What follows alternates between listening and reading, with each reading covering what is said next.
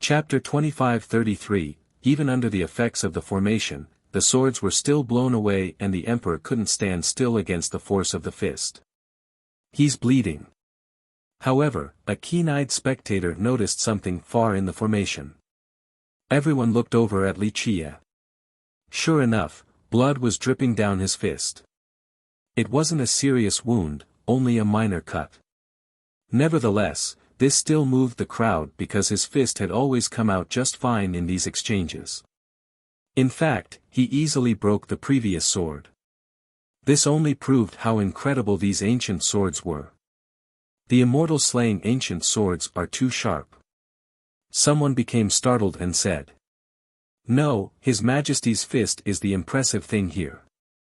An ancestor gently shook his head and put on a solemn expression. Rumor has it that normal imperial weapons can't withstand this formation and will be severed.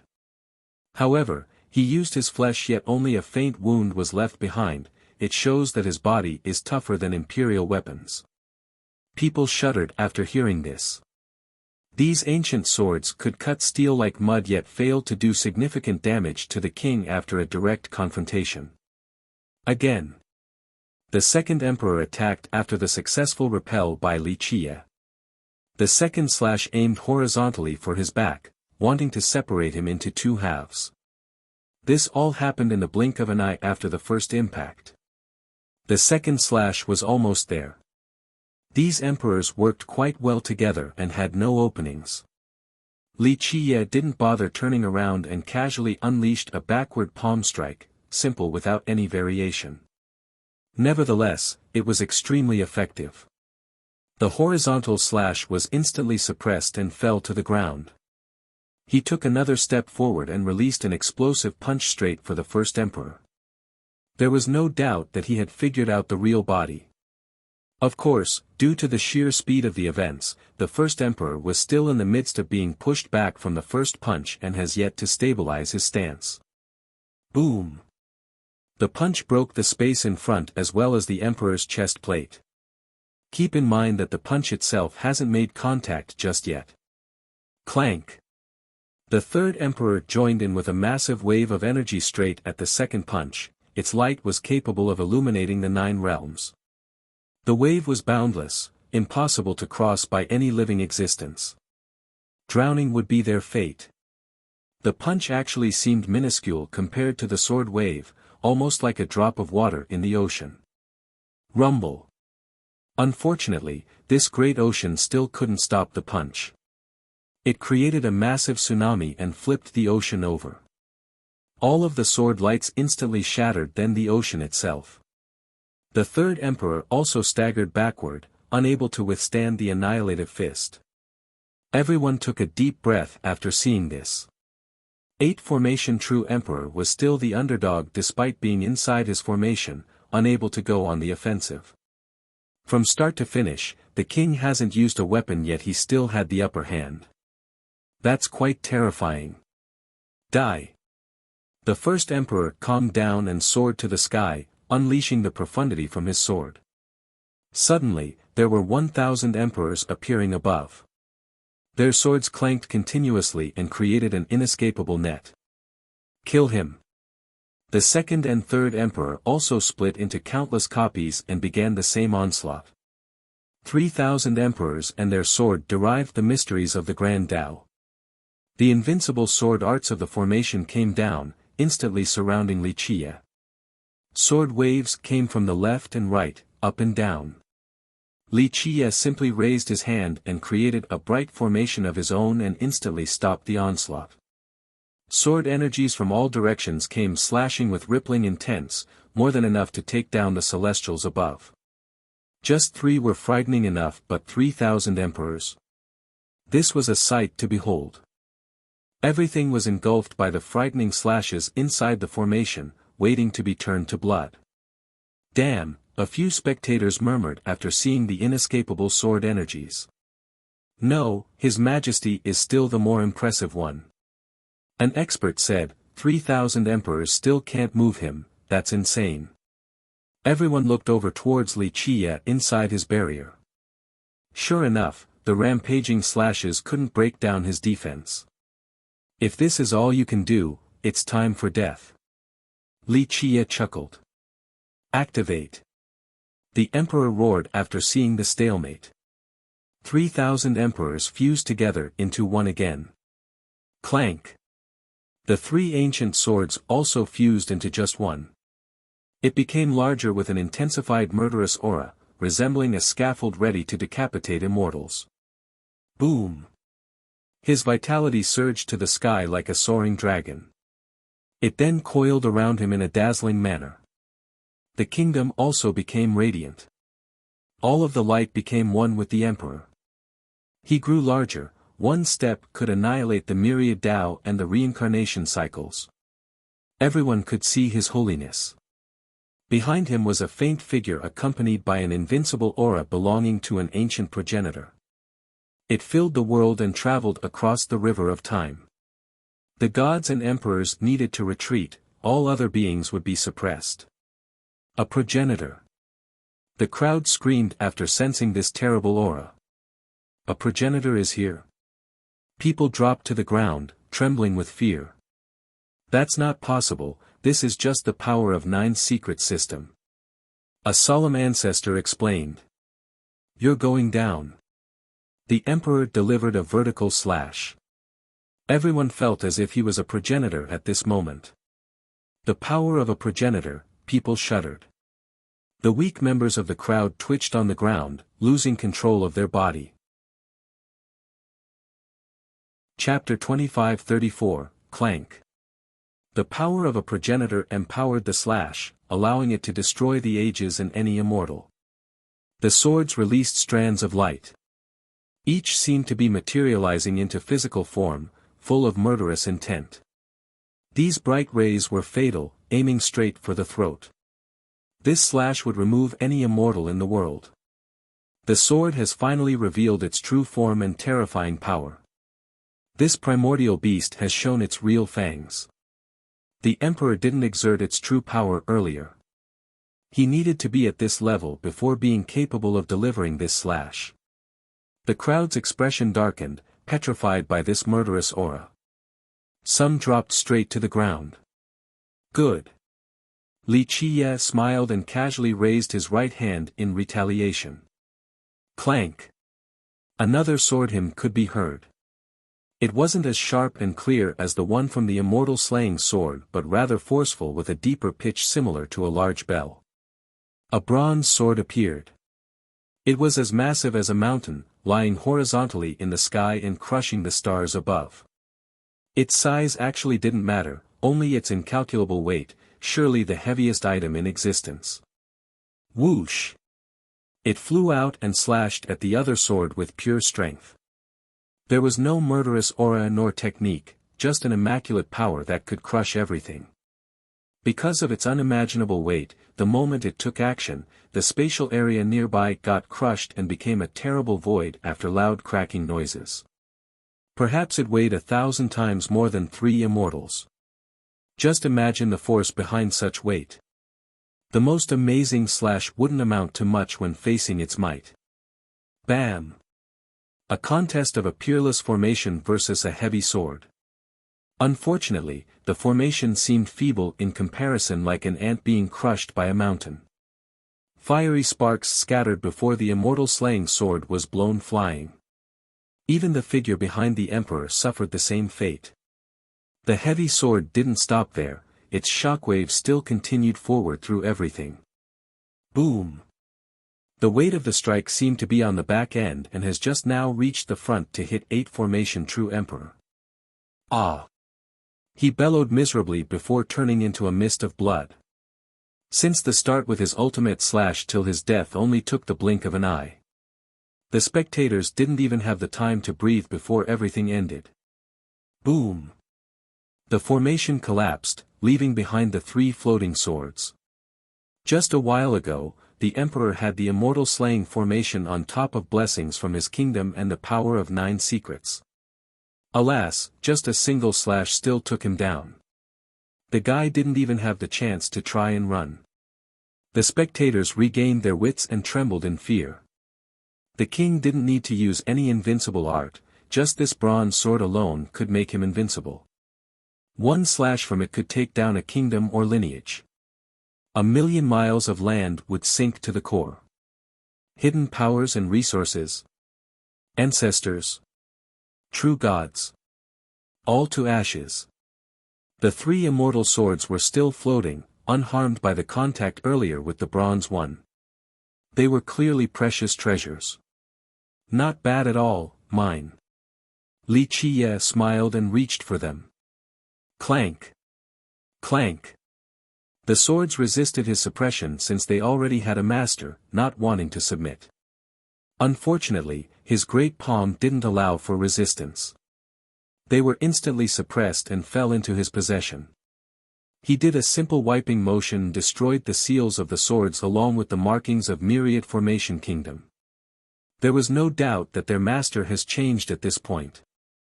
The kingdom wouldn't be able to summon them back. Buzz. Suddenly, the bloody mist lit up. A condensation force took place. What's going on? A strong expert noticed this. A shadow of 8 Formation True Emperor appeared in the bloody mist, only around the size of a fist. He's not dead yet since his true fate hasn't been destroyed. An ancestor figured it out. True Emperor was a resilient realm. A true god would have been ashes after being struck by that slash. However, the true fate of this emperor was still intact. He only needed time and certain conditions to create a new body and live again. Unfortunately, you are doomed. Li Qiye chuckled after seeing this. Clank. He casually used his new swords. They all swung down in unison. No. The image of the emperor shouted and finally felt fear. He wanted to escape at this last second. Pluff. It was already too late. His true fate was instantly cut by the 3 swords. It became extinguished and dispersed into light particles. The crowd watched the slowly dispersing radiance while trembling inside. This signaled the death of the emperor. He no longer existed in this world, the end of a great genius. Everyone became emotional and speechless, albeit with different feelings. Not just in 9 secrets but in all of Imperial, 8 Formation True Emperor was a brilliant prodigy. Becoming an emperor at such a young age meant that he had limitless potential. Some considered him to be number 1 in 9 secrets. They viewed him as their role model as they strived to become better and famous, perhaps reaching the imperial realm just like him. Alas, they watched his death today after suffering an utter defeat to the hand of the king, someone they have looked down upon. This reversal was such irony to the emperor's fans. The older experts didn't feel the same way. They felt a chill because the king was untouchable now. The fate of 9 secrets has been determined. Everyone needed to obey him in the future. They also knew that nothing good would come from opposing the king. It was suicidal on top of bringing potential sect destruction. His reign of terror would far exceed Lucidity King's. Bingqi Hanyu gently sighed after seeing this. She had tried her best to convince the emperor otherwise. He was the one who chose this path. Chapter 25-35, Silence reared its head again in 9-linked mountains in a dreadful and suffocating manner. Ma Mingchuan's death didn't carry the same weight as the emperor's. Many were certainly shocked and became afraid of the king after Mingchuan's demise, but 8 Formation True Emperor was a rising star. He had so much potential and would reach a higher realm in the future. Ming Chun was a settling sun, standing at his apex. That's why his death wasn't as shocking. The end of a genius, an expert bitterly smiled.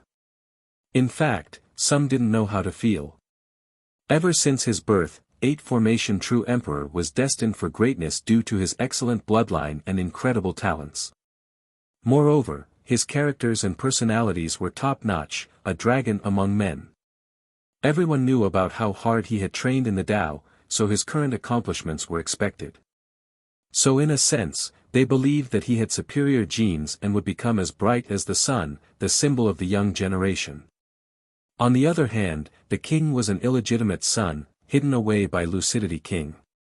Moreover, he became a tyrant after inheriting the throne.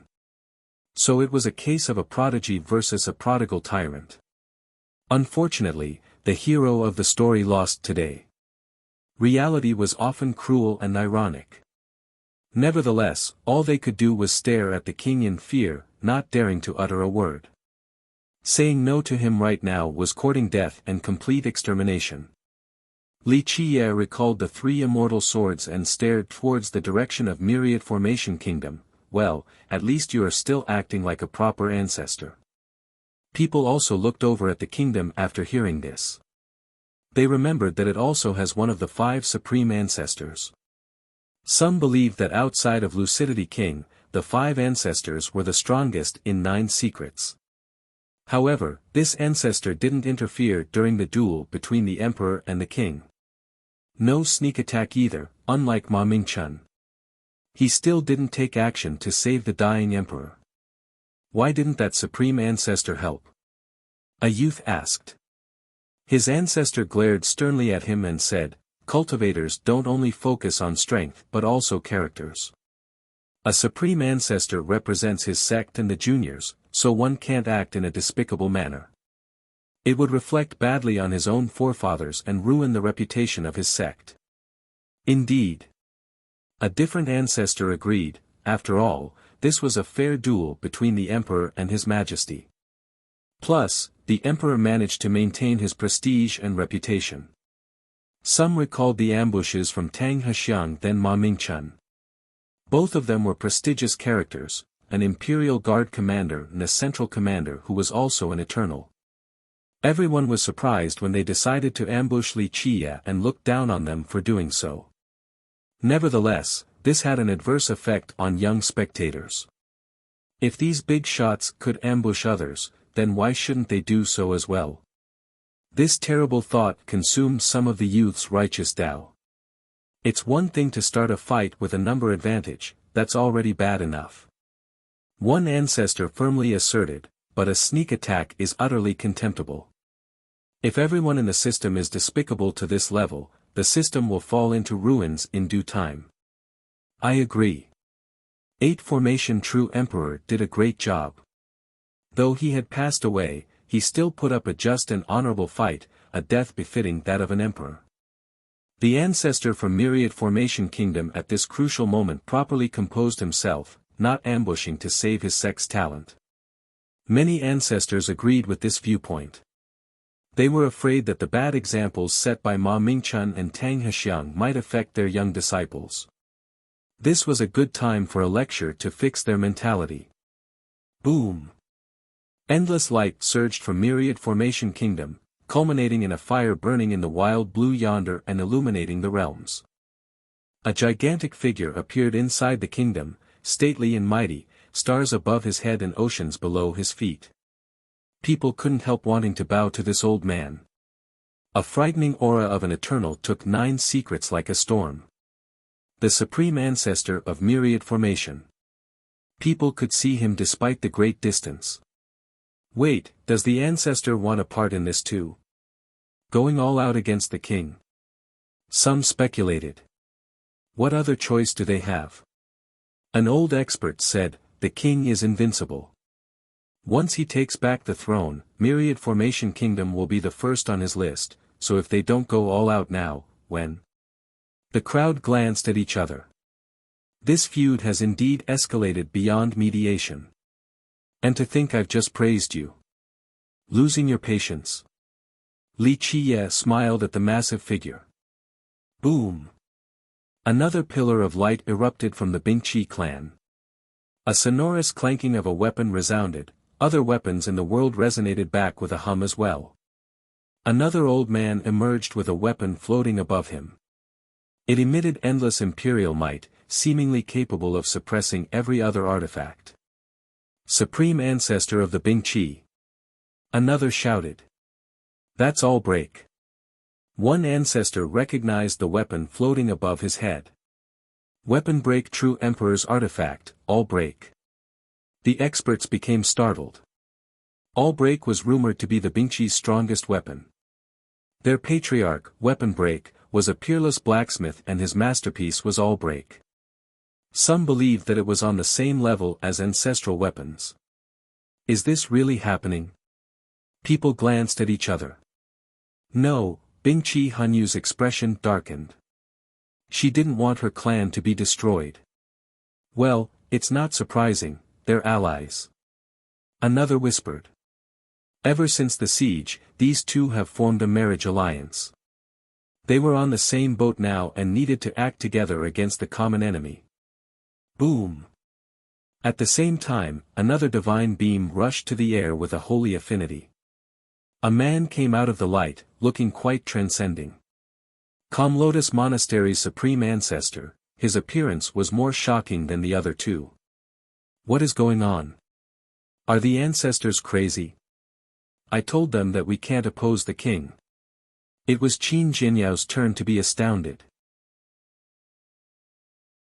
Chapter 2536, Calm Lotus Monastery, the Bingqi, and Myriad Formation Kingdom, 3 supreme ancestors from these sects have appeared and astonished the crowd.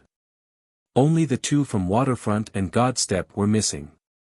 They have rarely shown themselves in the past since they represented the highest echelon in 9 secrets. Their appearance would mean something big was happening. Calm Lotus is here too. A surprised spectator murmured. It was one thing for the first 2 ancestors to come out, especially the one from the kingdom. After all, the emperor was killed just now. Moreover, they had no other choice either since they had an irreconcilable feud with the king. It was understandable for the Bingqi as well. They were on the same side as the kingdom, so they needed to work together. This wasn't the case for Calm Lotus. This particular sect had no big conflict with Li Chia. Though Qin Jianyao didn't carry out her marriage promise, she wasn't the only one. Plus, it didn't mean that there wasn't a chance for them to rethink the marriage situation in the future. They have never outright denied or refused the proposal, so it could be said that this sect had the least serious feud with the king. But now, their ancestor had appeared as well, contrary to everyone's expectation. Jianyao herself was shocked since she had sent back reports about the king to the sect. She recommended to never oppose the king. In fact, it was fine to submit in order to stay alive. She thought the ancestors would agree with her opinion. Who would have thought that their supreme ancestor would join up with his 2 peers? She had no idea why they made this decision. What had bewildered them? As someone who has always kept calm regardless of the situation, she found herself lost. This alliance ruined all of her plans. Clank! Clank! Suddenly, the sound of a bell echoed across the system. Everyone looked over towards the direction of the noise. It's Skyrap Mountain, the bell in the Imperial City. People were surprised. Who is ringing it? Is this an official decree? Many then turned towards Li Chia after hearing this. Though he was chased away from his throne, most people still thought that the royal rule of 9 secrets still belongs to Lucidity King's branch. The city was currently occupied by the various legions, but they were just soldiers and didn't represent the royal authority, not qualified to give orders to the world. Who was ringing the bell right now? To have the courage to do so without permission from the king. It's not an official decree. An ancestor carefully listened to the bell and remembered, this is the regal bell. It hasn't been used for a long time. What's that? The young ones have never heard of this bell.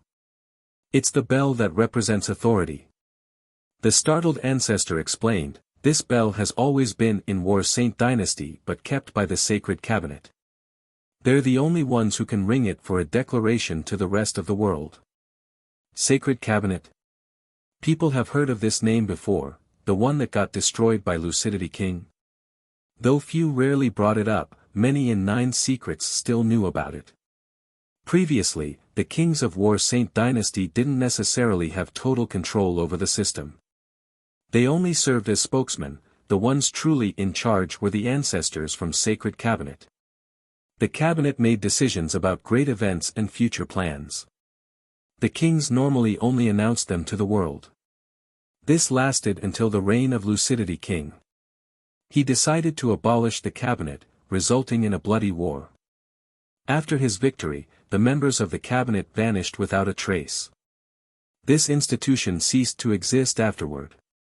This bell hasn't rung since the disappearance of the cabinet. One ancestor said, the late king's words became the symbol of authority.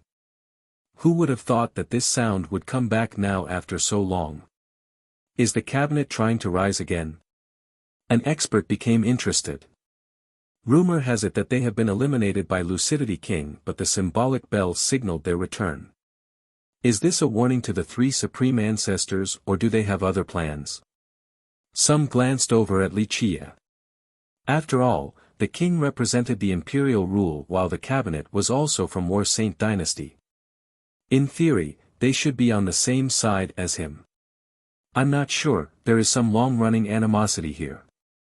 A whisperer stated his mind. The group agreed. After all, the cabinet has always been in charge of War Saint until Lucidity King. Meanwhile, the new king was also from Lucidity's branch. Would they stand on his side?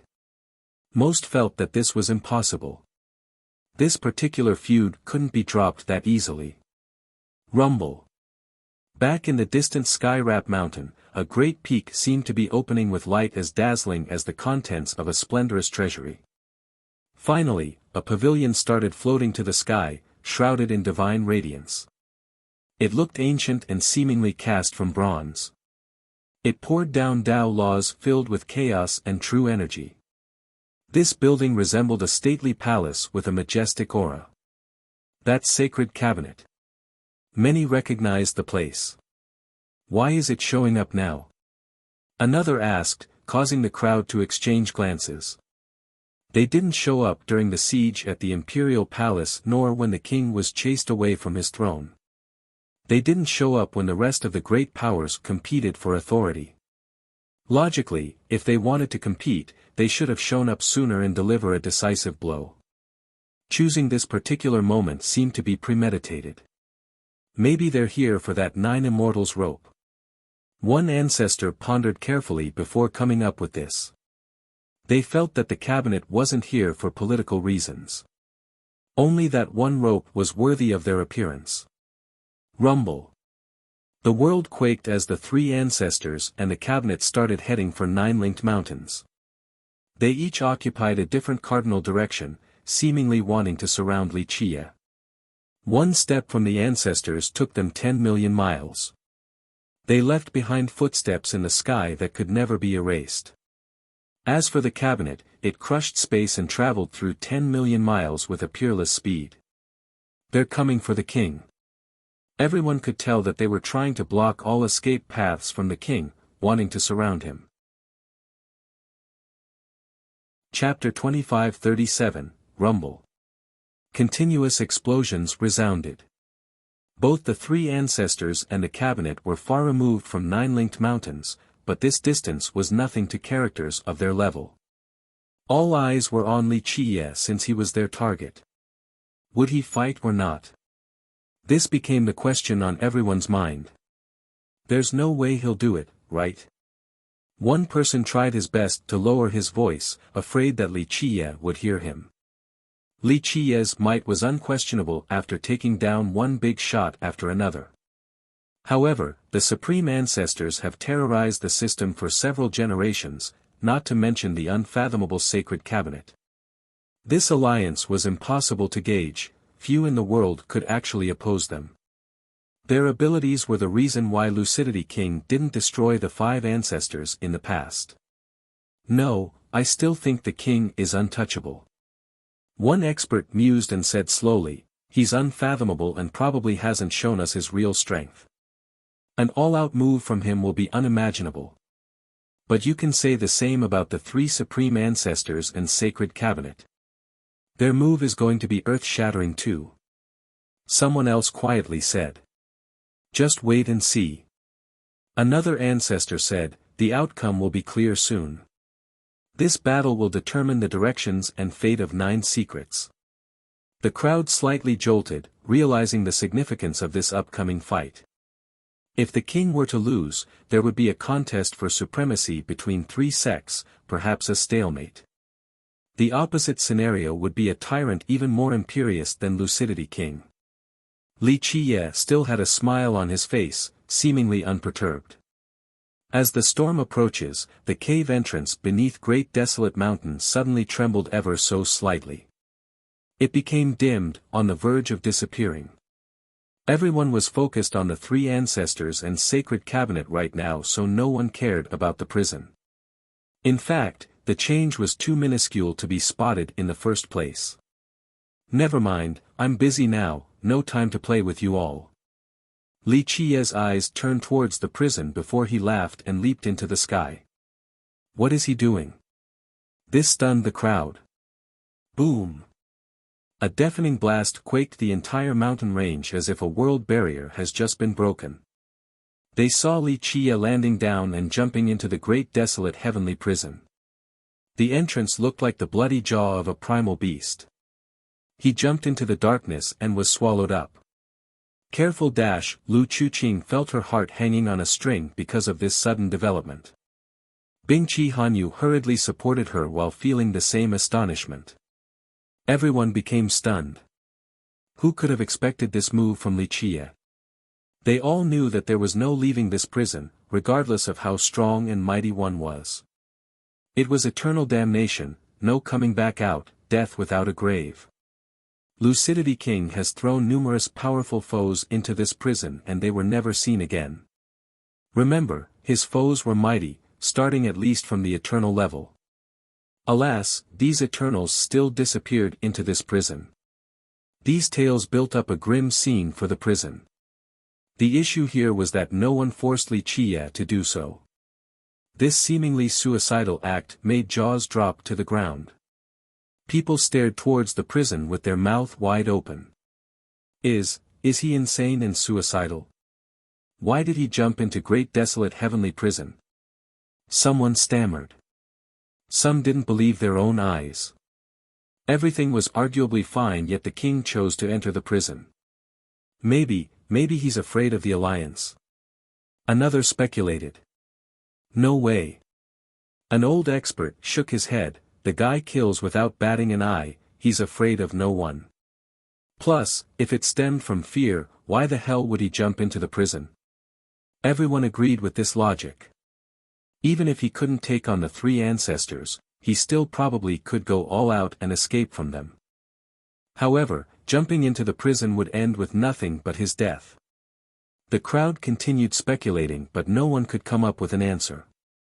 At least dying in a battle or in another place would leave him with his corpse and potentially a grave, unlike suffering an unknown fate in the prison. I'm sure he has his reasons. A wise ancestor said. Reasons my ass. One shook his head. There is no way to justify suiciding like that. All of his plans and reasons are useless because he is going to die in there. The ancestor had no response since the guy made sense too. No one in history has managed to leave the prison. This is an impulsive choice indeed. He should have waited to see the development. He relented. Rumble. The three ancestors and the cabinet made it to Nine-Linked Mountains a while after Li Qiye's jump. They stared at the pitch-black entrance of the prison and became confused. They came prepared to fight to the death with Li Qiye, but now, it looked as if their effort has gone to waste. They were sufficiently prepared, both mentally and strategically, yet the moment they got to the battlefield, their opponent instantly committed suicide. Losing this goal caught them off guard, not knowing how to proceed. The Supreme Ancestors looked at each other. Should they jump into the prison to follow him? Of course, they weren't that crazy. Unlike the rest of the crowd, they have personally seen the mighty existences who were thrown into the prison by Lucidity King. This prison left a deep impression on them. Wait for a bit. An ancient voice came from the cabinet. The three ancestors had no other option and decided to land on the ground, waiting. There was another pair of eyes observing the whole thing, South Peak Woodcutter. The smoke from his tobacco pipe shrouded his aged face.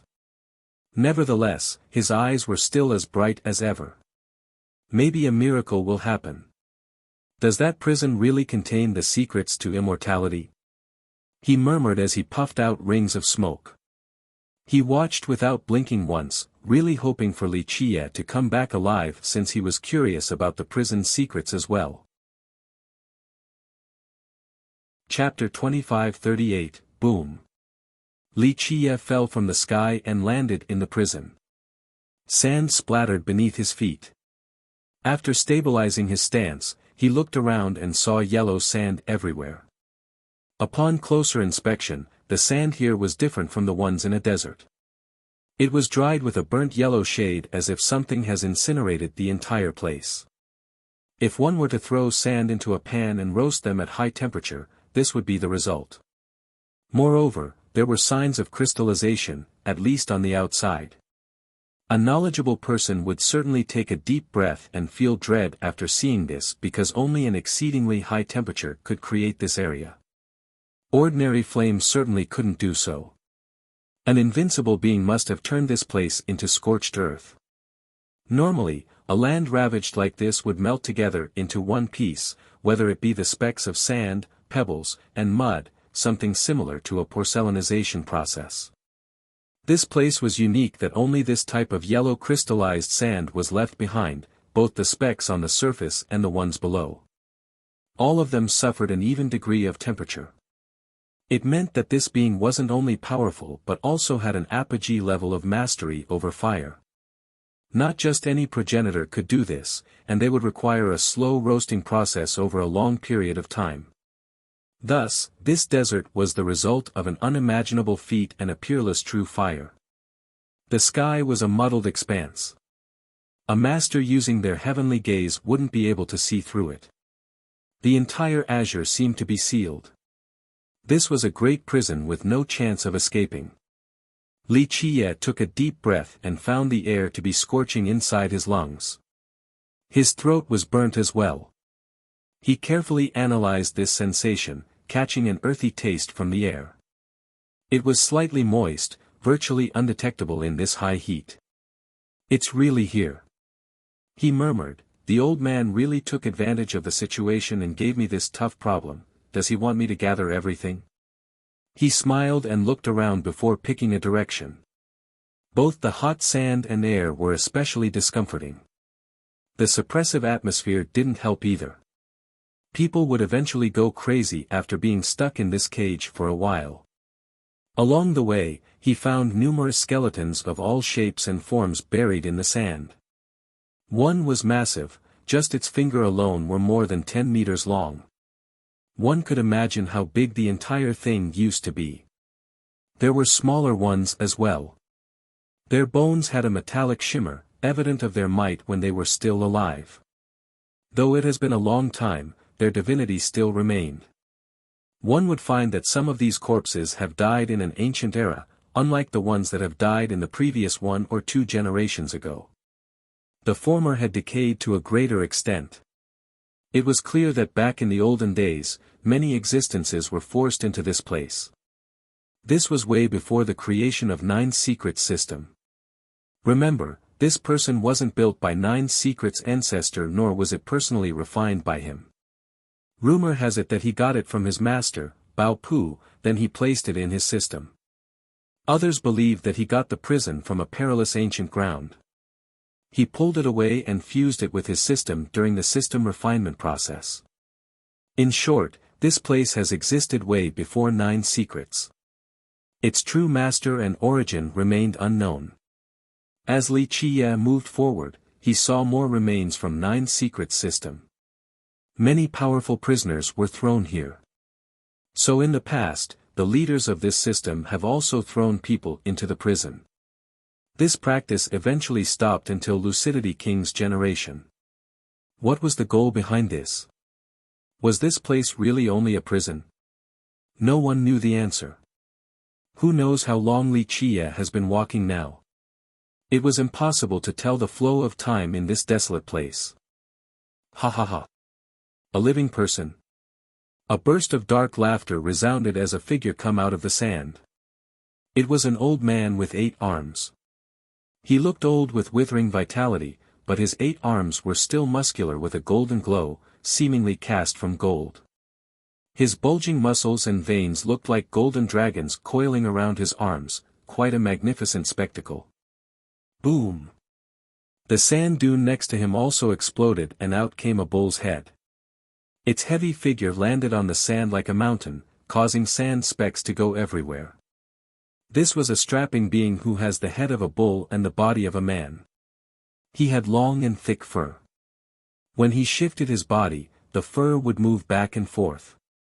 He had long, large horns, black yet bright as if they have been polished.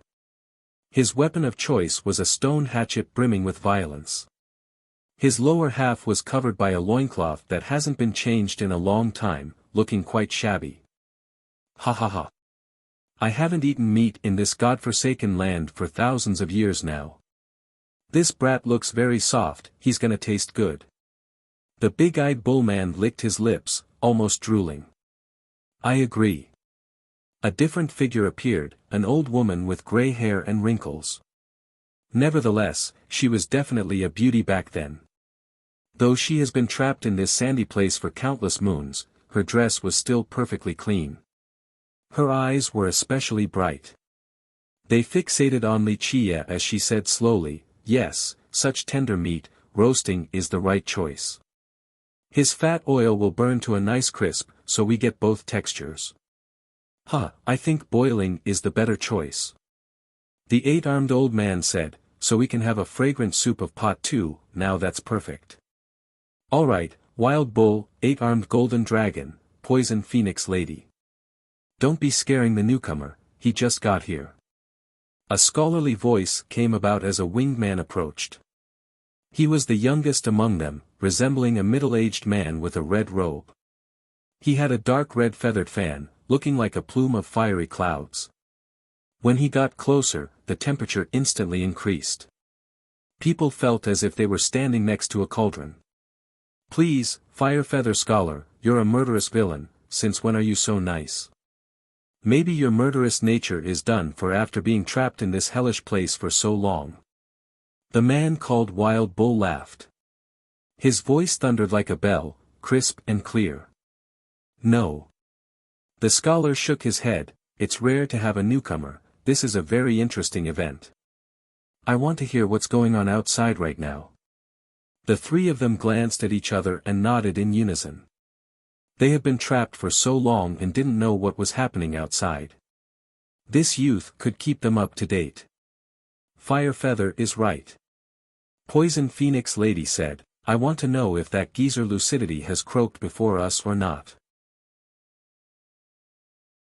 Chapter 2539, the four of them turned and stared intensely at Wuxia, wanting to see some clues. "Brat, what sect are you from?" The impatient wild bull was the first to speak. "Some said I'm from War Saint Dynasty, but who knows?" Wuxia chuckled. "War Saint Dynasty. The geezer's kingdom." The four exchanged glances. "Ha, brat, what great crime did you commit to be thrown into this heavenly prison? It won't be an easy fate." Only that geezer will throw people in here." Eight-armed golden dragon smirked at Wuxia. Fire Feather Scholar pondered for a moment and said, "In terms of time, 1 generation has probably passed. We should live longer than the geezer, so he should be dead now." He then asked Wuxia, "Who is in charge of War Saint now?" "Lucidity King can't die that easily. He and Sun Lengying are miraculous and can live for 3 generations without a problem." A sickly voice interrupted the group. The four of them quickly turned their head and saw a gray-robed old man slowly walking over with a wooden stick. He was feeble, shaking 3 times with each step as if a breeze could sweep him off his feet. Moreover, his eyes were muddled and black. The guy seemed to be on the verge of death. The four made way for him in a respectful manner. "Ill Lord." Even the hot-headed wild bull became proper after seeing the old man. The old man judged Wuxia with his muddled eyes, "You're from War Saint Dynasty? Those thrown in here are all strong, but I don't see Do or Je in you. You sound very confident in your assessment." Wuxia smiled. "Brat, You probably don't know this, but if you're really from War Saint Dynasty, then you're talking to a forefather. Ill Lord is even older than Lucidity King. You won't be able to trick his vision. Poison Phoenix Lady chimed in with a smile. So the 5 of you are the strongest enemies of Lucidity King that were thrown in here, or so people said. And you, Ill Lord, are the strongest among them. Li Chia looked at the group and said. Brat, there's something else you don't know. In terms of status, Ill Lord is Lucidity King's senior brother. The scholar shook his head and said. Li Chia didn't expect this and smiled. I see, that is indeed a bit surprising. It's all in the past, I've left 9 secret system a long time ago. The old man didn't mind at all. His title was Ill Lord. Others considered him to be Lucidity King's greatest enemy. For a long stretch of time, Lucidity King couldn't do anything to him. People believed that Lucidity King was inferior in terms of power. In all of Imperial, maybe only Gui Fei of the Li clan could take him. However, when true Emperor Jiao Ning appeared, Lucidity King's authority reached its apex. He himself was a monster while his daughter was an emperor with 11 or 12 palaces. This culminated in Ill Lord's defeat. He was captured and thrown into this prison. Though most knew about their rivalry, few were aware that they were actually martial brothers. Ill Lord displayed incredible talents in his youth. The 2 brothers have always competed with each other in their sect. In fact, Lucidity King might not have gotten the throne back then if Ill Lord had continued to stay in War Saint Dynasty. The 2 walked on different paths. Ill Lord chose the heretical Tao and abandoned the merit laws of War Saint Dynasty. He came up with a Tao of pestilence and left 9 secret system. This was why few knew of his background. Ill Lord asked, I believe it has been 3 generations now, how is Lucidity King doing? Though he was thrown into the prison by Lucidity King, he showed no sign of anger and referred to the king like an old friend. He didn't call him geezer like the other 4. People say that he's dead. Li Chia said with a smile. So early? Ill Lord didn't expect this, they shouldn't have died this soon. How did he die? He asked again. From old age. Li Chia smiled, well, it's normal to die after living for so long, living forever would be aberrant. What about Sun Lengying? No idea, his whereabouts is unknown but he's still alive. Li Chia nonchalantly said. Ill Lord's voice became serious, then it's impossible. Lucidity King can't die from old age when Sun Lengying is still around. The 2 of them found the same fortune back then, able to train on nether ground. In fact, one can say that their teamwork is how they have managed to live for 3 generations. I don't know anything about that. Li Chia shrugged, not really caring about this issue. It's a shame if that geezer is really dead, I still want revenge. Poison Phoenix Lady said with resentment. It would be worse if he is still alive, enjoying life and living it up. We'll be even more vexed since we're trapped here. We can't get out to find him anyway.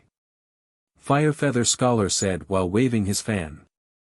Humph, if I can go outside, I still won't let him off so easily even if he's dead. If it wasn't for his trickery, you think I would be captured by the likes of him? To be trapped in this place and never see the sun again for an eternity? Wild Bull said with hatred. Who is in charge of War Saint right now?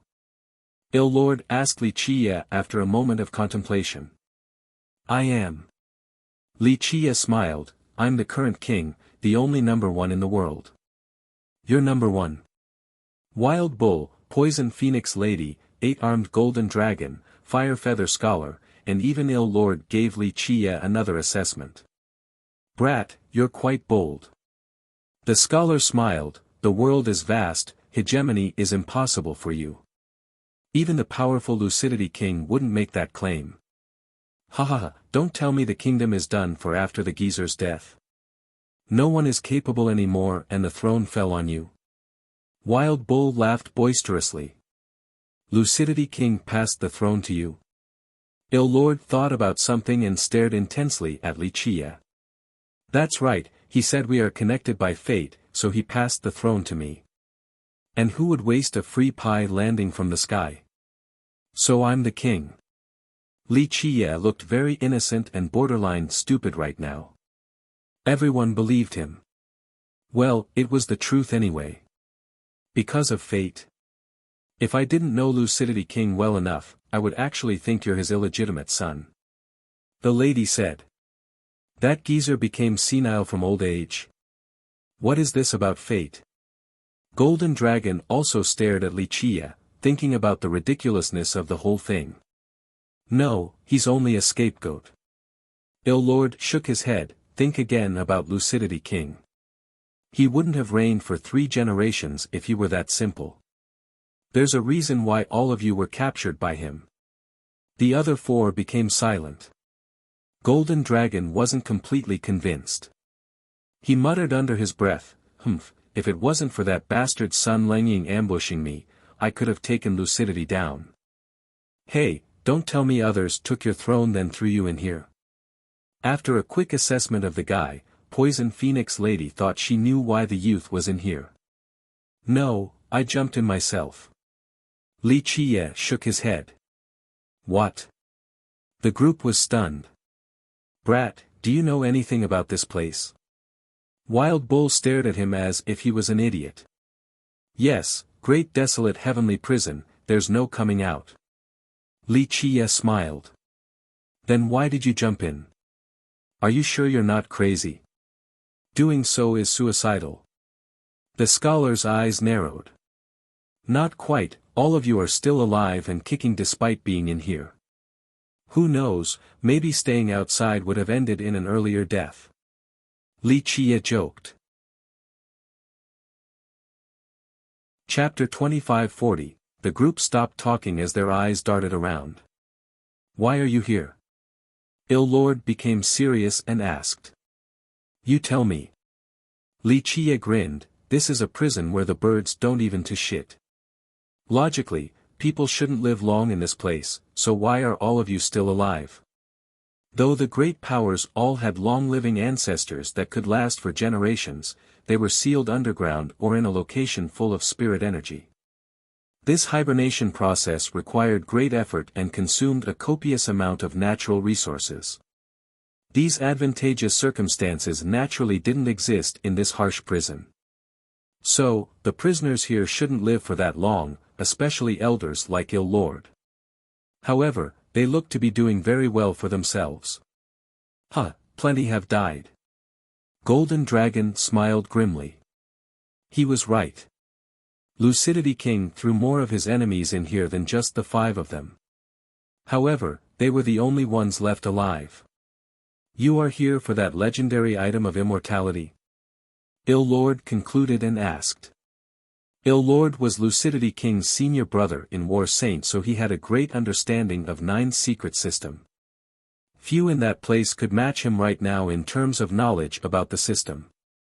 And if I say yes? Li Chia didn't hide it all. Item of immortality. Wild Bull thunderously laughed. His bell-like eyes became aggressive. Brat, even if there is such an item here, it wouldn't be your turn. Not my turn. Then whose turn is it? Your turn. Li Chia was still as relaxed as ever. In terms of status, you are indeed our junior, so we should have it first. Wild Bull loudly said. Li Chia leisurely responded, unfortunately, the seniority argument won't work on me. Be smart and stay out of my way if you want to live. The 5 changed their expression. Each of them was infamous for being powerful. Their title used to instill fear into the listeners, and their fury could make the world tremble. Though they were thrown into this prison by Lucidity King, this didn't mean that they were weak. The king spent great effort to capture them alive. Now, a junior who just got here was acting so arrogant and didn't put them in his sight. They naturally couldn't take it sitting down. The scholar's eyes narrowed as he slowly said, so you are confident in beating all 5 of us together? Only 5 people, just this hand is enough. Li Qiye casually reached forward with one hand. Il Lord was astounded. Even Lucidity King couldn't do anything to him in the past, but this guy wanted to take them on using one hand. This has reached the level of contempt. No one else in Imperial would dare to make this claim. Don't bite more than you can chew, brat, you need to watch your words since you can't take them back. The lady smiled charmingly. I'm simply telling the truth. The truth is that I don't really want to fight, since if this were to get out, people will say that I bully the old and weak. That's no good for my reputation. Li Qiye smirked and said flatly. The group's expression turned unsightly. This comment was no different from if Li Qiye were pointing straight at their face and cursed them or ruthlessly slapping them. As the saying goes, even Buddha will show his fury at times, let alone fierce characters like them. Such a big tone. Brat, since you're so confident, have a horn. The bad-tempered wild bull roared angrily. Boom. Having said that, he lowered his head and used his horns like spears against Li Qiye. These horns were exceedingly tough, capable of stopping any weapon or piercing through any defense. If separated, they would still be incredible treasures. Space was penetrated, resulting in two black holes leading to Li Qiye's chest. The horns moved with lightning speed and rambunctious detonations, more than enough to drill through the earth. Boom! Li Qiye used his palm to stop them. The horns made contact with sparks flying everywhere but failed to cause any damage. The rest of the group was shocked because they have fought against Wild Bull before and knew how tough these horns were. A direct confrontation might result in their weapons being broken, but this guy's bare hand could stop it. Crack! Before they could calm down, Li Qiye casually twisted his hand and ripped out one of the horns. Blood went flying everywhere. Bam! He changed to a palm strike, hitting the bullman's head. The being's gigantic figure toppled backward like a mountain. He turned pale and started seeing stars, unable to get up. Wild Bull was evenly matched with them, Il Lord being the only exception. Alas, he has been defeated by Li Qiye using just one hand. My turn. Eight-armed golden dragon roared. His arms soared to the sky like 8 dragons bearing their fangs and tearing the world to pieces. A draconic aura raged across 1,000,000 miles like a tempest. Boom! 8 palm strikes with the image of a dragon descended from above, heading straight for Li Qiye. The sharp claws could mutilate anything. Rumble. In this split second, multiple hits loudly connected. When the group could see clearly, Li Qiye had gripped 8-armed golden dragon by the neck, ruthlessly slamming him to the ground over and over again. The ground in the vicinity was smashed and started cracking. The battered golden dragon was covered in blood from top to bottom while vomiting out some more. Ah! Li Qiye also ripped apart his 8 arms. He has become 0-armed golden dragon. This brutal carnage happened in a split second. Cease, brat. Poison Phoenix Lady was next. Buzz. A blinding brilliance emerged behind her back. It was multicolored and spread out like the tail of a peacock blotting out the sky. Whoosh! Whoosh! Whoosh! This brilliance shot out countless black rays. They were as fatal as poisonous needles, lightning fast and virtually imperceptible. The sheer amount could turn the area into a sieve. Zzz, when the golden sand was struck by these rays, smoke appeared from corruption. Li Qiye didn't bat an eye and still used the same hand, spreading it into a palm then quickly closing it. Pop! Space rippled. The black rays filling the sky instantly shattered, disappearing without a trace. The palm continued to press down, annihilating the brilliance emitted by the lady before she could even react. Chapter 2541, Boom. He continued and applied more pressure. She was instantly suppressed on the ground, unable to move an inch. Brat, try this then. The scholar was next. He roared and flicked his feathered fan. Boom. True fire engulfed the area with a temperature high enough to incinerate anything. Just one flick was enough to destroy an entire sect. Zzz, the specks of sand scattering in the sky were melting into lava, almost like a volcanic eruption. The true fire continued flying towards Li Qiye and wrapped around him completely, showing no mercy. Li Qiye simply waved his hand. Extreme coldness descended and extinguished the great fire. Under this technique, the scholar's sky-devouring fire looked like a lonely ember amidst a world covered in ice.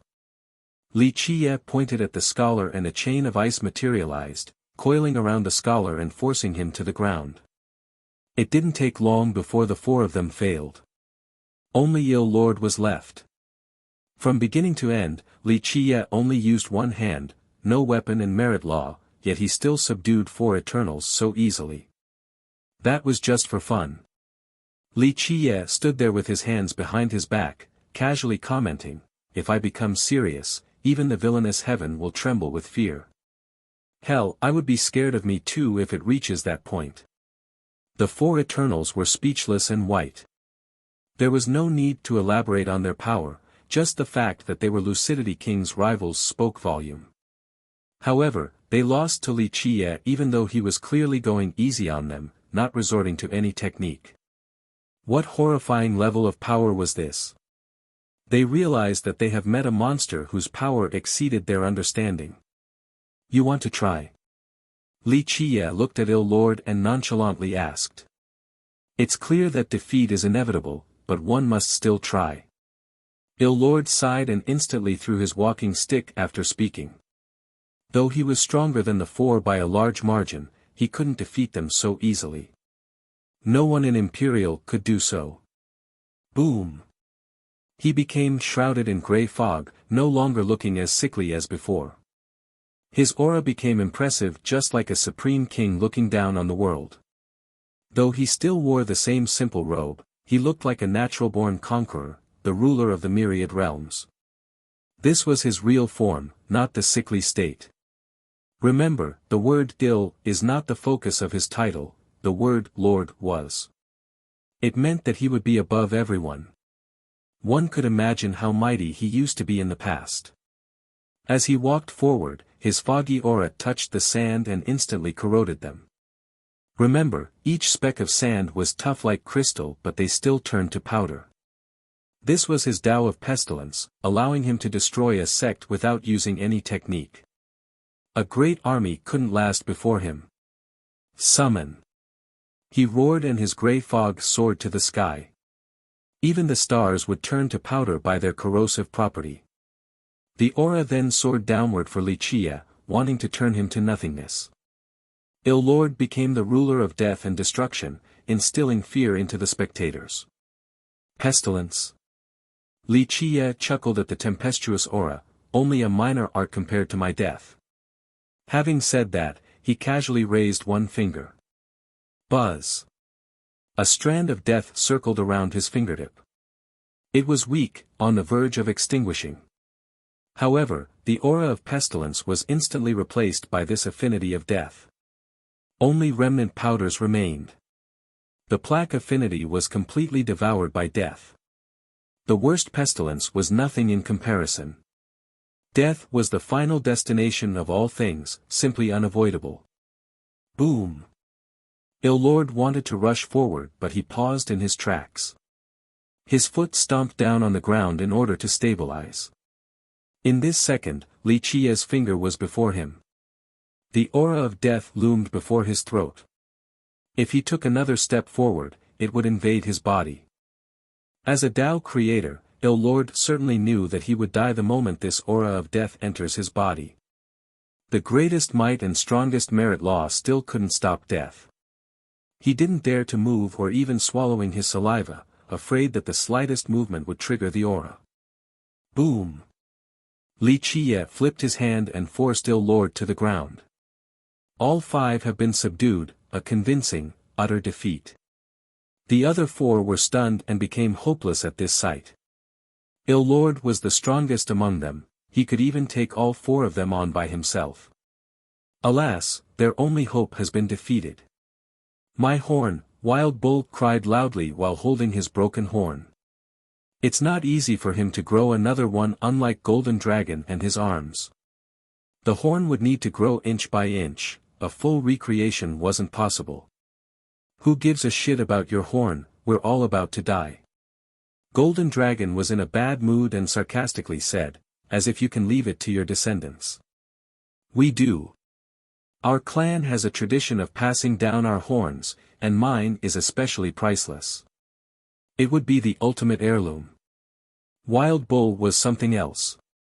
He still answered seriously at this point. The group had nothing to say.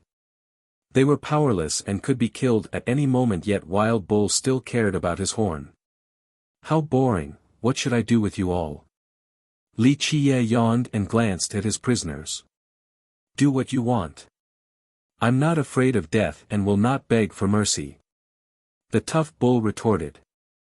I can only blame my lack of abilities. The scholar remained graceful, a stark contrast to the bull.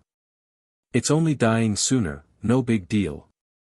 Do it, faster death means faster reincarnation, no need to suffer any longer. The only lady here was straightforward as well. Do your worst, I won't bat an eye. Golden Dragon laughed, we're only awaiting death in this hellish prison anyway, we'll be waiting for you down in the Yellow River. Who says I will die? Li Qie was bored to death after hearing their responses. Huh, brat, this is great desolate heavenly prison, there's no escaping death here. This place will be your grave, don't ever think about leaving. Golden Dragon added. Chapter 2542, Li Qie smiled in response, who says I will die in here? I'm afraid only your group will. You can actually leave. Poison Phoenix Lady blurted in disbelief. Nothing's hard about it. He chuckled, I mean, I can't be tired of living enough to come here and die. All of you were thrown here, but I came on my own volition. The group was shaken. The brief exchange earlier clearly demonstrated his might. They were captured and thrown here by Lucidity King, but this wasn't the case for him. Someone as powerful as him shouldn't be insane. Clearly knowing that there was no escape yet still coming inside. It should indicate that he could leave, or at the very least, he knew different methods to leave. That's why he took a great risk in coming. It wasn't quite suicidal. Impossible. Golden Dragon shouted, this is a prison of death, there's no way out. Skepticism was warranted since they have been stuck here for so long despite trying every method possible. Moreover, the rest of the prisoners were dead as well, so how could he believe Li Qie's claim? That's on you for not having a firm enough Dao heart. He smiled. The group wavered in their belief, albeit not completely. There was no door or exit here, only a land of death. Perhaps an exit didn't exist in the first place since they have been searching for so long. You all can believe whatever you want. Li Qie added. The strongest among them, ill Lord, became interested. According to the records of 9 secrets, no one has been able to leave the prison, death or alive. He was a great genius from War Saint and had read all the records pertinent to the prison, even those from the older eras of his kingdom. That's your problem. I won't kill you since you'll die here anyway. Li Qie answered before turning to leave. The group glanced at each other, not knowing what to do. Their experiments in the last generation have failed, so they could only wait for death. Because of this, their mental state was actually quite good. If death was inescapable, then struggling was futile, so why bother worrying about it? But now, Li Qie has broken this peace of mind. They could no longer stay calm after hearing that he had a way out. Even an ant wanted to live, let alone a person. These great beings wanted to leave this place in order to see the sun again, a chance for a second life. Hey, wait a bit. The scholar couldn't help but call out. Li Qie stopped and looked back, what now? I'm in a hurry. The group hesitated for a moment. In the end, the scholar was the one to speak, you can actually leave. Why should I lie to people whom I can crush easily like ants? Li Qie chuckled. The five froze and held their breath, still in awe that monstrous existences like them were considered as ants by Li Qie. Alas, they had to admit that the guy wouldn't have any difficulty in killing them. The disparity was too great. How about taking us out too? The scholar implored. Begging wasn't their forte, not something they have ever done before due to pride, but Li Qie was their only hope right now. There is no free lunch in this world, what's in it for me? He rubbed his chin and asked. The five naturally understood this logic from their own experiences in life. Li Qie didn't know them, so he wouldn't save them for no reason. What do you want? The lady asked. He shook his head and smiled. I'm afraid you can't give me what I want. Not necessarily. The hot-headed wild bull slapped his chest and said, I still have a secret treasury outside. My clan has several amazing items that will be yours if you take me out. He shook his head again. I'm not looking down on anyone here, but the truth is, your items won't fit my requirements. Even progenitorial items might not. The group became frozen, but they accepted this harsh truth since they have seen his abilities. Just how strong was this person? They started speculating, perhaps at the bare minimum, he would be at the level of a progenitor. Moreover, not at the myriad level. No, not even at the imperial level. This person must be at least as strong as an immortal level progenitor. Such a being would reign supreme, standing at the very apex, and wouldn't care about their items. What they considered to be divine artifacts would be nothing more than scrap metals in the eyes of the true masters.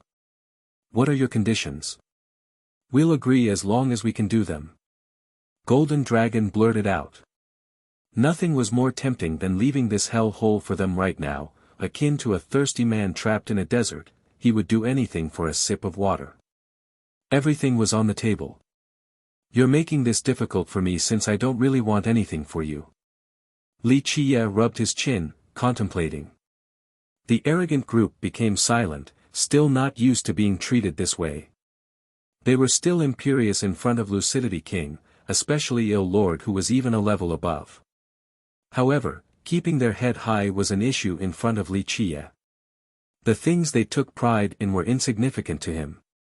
But it's within the realm of possibility. He added after a moment of rumination. The group's eyes lit up, for the fire of hope in their mind has been kindled. Really? Wild Bull eagerly asked. Li Qie responded, your treasures might be useless to me, but I can use a few lackeys and servants. I will leave positions open for you all, if you agree. The group glanced at each other, slightly jolted and confused by this role reversal. After all, Eternals like them viewed everyone else as weaklings.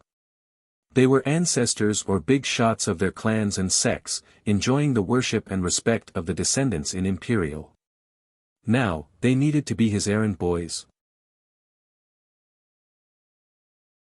Chapter 2543, The group rightfully hesitated at the thought of becoming someone else's servants. I agree. Ill Lord was the first to speak with a solemn expression. Ill Lord. The rest became startled since he was the strongest and most unreasonable among them. He was certainly not a coward either. Keep in mind that during Lucidity King's apex, he still opposed the king until the father-daughter duo overwhelmed him.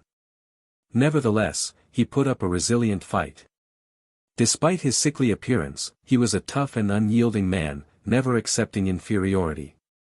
That's why the group felt shocked. There's nothing shameful about this, we've already lost and got no more face to lose.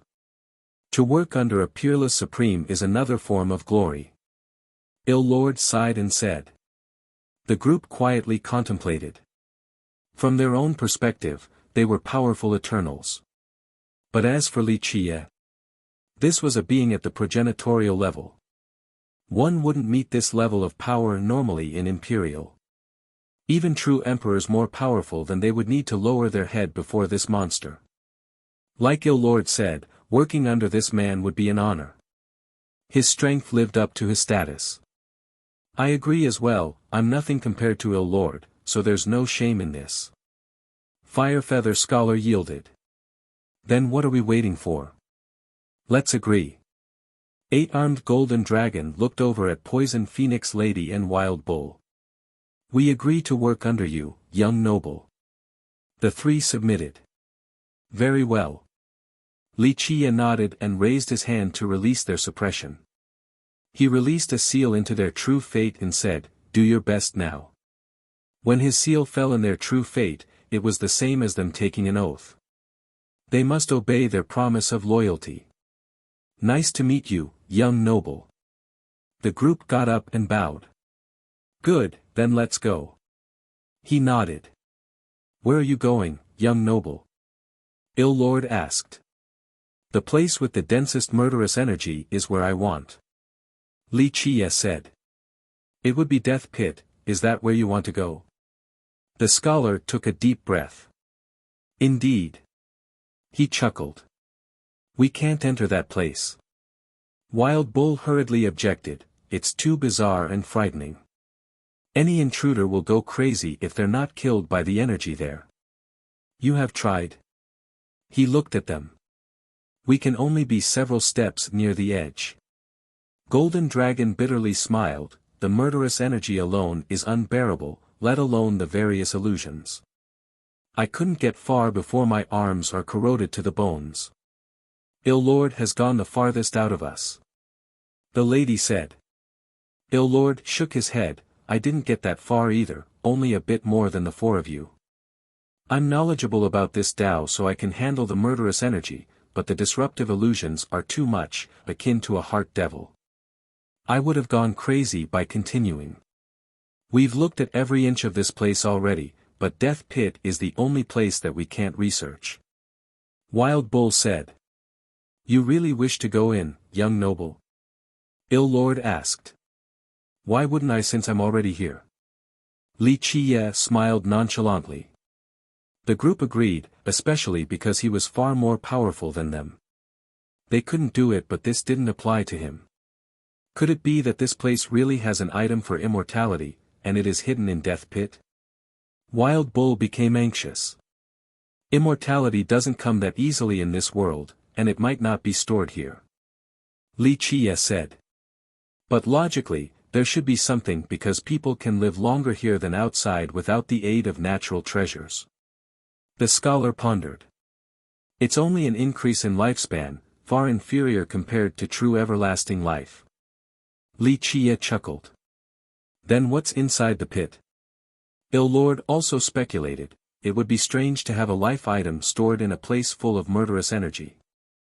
Such an object shouldn't possess any murderous affinity. In my opinion, this energy is extremely evil, and so is the item it's originating from. But you can't deny that we've been living for a long time here. Golden Dragon said, I think that without any surprises, we can live for another generation without a problem. Even that geezer Lucidity King can't live longer than us. I agree with this point. The lady added, this place is a mystery. If we were outside, we would need to be sealed while consuming natural resources to live for another generation. But this harsh and hellish place is miraculous for extending our lifespan. When there's smoke, there's fire. That's why there are rumors about immortality in this place. Wild Bull laughed, isn't that why the geezer worked so hard to throw us in here? It certainly wasn't out of boredom. That geezer must be salivating for this item. The lady snorted. The old sages of 9 secrets have also experimented, albeit with no success. Lucidity King used us for more information since he wants to live longer because he and Sun Lengying won't last forever and will probably die of old age after this generation.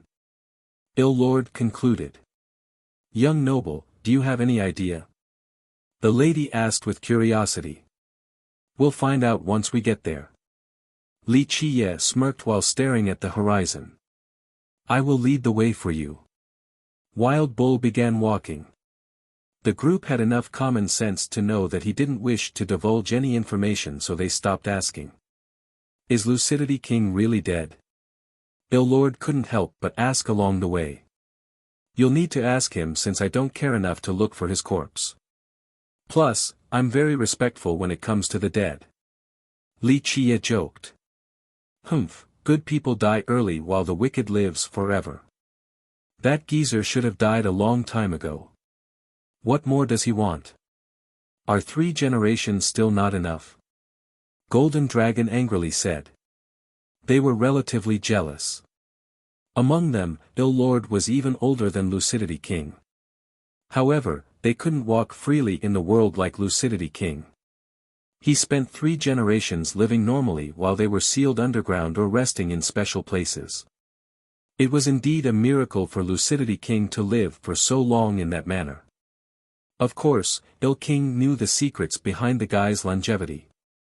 It had something to do with Sun Lengying, but Ill Lord didn't wish to speak about it. As if you're a good person. None of us are good people, we're all murderers. The one who killed the least here is Fire Feather Scholar. The lady gave Golden Dragon the side eye. Golden Dragon coughed awkwardly. Though he hated Lucidity King, he was aware of the irony behind his comment. I don't want that geezer to die so early either. The scholar flicked his fan. I want to settle our scores. It's all in the past now. Ill Lord didn't hold a deep grudge, I just want to know if he's still alive or not. Feuds don't matter once we're dead. The group became quiet. They have grown from this imprisoning experience. It is nice to be alive. The scholar became slightly emotional. All in all, Lucidity King is as wily as a fox, always doing the unexpected. Ill Lord had a contemplative gaze towards the horizon. The group agreed with Ill Lord since he grew up with Lucidity King and understood the guy the most. Chapter 2544, Wild Bull led the group across the heavenly prison. Time seemed to be stagnating in this place. 1,000 years could pass in the blink of an eye, a myriad years were nothing but ephemeral. Who knows how long the group has traveled for? Young noble, it is ahead. Wild Bull eventually stopped and told Li Qie. Li Qie looked over and saw billowing murderous energy, almost like a raging tempest. Before them was a great abyss. Its murderous energy intended on tearing everything apart in this place. Any existence jumping in wouldn't survive for long since they would be turned to pieces. It seemed to be a natural entity. The gold sand common in the prison wasn't found here. The walls were made of shiny rocks, almost like crystals and jewels, very pleasing to the eye. Who would have thought that this murderous pit would be so beautiful inside? Li Qie took a deep breath to taste the air. He nodded, this is the right place. Yes, this is indeed the most mysterious location in this prison. The lady added, we have checked every other place here during our imprisonment and found nothing, with the exception of this place. Li Qie commented while looking at the pit, great desolate heavenly prison, true to its title. The heat starts from here. This beautiful, crystallized pit was the origination of the heat and the cause for the special specks of sand found everywhere. Perhaps the flame had raged on for so long here that a pit was created. The mud and stones were incinerated into crystals. If this continued, perhaps the pit would grow in size until nothing was left. Young noble, you mean this particular pit is meant to trap someone incredible in the past? Ill Lord noticed something from Li Qie's comment. He was stronger and more knowledgeable than the rest. He was aware that the entire prison has been incinerated before in order to have this current appearance. Well, let's say that this prison is meant to trap a tiger. You all are mosquitoes in comparison. Li Qie smiled. One would be hard-pressed to find stronger masters than them in Imperial, but they couldn't even get angry due to the great gap. Ill Lord stared at the pit and started becoming afraid. The thing imprisoned here must have been something else. He believed in Li Qie's comment, that the prison wasn't built for lowly characters like them. Stay here, I'll go take a look. Li Qie ordered before jumping into the pit. Boom! He emitted an absolute aura. The primordial tree appeared and poured down its Tao, granting him the protection of the world. He became an eternal lord, the gods were mere ants beneath his feet. With a single thought of his came an entire world and all creations. Just a wave of his hand could start the temporal flow of myriad ages. All bent their knees before his coming. The group was scared out of their mind and became frozen before his tyrannical presence. They shuddered and realized that Wuxia didn't go all out earlier in the slightest. This is definitely at the immortal progenitorial level, right? Poison Phoenix Lady gasped. Even someone as arrogant as her became speechless before this power. It can't be far off even if it's not at that level. The scholar forgot about playing with his fan this time around. No, you're mistaken, this is at least at the immortal level, or even superior. Ill-Lord said seriously. But I thought an immortal progenitor is the highest level. There aren't that many of them in the history of our three worlds. Wild Bull was stunned to hear this. I'm sure you've heard of the three immortals. Ill-Lord responded. That's only in the legends. Golden Dragon said, we can't take it as fact since there's no way to verify those stories. Don't be so sure. Ill-Lord had a profound gaze, just because we aren't aware doesn't mean something doesn't exist. The rumors and legends have to start somewhere, right? Ill-Lord, are you saying that the young noble is in existence like the three immortals? The lady said with disbelief. I don't know. Ill-Lord shook his head, anyway, the young noble's power is unfathomable, we'll never be able to reach him. Offering our allegiance is a wise move, not an opportunity we can get under normal circumstances. Yes, the hidden dragons and crouching tigers are incredible. The scholar said, we once viewed Lucidity King as a great rival, but he is nothing, just another cultivator in the eyes of some existences, such as the progenitors in immortal lineage. And as for us, all we've achieved so far are completely insignificant in the grand scheme of things. The group became quiet, even the hot-headed Wild Bull. In the beginning, they didn't accept Wuxia's comment about them being ants entirely. After all, few were stronger than them in imperial lineage. But after this moment, they were completely overshadowed by his might. Their usual arrogance and pride dispersed like smokes. Meanwhile, Wuxia rushed down the pit while being protected by his aura. The murderous energy crazily attacked but couldn't hurt him at all. This was still not on the same level as the Sea of Tribulation. In fact, the scariest thing about this pit wasn't this corrosive energy but rather the bewitching illusions. Once he entered the pit, a drumming sound whispered in his ears. Such a sound would incite various emotions, such as anger and unwillingness, enough to make people jump up and down. It was akin to seeing a mortal enemy. One wouldn't be able to restrain their fury, their eyes would turn red, wanting to leap forward and tear the opponent to pieces. The farther down, the worse it became. One's Tao heart and mind would be affected. Rage and fury would overwhelm everything. Even the most unyielding would eventually go crazy. No wonder why the group warned him. This pit played to one's anger, causing people to lose control and rationality from past hatred and indignation. Alas, this mental attack didn't affect Wuxia at all. His Tao heart was as tough as steel, simply immovable. Chapter 2545, Wuxia has been inside for a long time so the group became restless. Is he okay? This wasn't Wild Bull's first time asking this question during the wait. The young noble will be fine due to his power level. Even if he can't get all the way down, leaving is just fine. You've tried before too and came out unscathed. The scholar replied. Sigh, don't bring it up again. I instinctively felt something was wrong and ran. If it wasn't for Ill-Lord suppressing me right away outside, I would have gone crazy for sure.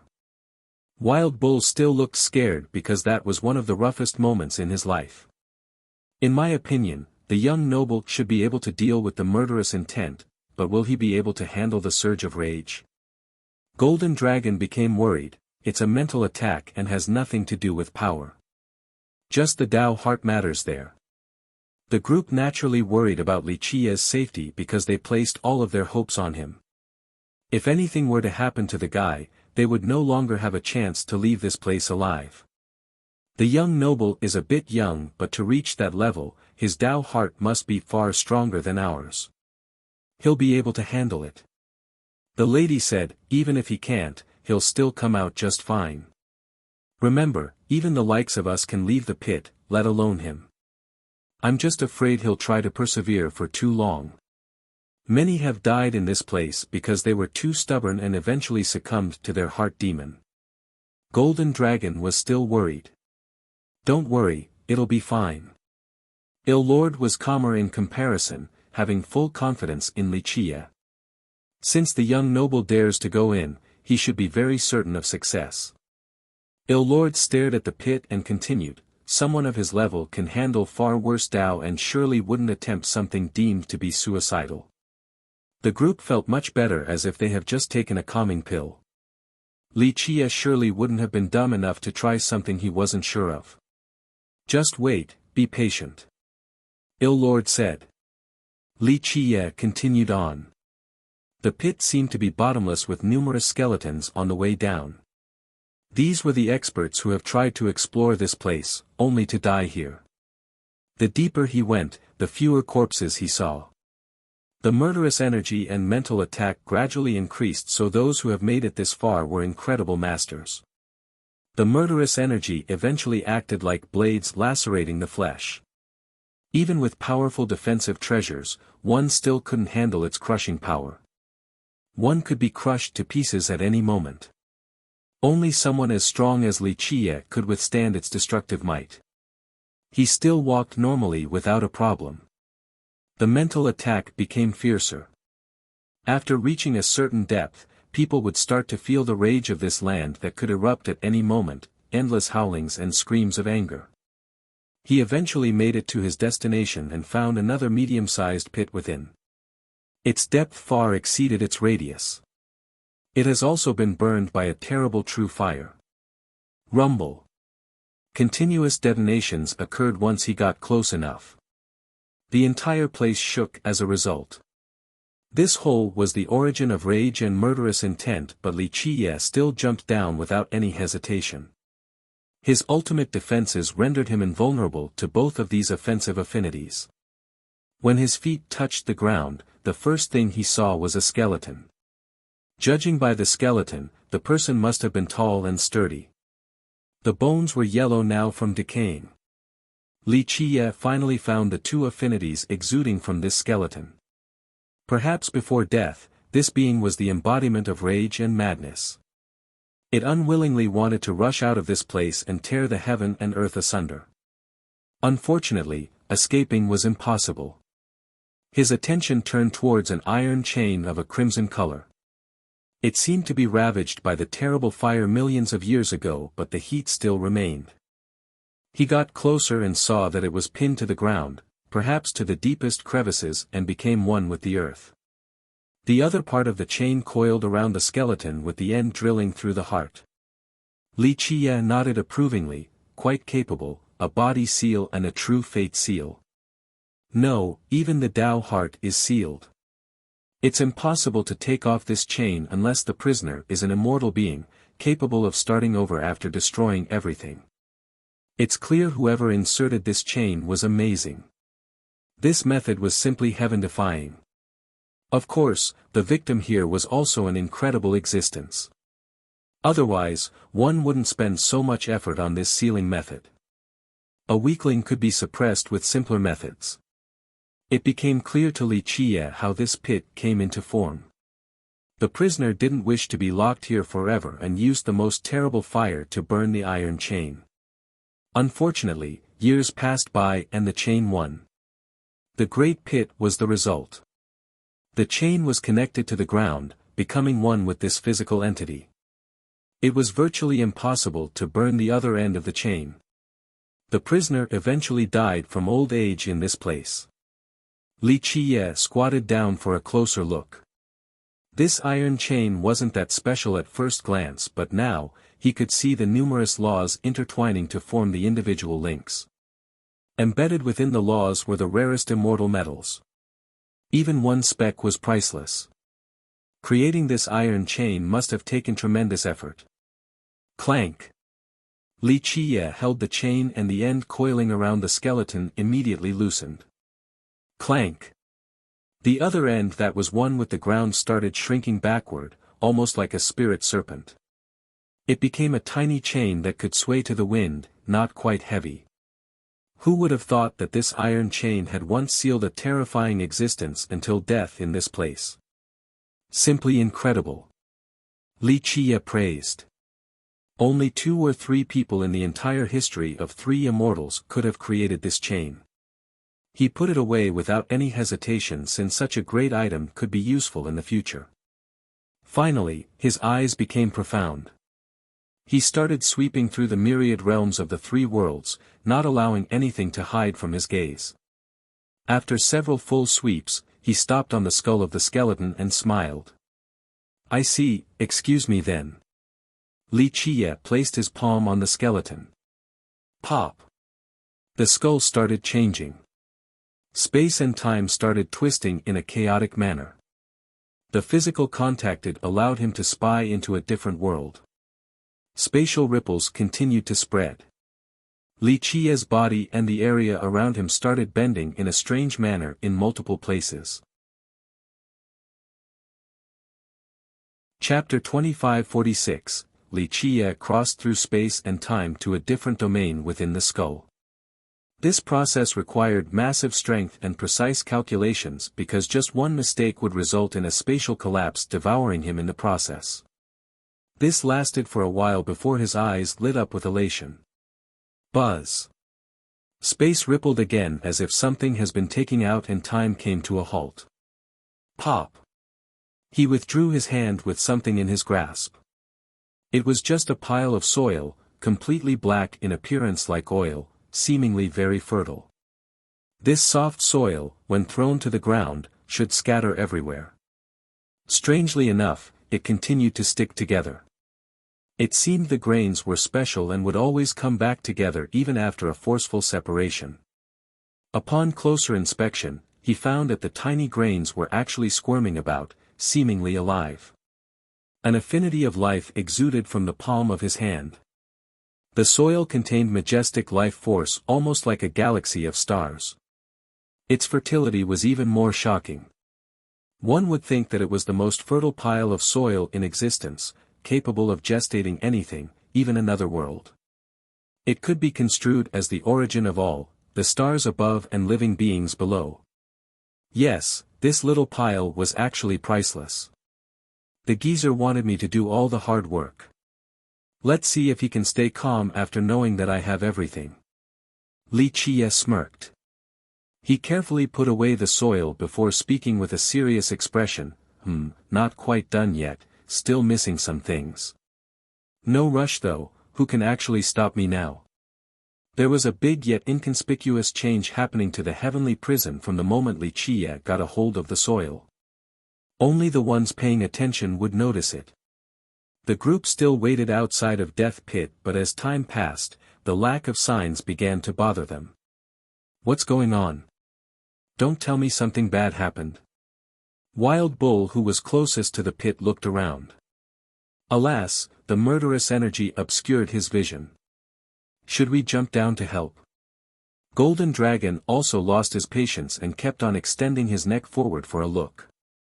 How are we going to help? The scholar fanned himself while speaking. It's useless if someone as strong as the young noble still fails. You're only going to die. Golden Dragon smiled awkwardly and had to admit that the scholar was right. They wouldn't be able to contribute anything outside of their lives. Ill Lord remained the calmest in the group, his expression remained neutral while staring at the pit. He just carefully observed the changes in the murderous energy and the prison.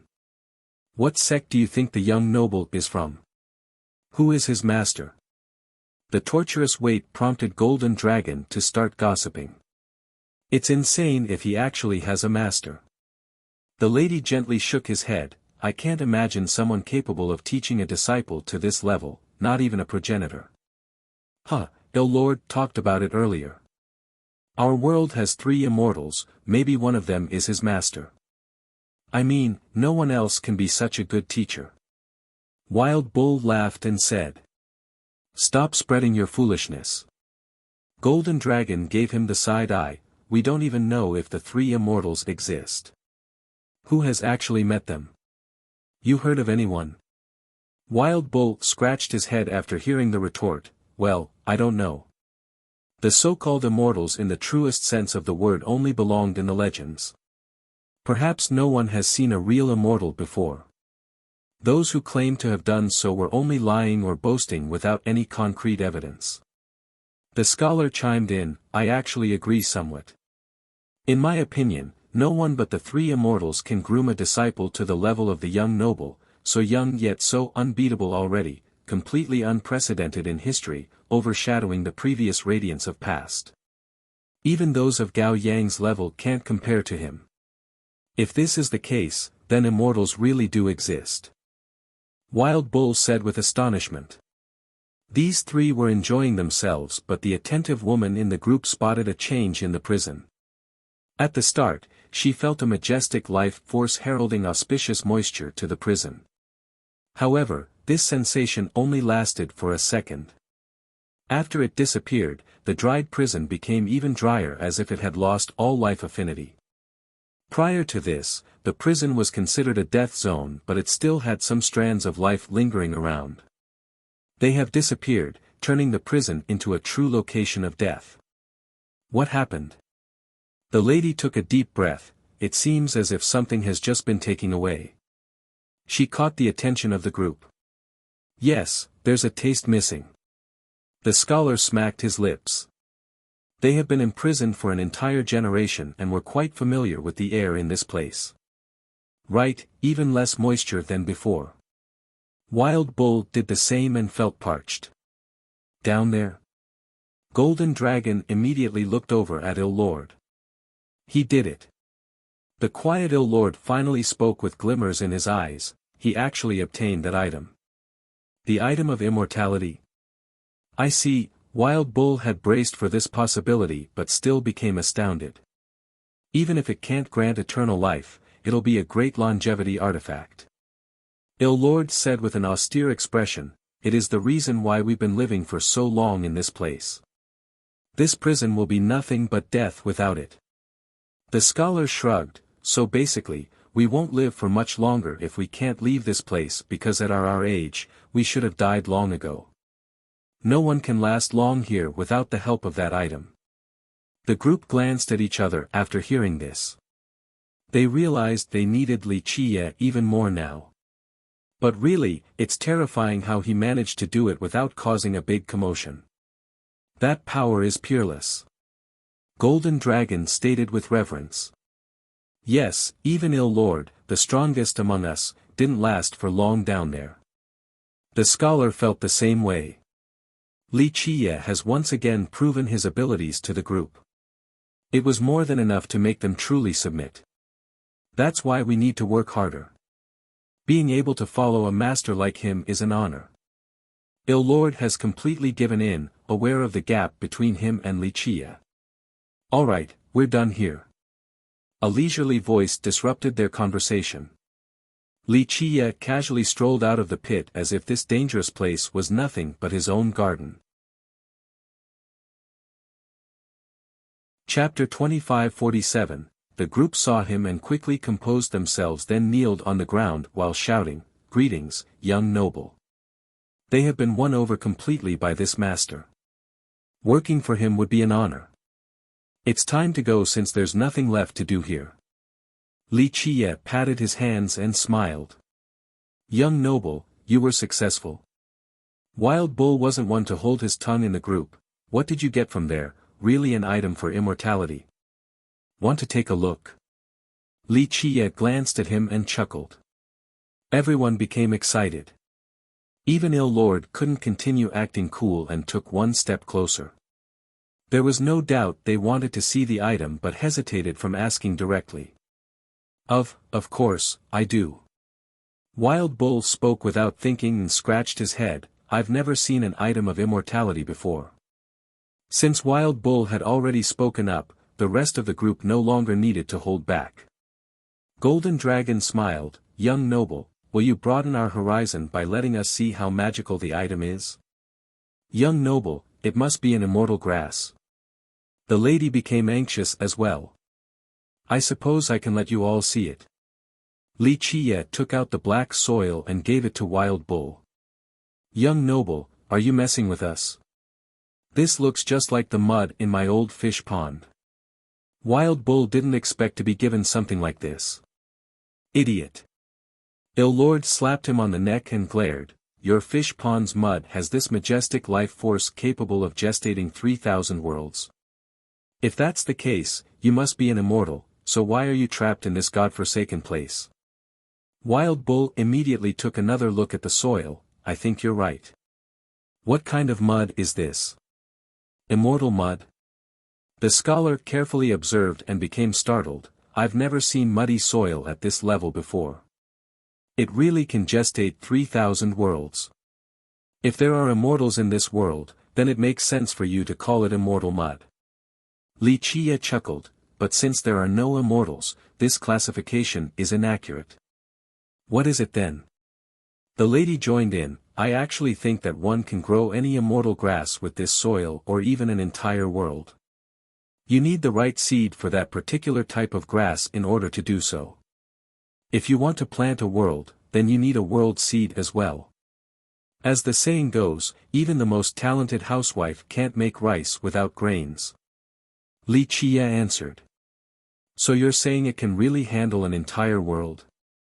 Golden Dragon looked at the soil with widened eyes. "You have a world seed?" Li Qiye retorted. Golden Dragon didn't know how to answer since he has never seen a world seed before. Who knows if one even exists?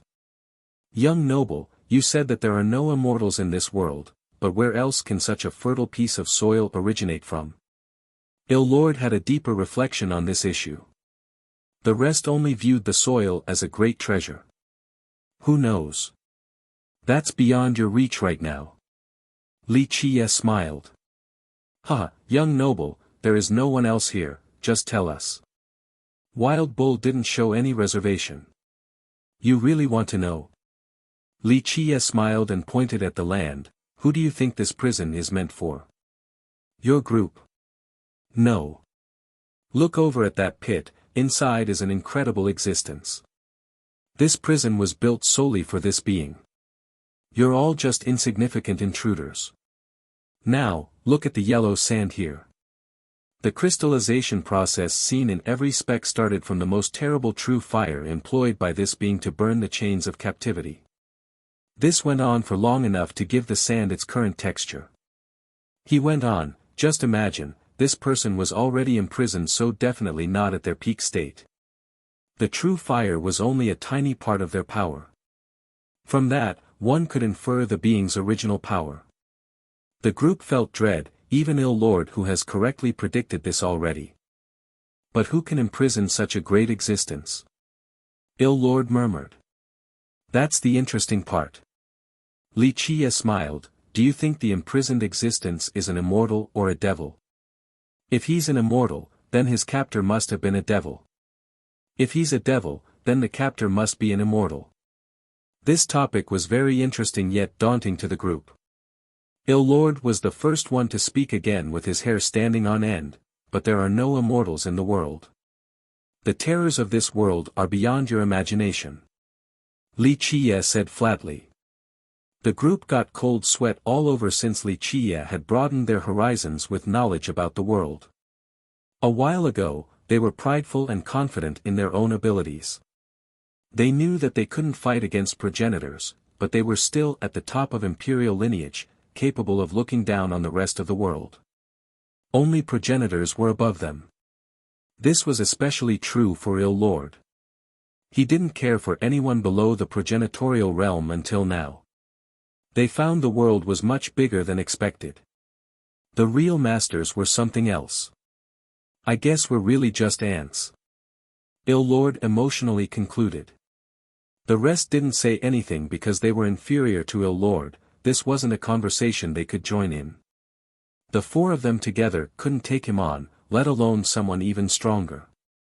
Time to leave this place since there's nothing else here. Li Qie said. We're leaving now. The scholar's eyes lit up with excitement. Really? Wild Bull was even more out of control. It's about time to leave this hellish place. It has trapped us for an entire generation. I was gonna go crazy pretty soon. Il Lord was eager as well, wanting to move on from this chapter of his life. They used to think that they would follow the footsteps of those who have died here, eventually turning into bones. Being able to actually leave this place alive was a dream come true, so their excitement was understandable. Where do we leave from? The scholar asked. Wherever your heart is. Li Qie said, the prison's exit is not fixed since it doesn't have one in the first place. It doesn't?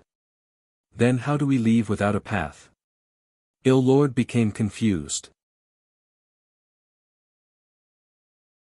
Chapter 2548, Li Qie looked at the group and said, I already told you, the exit is in your heart and thoughts, as long as they're strong enough. In the heart? The weaker members of the group didn't quite understand the meaning of his answer. Il Lord started contemplating since he had a greater comprehension aptitude compared to the rest. We need to leave soon since I'm sure people are anxious outside. Li Qie looked at the sky and said. Having said that, his eyes became serious. With a buzzing noise, he became resplendent. Though there was no oppressive aura and invincible divinity, he seemed unreachable just by standing there. He looked like an immovable existence for all of eternity. Even if 1 billion years were to pass and the river of time continued to wash over him, he would still be in the same state. Everything else would change and flow, people were acting as fleeting passengers in his life. An everlasting unyieldingness was how the group would describe Li Qie right now. It wasn't a feeling of power, just immovability. It had exceeded the boundaries of power, culminating in the most simple yet hardest thing to obtain, an immovable Tao heart. Not even time could take it down. The group gasped with shock. They were experienced Eternals who could appreciate the importance of the Tao heart. Unfortunately, when they got to their level with this realization, time no longer waited for them. It was too late for them to try and build an immovable Tao heart. They were already at their twilight with no time left, or that they had certain deficiencies that prevented them from polishing their Tao heart. In this split second, they could sense his tough Tao heart that could withstand the test of time. This ability of his wasn't something a true emperor or a progenitor can have. In this vision of the river of time, numerous existences eventually turned to smoke, but Li Qie remained standing. They realized that the power level was one thing, but his Tao heart propelled him to a new level versus them. Buzz. Il Lord saw the light in the sky moving with spatial ripples. A door eventually opened in the sky. Look. It's a gate. We can leave from there. The group celebrated loudly. Even Il Lord couldn't restrain his excitement and had a happy expression, we can finally leave. I never thought I could leave this hellish place alive, the lady's words were full of joy. Ha ha ha. We can see the sun again. I'll start a funeral for that geezer Lucidity King since we've outlived him. Wild Bull roared. It's actually that easy to open the door. The scholar was actually reflecting on the ease of this. They tried everything in the past and still couldn't come up with anything. They couldn't even find an exit, let alone open it. Who would have thought that Li Qie could do so in such a direct manner? Come on now, isn't this too simple? Wild Bull's hair was a mess since he kept scratching his head in confusion. Simple. You don't know the difficulty within. This is the hardest gate to open. Okay, for a pre-existing gate, no matter how perfect it is, it will still have flaws. But this entrance to the heart has no openings. In order to open one, the first requirement is maintaining one's Tao heart without wavering. That's the only way to open this exit. It's a prison of the heart. Li Qie said, the chains alone couldn't restrain a being of that level. The only way was to lock the Tao heart as well. Otherwise, this prisoner could still escape even though the physical body and true fate were still sealed. As long as the Tao heart was around, the person's Tao wouldn't be destroyed. No wonder why we couldn't get out of this place. Our Tao heart can't open the gate to this heart prison. The scholar finally understood the mysteries of this place.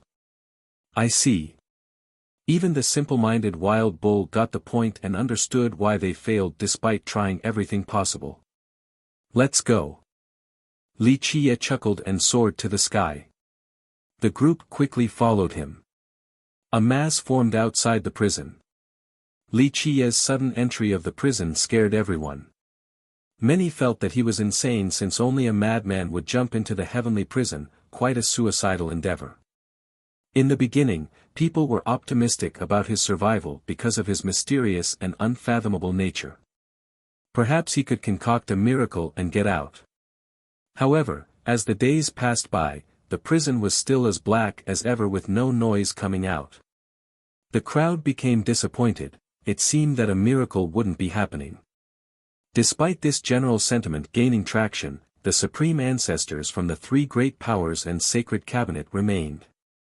They camped in 9 linked mountains, patiently waiting. The king was too reckless. An older expert stared at the black entrance and mourned, so many monsters have been thrown in there by 9 secrets in history, yet no one managed to come back out. I'm sure he's dead now, wasting his spring. He clearly could have brought a new golden age and glory for our system, but it's over now. Who will be king then? Another asked. No one could come up with an answer right away.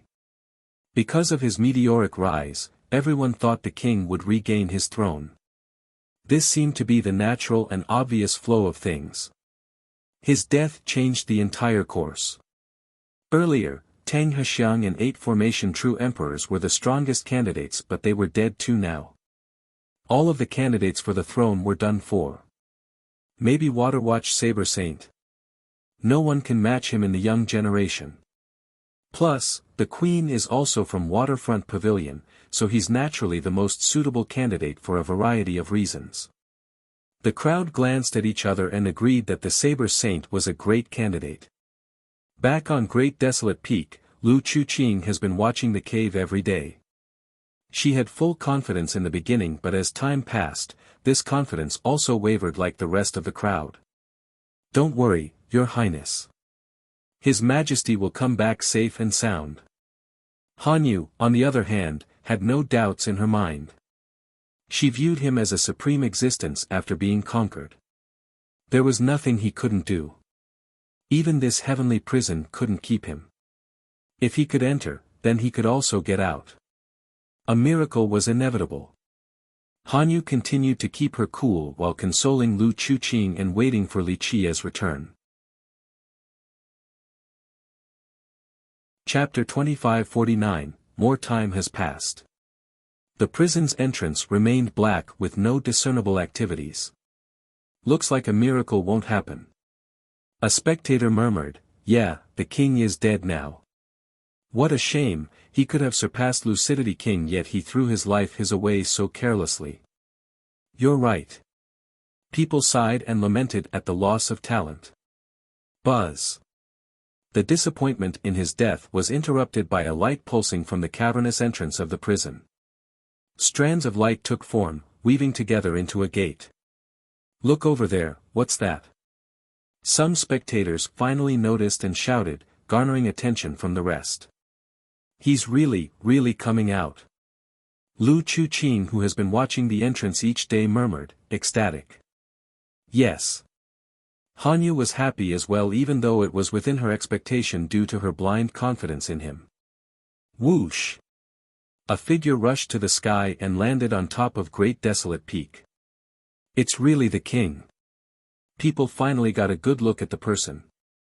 Simply unbelievable, he broke a curse existing for millions of years. One ancestor said with disbelief. It's a miracle, he might be the only one who has left the prison alive in the history of 9 secrets. An old true god gasped, only believing this because he witnessed it with his own eyes. Unfathomable. South Peak Woodcutter dropped his pipe to the ground and murmured, "My old eyes were still muddled. He is far more terrible than my imagination. Ordinary progenitors can't stand before him. Truly boring." Wuxia smiled and reached for the prison. Rumble. The entire thing surged out of the ground and shrank in size, before turning into a tiny cage in his palm. The miracle of the ages shocked the crowd already, but now, he even took the prison for his own. This man was invincible. The world should submit before him now. Boom! 4 pillars of light in the mountain range shot to the sky like 4 illuminating suns. 3 majestic figures appeared on top of a floating pavilion with a dominating momentum. They could suppress the 8 directions and crush the sky vault with their terrible auras. It didn't take long before the presence of Eternals permeated this sect. The Supreme Ancestors want to make their move. Everyone retreated since they knew a fight was coming. One can't be stupider than this. The woodcutter picked up his pipe and wiped it clean. He glanced over at the figures in the sky and sneered, "They actually think their ace moves could suppress him, such daydreaming. Even a progenitor is not enough right now.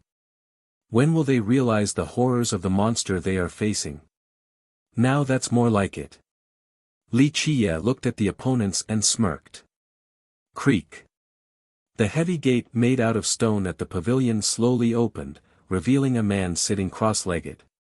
This is a burly old man in full armor. It emitted a majestic and fierce battle intent. Though his hair was white, he still looked vigorous and ready to fight just like a young combatant. His eyes were especially bright and intimidating. People couldn't help but shudder, feeling both dread and respect. War King. He's still alive. An ancestor became startled. The king from several generations ago. A few old men recognized the title. One murmured, after his abdication, he joined Sacred Cabinet and became one of its strongest ancestors. When Lucidity King took over, his fate was unknown. Everyone thought he got killed by Lucidity King. Who would have thought that they were just hiding? War King was quite famous and the dynasty also prospered under his reign, albeit not to the same level as Lucidity King's rule. He was a good king and a powerful Eternal. Everyone assumed that someone like him would lead the cabinet and fight Lucidity King to the death, so his presence right now came as a surprise. "Congratulations, Your Majesty. Your return from the heavenly prison is worth celebrating, a blessing for our system." The old man kowtowed towards Wuxia with a smile. This respectful act surprised the crowd once more. Just a while ago, these characters showed up with fierce momentum. The spectators thought that they were coming for the king in order to capture him. What? They're not attacking the king? Someone blurted out. Everyone started exchanging glances of bewilderment. Indeed. Wuxia calmly accepted the congratulatory remark. The great land of 9 secrets still requires your rule. We are here to welcome you back to the dynasty and your throne. May you direct the world once more. War King smiled and slowly said. Your Majesty, the citizens are blessed to have a brilliant and talented ruler like you. Everyone believes that your reign is mandated by the heavens. The supreme ancestor from Calm Lotus added. This particular ancestor looked quite young, at least among his peers. He looked educated and gentle like a scholar. The crowd thought that they were completely wrong before. These people didn't come to take down the king but to welcome him back instead. No.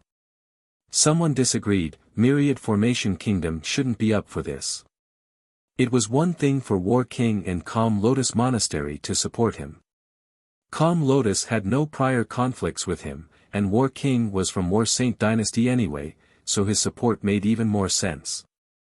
On the other hand, Myriad Formation Kingdom had an irreconcilable feud with the king. There was no way they would welcome him back. And Wuxia looked at them and said flatly. It is in accordance with customs to have an offering ceremony for the heavens. This event will herald prosperity to our system, so such a great event requires a supreme artifact as the offering. Your Majesty, please take out the 9 Immortals rope to start the ceremony for an age of opulence. Oh. So much blabbering, should have just gotten straight to the point. You want the 9 Immortals rope? Li Qiye smiled and said. Hand over the rope and everything will be easy. The Supreme Ancestor from Myriad Formation Kingdom finally spoke. He snorted, "Humph, you will still be the king of 9 secrets with full authority, a lord who can order the rest of the world." This ancestor was straightforward, unlike the other members of his group. In fact, it wasn't easy for him to use this slightly neutral tone towards his sworn enemy since he wanted nothing more than to tear Li Qiye to pieces right now. 9 Immortals rope. Everyone finally understood the purpose of these great powers. So they came for the king's artifact. Chapter 2550. The spectators became interested when the Supreme Ancestors brought up the rope again. Some here have seen the rope with their own eyes but they didn't know how magical or powerful it was. But now, these ancestors came together to ask only for the rope. This naturally surprised and frightened the crowd. Just think about it, the ancestor of Myriad Formation Kingdom probably hated Li Qiye the most right now but he would still drop the feud if Li Qiye cooperated with them. Hell, he would even support Li Qiye as the ruler of 9 secrets. The majority realized that this rope must be even more precious and important than their expectations. War King's group would even bow towards the king just to have the rope. This made people wonder about the rope's actual power. Could it be even stronger than an ancestral weapon? They have seen this artifact with their own eyes, but it looked nothing more than an ordinary rope. All eyes turned towards Li Qiye, wondering about his choice. In their mind, trading the vine for the support of this group was a good bargain. Li Qiye chuckled in response, "You're not as big of a deal as you think you are. I don't need a bunch of geezers' permission and support to take over 9 secrets. I don't need the help of some ants." War King and the others' expression became ugly. They were peak Eternals, the top beings of 9 secrets. The 4 of them together with their ace moves could take down anyone in this system. Even Lucidity King was afraid of an alliance of this magnitude. He didn't want to push them too far lest they actually work together and go all out. Humph. Bingqi Juezhen scowled. The weapon above him exuded a terrifying divinity. This was his clan's strongest weapon, All Break. He coldly uttered, "Your Majesty, don't make the wrong decision. Take a step back and bask in the immensity of the world. You have unlimited potential and our demand is only for the sake of the world and the people. Give the rope away today and it'll still be returned to you in the future. Ancestor, opposing His Majesty is the wrong decision, you will push our clan into the abyss." Bingqi Hanyu jumped in while shaking her head. This surprised people since no one expected that she would still be on his side by this point. "Don't worry, we're here to protect you and will grant you justice. Stand behind me to be safe." Juezhen's tone became serious. He still thought that she was being threatened and afraid of Li Qiye. She shook her head again, "No, I am doing this for the sake of the Bingqi. Please go back, Ancestor. Serving His Majesty is my honor." People only became even more impressed with Li Qiye. The king was something else, to be able to win her over completely in just one night. Humph. Juezhen scowled again since he didn't expect Hanyu disobeying him. This little girl has a better vision than you geezers. Looks like you all have wasted your lives and learned nothing. Li Qiye critiqued.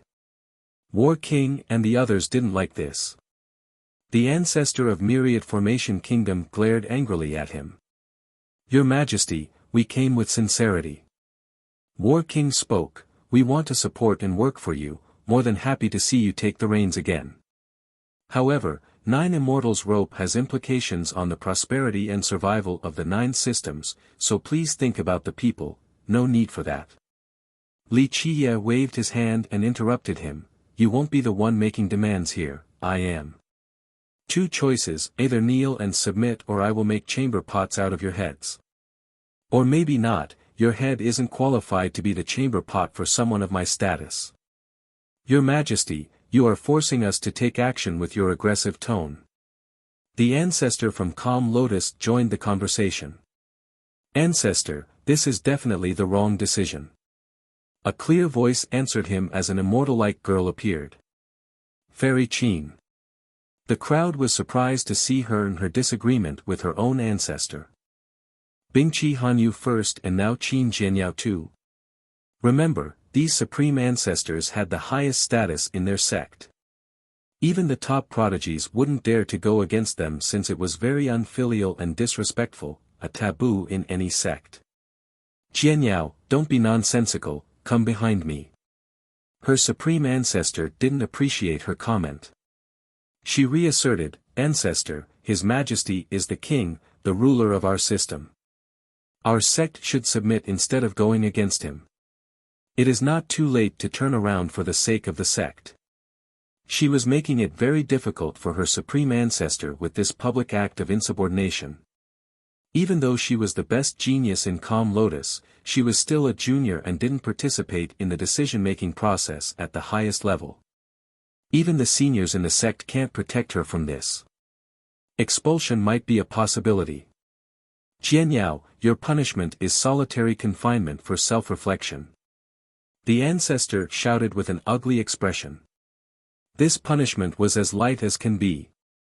This showed just how much the seniors in the sect dote on her. Anyone else would have been expelled or even have their cultivation crippled. No. Jianyao had a determined stare, Ancestor, I am doing this for our sect and the people. We need to follow His Majesty and obey all of his orders. Otherwise, we will become mere rebels. You're the one rebelling. The ancestor laughed from being so angry. You think you can make decisions now that your wings are hardened? Very well, I'll see how much you have learned. Ancestor, if you continue to be so stubborn, I will have no choice but to overestimate myself and stop you, though my blood may spill.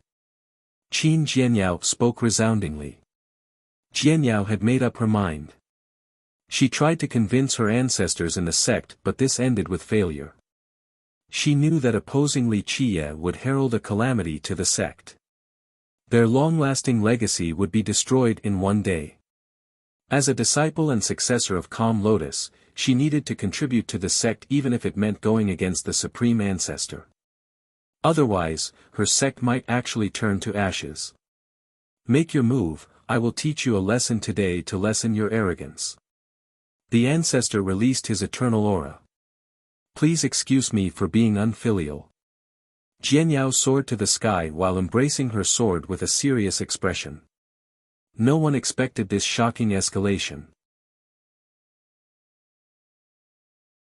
Chapter 2551, Both the young and old couldn't stay calm. The young ones viewed a supreme ancestor as an untouchable character. Their words were unquestionable. Who would dare to go against their own ancestors like this? That's akin to ruining their future. As for the old, they were in charge of their sect and had full authority. They naturally didn't want their juniors acting disrespectful and challenging them. Jianyao's decision was certainly taboo and heavily unwanted in any sect. Alas, she still stood by it. Clank! She unsheathed her sword and its light illuminated the realms. Its glint shot to the sky and she seemed to be disappearing, leaving a supreme sword Dao behind. The sword technique turned into myriad Dao. The rays started to spread like the blossoming of a lotus flower. It crushed the shackles of space before an actual attack.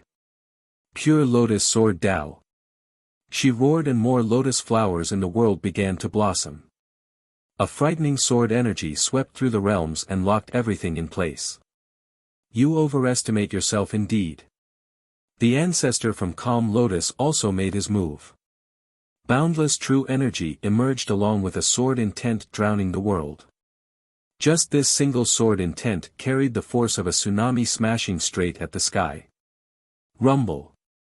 This wave destroyed the lotus flowers. Though her Tao was majestic, the gap between the two combatants was too great. As the sword wave crushed the flowers, her sword Dao eventually crumbled. She was blown flying to the sky and vomited a mouthful of blood.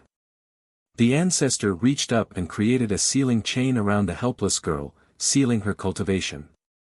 You will be imprisoned for 500 years. The ancestor threw her back to Calm Lotus, sealing her inside a prison there with a single hand wave. Many were shaken, especially the young ones. Qin Jianyao was taken down so easily and imprisoned in her sect. They considered her to be an untouchable genius, virtually peerless among the young generation. The fight between her and the Saber Saint only reinforced this belief. Though no one saw the fight, they knew that her sword Dao had reached an amazing level. However, she was still too young and couldn't compare to an eternal like her supreme ancestor. Even when she became an eternal herself, the great gap would still be there since her ancestor had reached this realm long ago. So strong, the youths found this hopeless. If Jianyao couldn't handle a single move, there was no way they could challenge the ancestors any time soon. This is to be expected.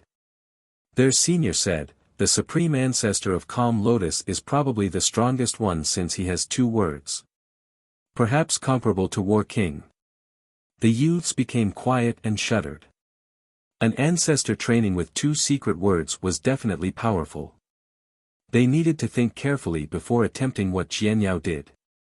Your Majesty, time to make a decision. This supreme ancestor said after imprisoning Jianyao. He has proven himself to be quite powerful, so it was time to be aggressive. I've already made one. Li Qiye yawned and said, gotta make chamber pots out of your head and destroy your sects too. Pretty simple. We'll see about that. The ancestor from Myriad Formation King couldn't restrain himself any longer. Junior, we might not be able to defeat you in a one-on-one fight, but we still have ways of suppressing you. Hand over the rope before it's too late. Oh, want to use your number advantage? Your group isn't the only one with multiple combatants. An old woman laughed and suddenly appeared in the sky, Poison Phoenix Lady. This surprised the crowd. Who was this woman and why was she helping the king? No one could recognize her right away. Poison Phoenix Lady. The War King was startled to see this old woman. So there are those who still remember me. Looks like I didn't waste this life. The lady chuckled. Huh, is it time to fight? We've been waiting, let's see what you got. A thunderous voice came about. Wild Bull also showed herself while waving his stone hatchet up and down. Wild Bull. Bingqi Juezen's expression darkened. I can't miss a skirmish like this, count me in. Golden Dragon laughed.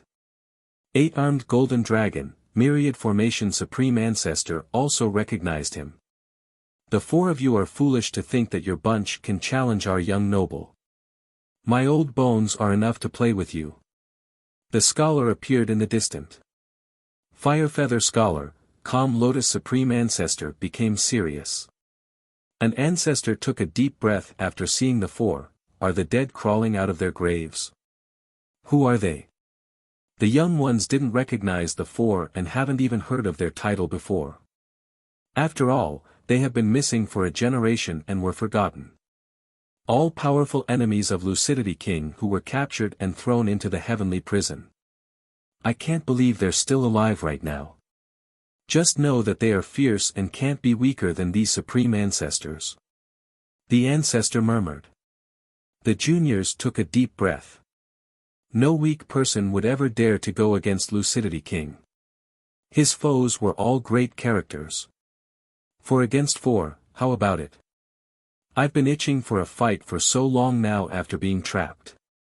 It's about time. Wild Bull started stretching his arms. War King's group was a bit astounded.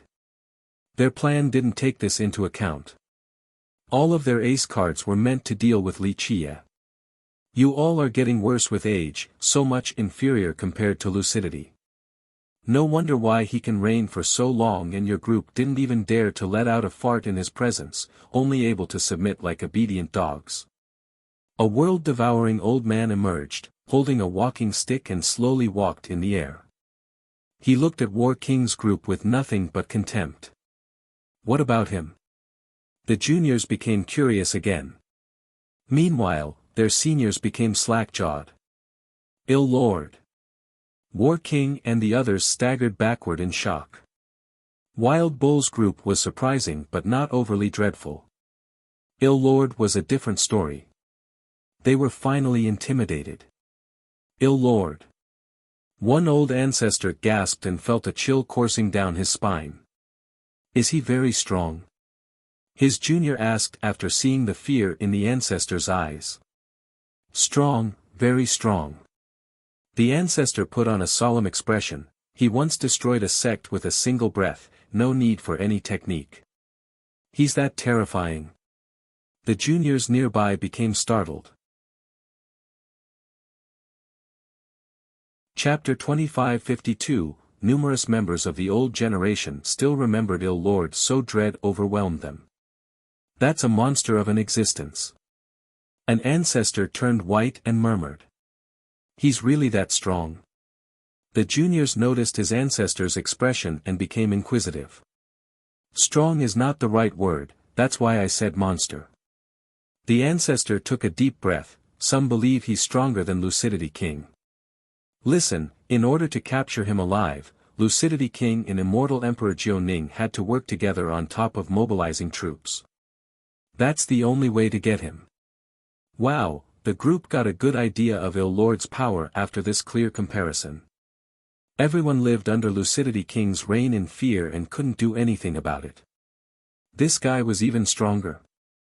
Moreover, Ill Lord was actually Lucidity King's senior brother. He had better aptitude and comprehension. If he didn't leave Nine's secret system back then, Lucidity King might not have been able to take the throne. An older ancestor interjected. Really? The older experts became afraid. Everyone looked at him was frightened as if they were seeing Lucidity King in person again. The three supreme ancestors and War King's heart skipped a beat. As top masters of the system, they obviously knew about Ill Lord and how strong he was. War King, in particular, was actually Ill Lord Sr. Ill Lord's display of talent during his youth was insane. If he didn't leave Nine secrets, his achievements might have been even greater than true Emperor Jiuning. It certainly couldn't have been inferior. It would be strange if Nine secrets didn't decline when idiots like you are in charge. Ill Lord glared at the group with disdain. The group turned red, becoming quite exasperated. Unfortunately, they couldn't muster a retort since they have lost to Ill Lord before, War King included. Not one of them could take him on. Of course, they had secret moves, but someone like Ill Lord should have plenty of evasive methods. Ill Lord, it's no fun with you showing up, this fight won't be fun now. Wild Bull begrudgingly said. You all stand to the side, I'll take them on alone. Ill Lord replied, completely looking down on his foes. The others didn't have the will to retort against someone who has beaten them before. Defeating him would require the use of their secret moves, but these moves were meant for Li Chia, not Ill Lord. The spectators saw the frustrated group and thought that Ill Lord was powerful indeed. Otherwise, his opponents would have lashed out already. Ill Lord, don't be so arrogant. This arrogance is why Lucidity King was able to throw you into the prison. War King uttered coldly. Lucidity King. He would need to take the long way around after seeing me. Only true Emperor Jiuning in Nine secrets can handle me. The rest can't do anything. Ill Lord replied insipidly. Despite the flat tone, it sent an aggressive message looking down on the world. Ill Lord has always been an eccentric and proud character. This personality of his remained even after the long imprisonment. He clearly didn't respect Lucidity King even after being captured. This was understandable since he wasn't weaker than the king. His loss stemmed from the emperor herself. True Emperor Jiuning is so strong. People understood that she was more powerful than her father after hearing a first-hand account. That's how it should be. The true emperor probably has 12 palaces now. Someone whispered. Like father, like daughter. An old expert commented. Lucidity King was strong, but his daughter was even more impressive. That's why she left Imperial for immortal lineage. Ill Lord, you are unjustifiably haughty. We might not be able to take you one-on-one, but that doesn't mean we can't take you down if you continue to push us. Bingqi Juezhen coldly said. Is that so? Ill Lord looked at him and said, still the same old moves, no improvement at all. You claim to have peerless weapon mastery, but that's only due to all break.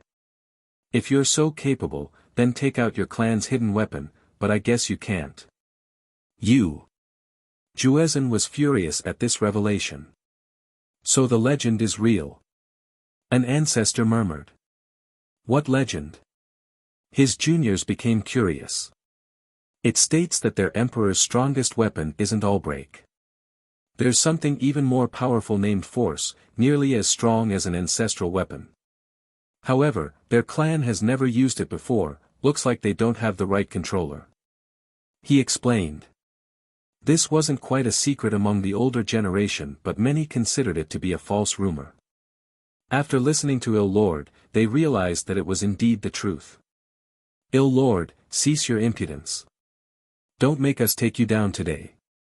Calm Lotus Supreme Ancestor threatened. This ancestor was much more forceful and contentious compared to Juezhen. This wasn't strange because he was far stronger than the latter. People glanced at each other, thinking that this group truly came prepared.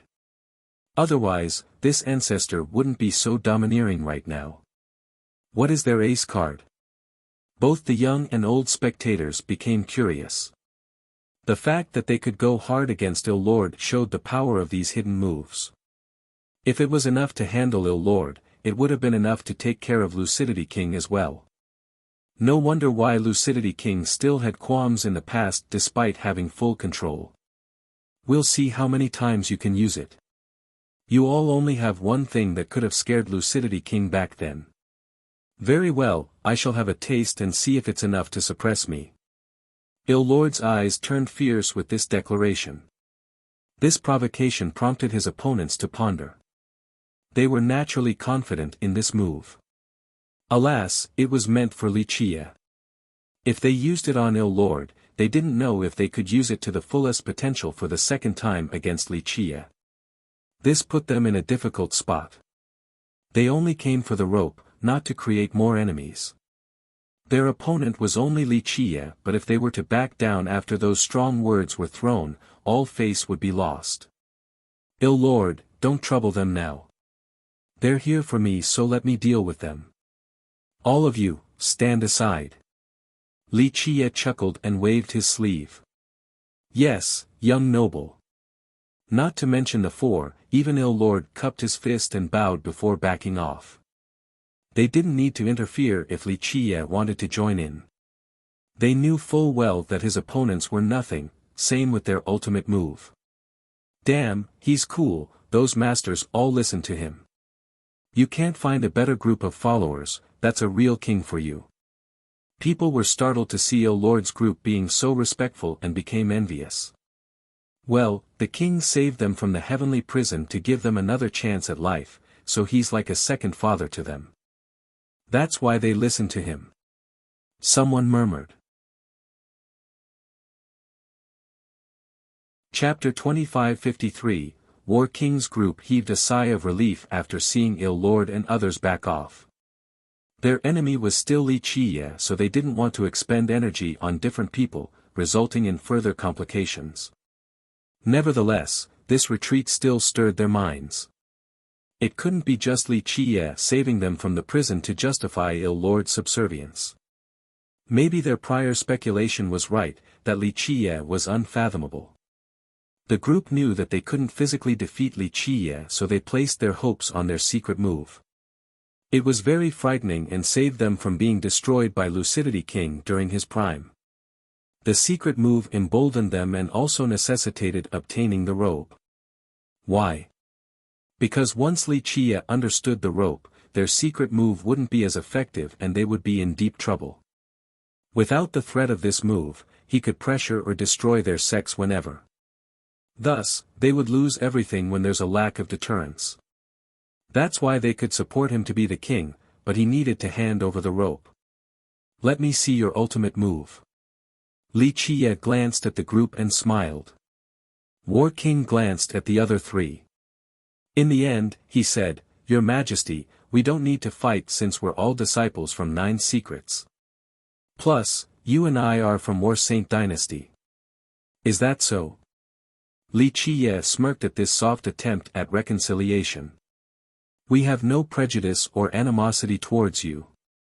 War King went on, it's just that the rope is the lifeblood of our system. We were merely hasty and anxious since this pertains to the well-being of the people, so please forgive us for our impudence. Go on. Li Qiye didn't bat an eye, acting as if he was just a fun-seeking spectator and this had nothing to do with him. We want to support and obey you with full loyalty. No sect in the world will say no to you, Your Majesty. War King continued. The crowd exchanged glances.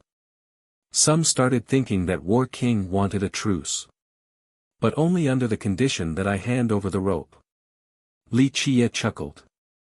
Your Majesty, you can't put it that way. 9 Immortals rope is a peerless artifact, virtually invincible. Such an item means everything to the system, so it should be carefully safeguarded. The ancestors of the world like us wish to uphold this responsibility. The rope itself still belongs to you, and when you need it, you can still summon it. War King elaborated. Your Majesty, your willingness to concede the supervision of the rope will show your selflessness and love for the system. This will only make people want to follow you, including us. At that point, Calm Lotus Monastery from top to bottom would be more than willing to die for you. Calm Lotus Supreme Ancestor joined in. Yes, my Bingqi clan will plead our allegiance as well. Juezhen stated his stance, the millions of disciples from our clan will obey you even if it means marching towards our death. My myriad formation kingdom is ready to obey. This respective ancestor revealed his attitude. The crowd started talking among themselves. One murmured, this doesn't really seem like a bad deal. The rope will just be under other people's supervision, trading that for full authority. That's good. The more insightful ancestors sneered. So what if the king had the guise of full autonomy? Their ultimate move would always be a threat to him, similar to how it used to be during Lucidity King's reign. Your Majesty, as you can see, you lose nothing but gain the obedience of the world, allowing you to start a new age of prosperity, surpassing everyone before you and will be surpassed by no one after you. Your name will forever shine in the historical annals. What say you, Your Majesty? War King tempted Li Qiye. The most important thing for them right now was to get Li Qiye to hand the rope over before he could comprehend it completely. If he were to understand it, then everything would be too late. They would have no place left in the world, all of their sects could turn to ashes at any moment. Lucidity King naturally thought about destroying the 5 great powers in the past in order to create a supreme dynasty never seen before in 9 secrets. They felt that Li Qiye would have the same ambition. Li Qiye smiled and said, I don't care about winning the hearts of the people or their obedience, same with your loyalty and whatnot. It's fine for anyone to disobey me because I'll just flatten them afterward. That's not hard at all. He then stretched, alright, I hope you all spoke enough to get everything out of your system. No more wasting time, prostrate now or lose your head. His opponent's expression changed, realizing that a truce was impossible. You think you can sweep through the entire world, that no one in 9 secrets can stop you? Juezhen shouted. Who's going to stop me? I just need a few punches to destroy ants like you. Li Qiye looked at them and said. Brat, I want to see how you will take us down with a few punches. The furious myriad formation supreme ancestor lost his cool and roared. He has been restraining himself for the overarching goal despite the irreconcilable feud. The attempt has failed, so he reached forward and summoned a diagram with metallic ringing. Clank! Clank! Clank! Pieces of divine metals appeared around his arm. Boom! The plates and the diagram combined, resulting in an eruption of flame. Buzz! A gigantic portal emerged with runes painting the sky. A great hand materialized from the runic portal, carrying a majestic immortal radiance. The suppression of this palm could seal an entire world. Everything would crumble like dried branches.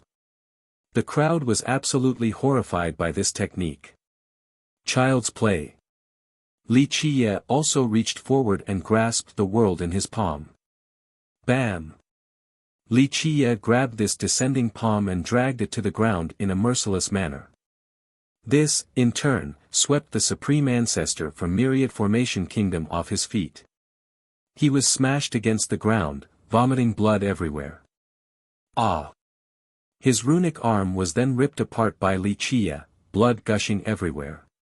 This scene was too much for the spectators to take.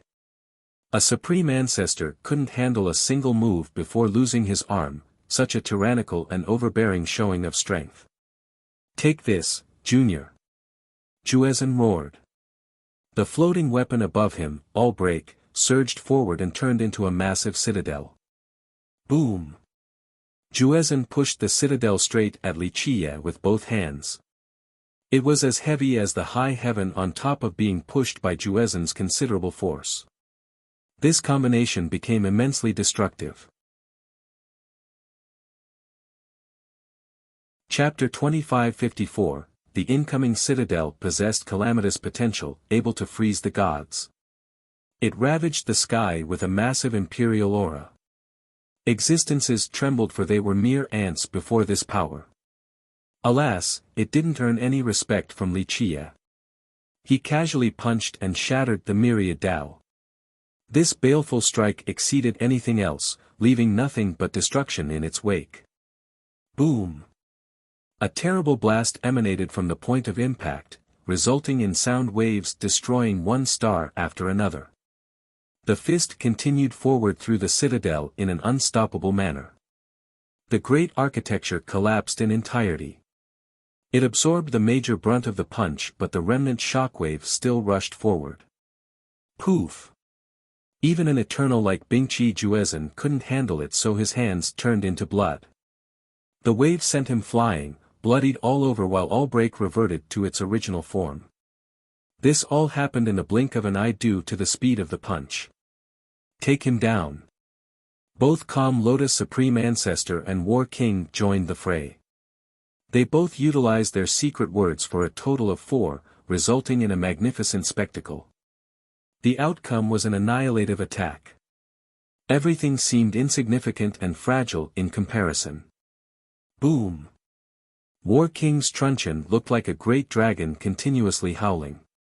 Its draconic aura ravaged the world. His words poured out an endless flame, allowing him to look sacred and untouchable. Clank! The Supreme Ancestor's sword cut down the firmament in a majestic fashion, sweeping through the Tao and devils of the ages.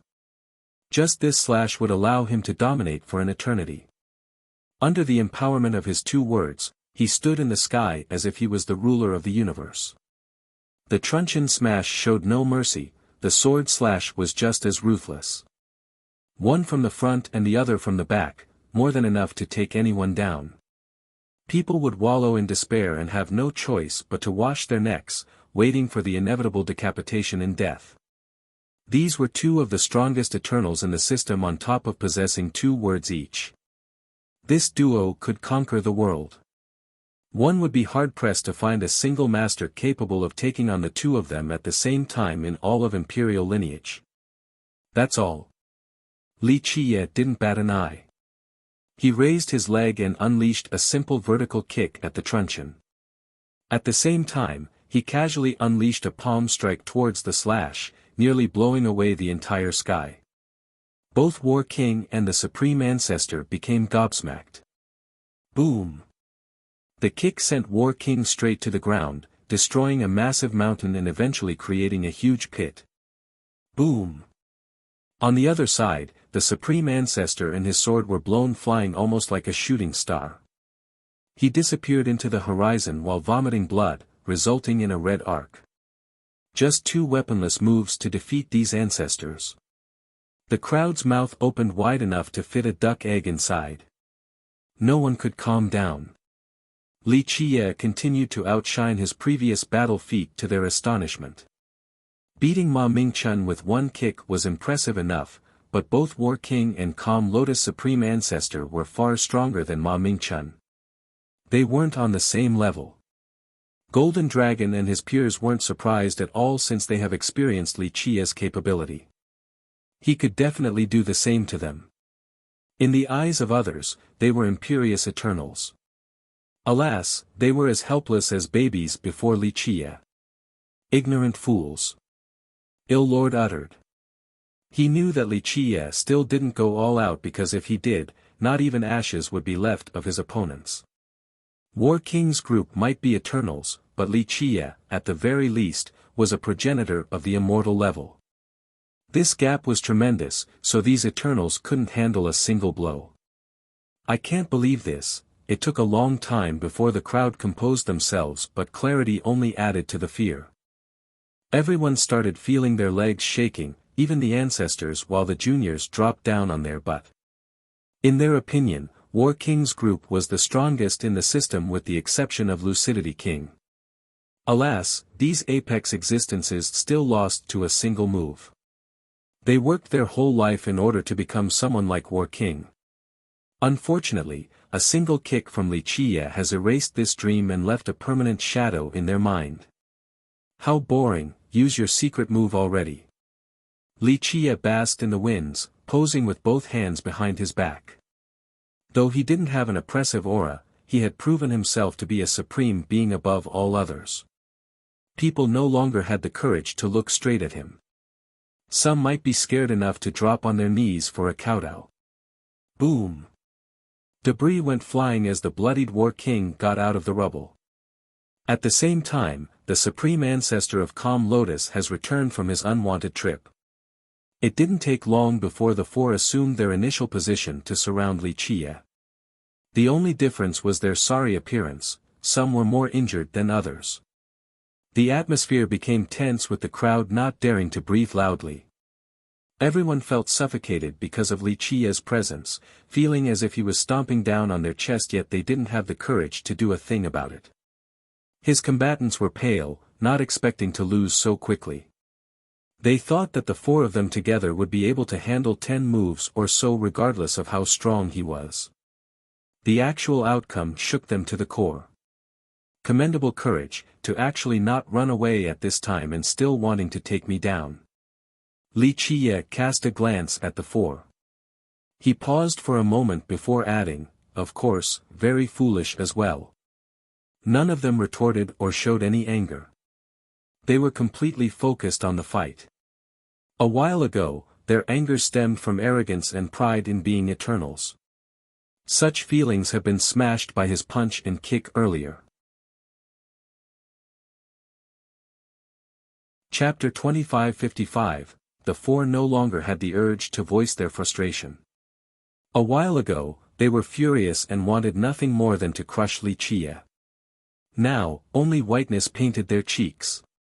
They already knew that he was very strong but didn't have a good approximation. They truly believed that he was stronger than them in a one-on-one fight, but the 4 of them together could put up a good fight. Plus, they still had their hidden moves, confident that they could suppress him no matter what. Alas, this confidence started wavering after the previous exchange. Could these moves actually suppress him? These moves could absolutely imprison Lucidity King, but only uncertainty remained against Li Qiye. He was right. They mustered up a lot of courage just to stick around in this place. From a personal viewpoint, fleeing was the right choice. Run as far away as possible to never see him again.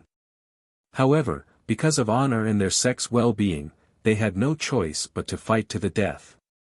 Get started already, this is your last chance before I make my move. Li Qiye acted nonchalantly.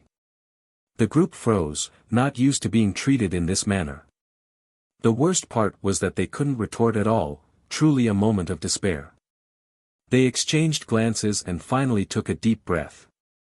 They gritted their teeth, ready to fight, damn it all. They had no other choice. This could only end in their death or his death. There was no fixing this situation since all pretenses have been broken. Even if they were to run, he would go after them and their sect. Death would be the outcome either way, so they might as well go all out. Maybe there would be a sliver of success. Not all hopes have been extinguished due to their secret moves. Each of them slowly summoned a weapon with a solemn expression, their final and only hope. Buzz. Light started to pulse. These rays tore apart the area with their ancient chaos energy. The olden days seemed to be emerging again. War King had a halberd, Juezan took out an old bell, Calm Lotus Supreme Ancestor chose a stone seal, Myriad Formation Supreme Ancestor drew a divine saber. Boom! They poured their power into the weapons to wake them up.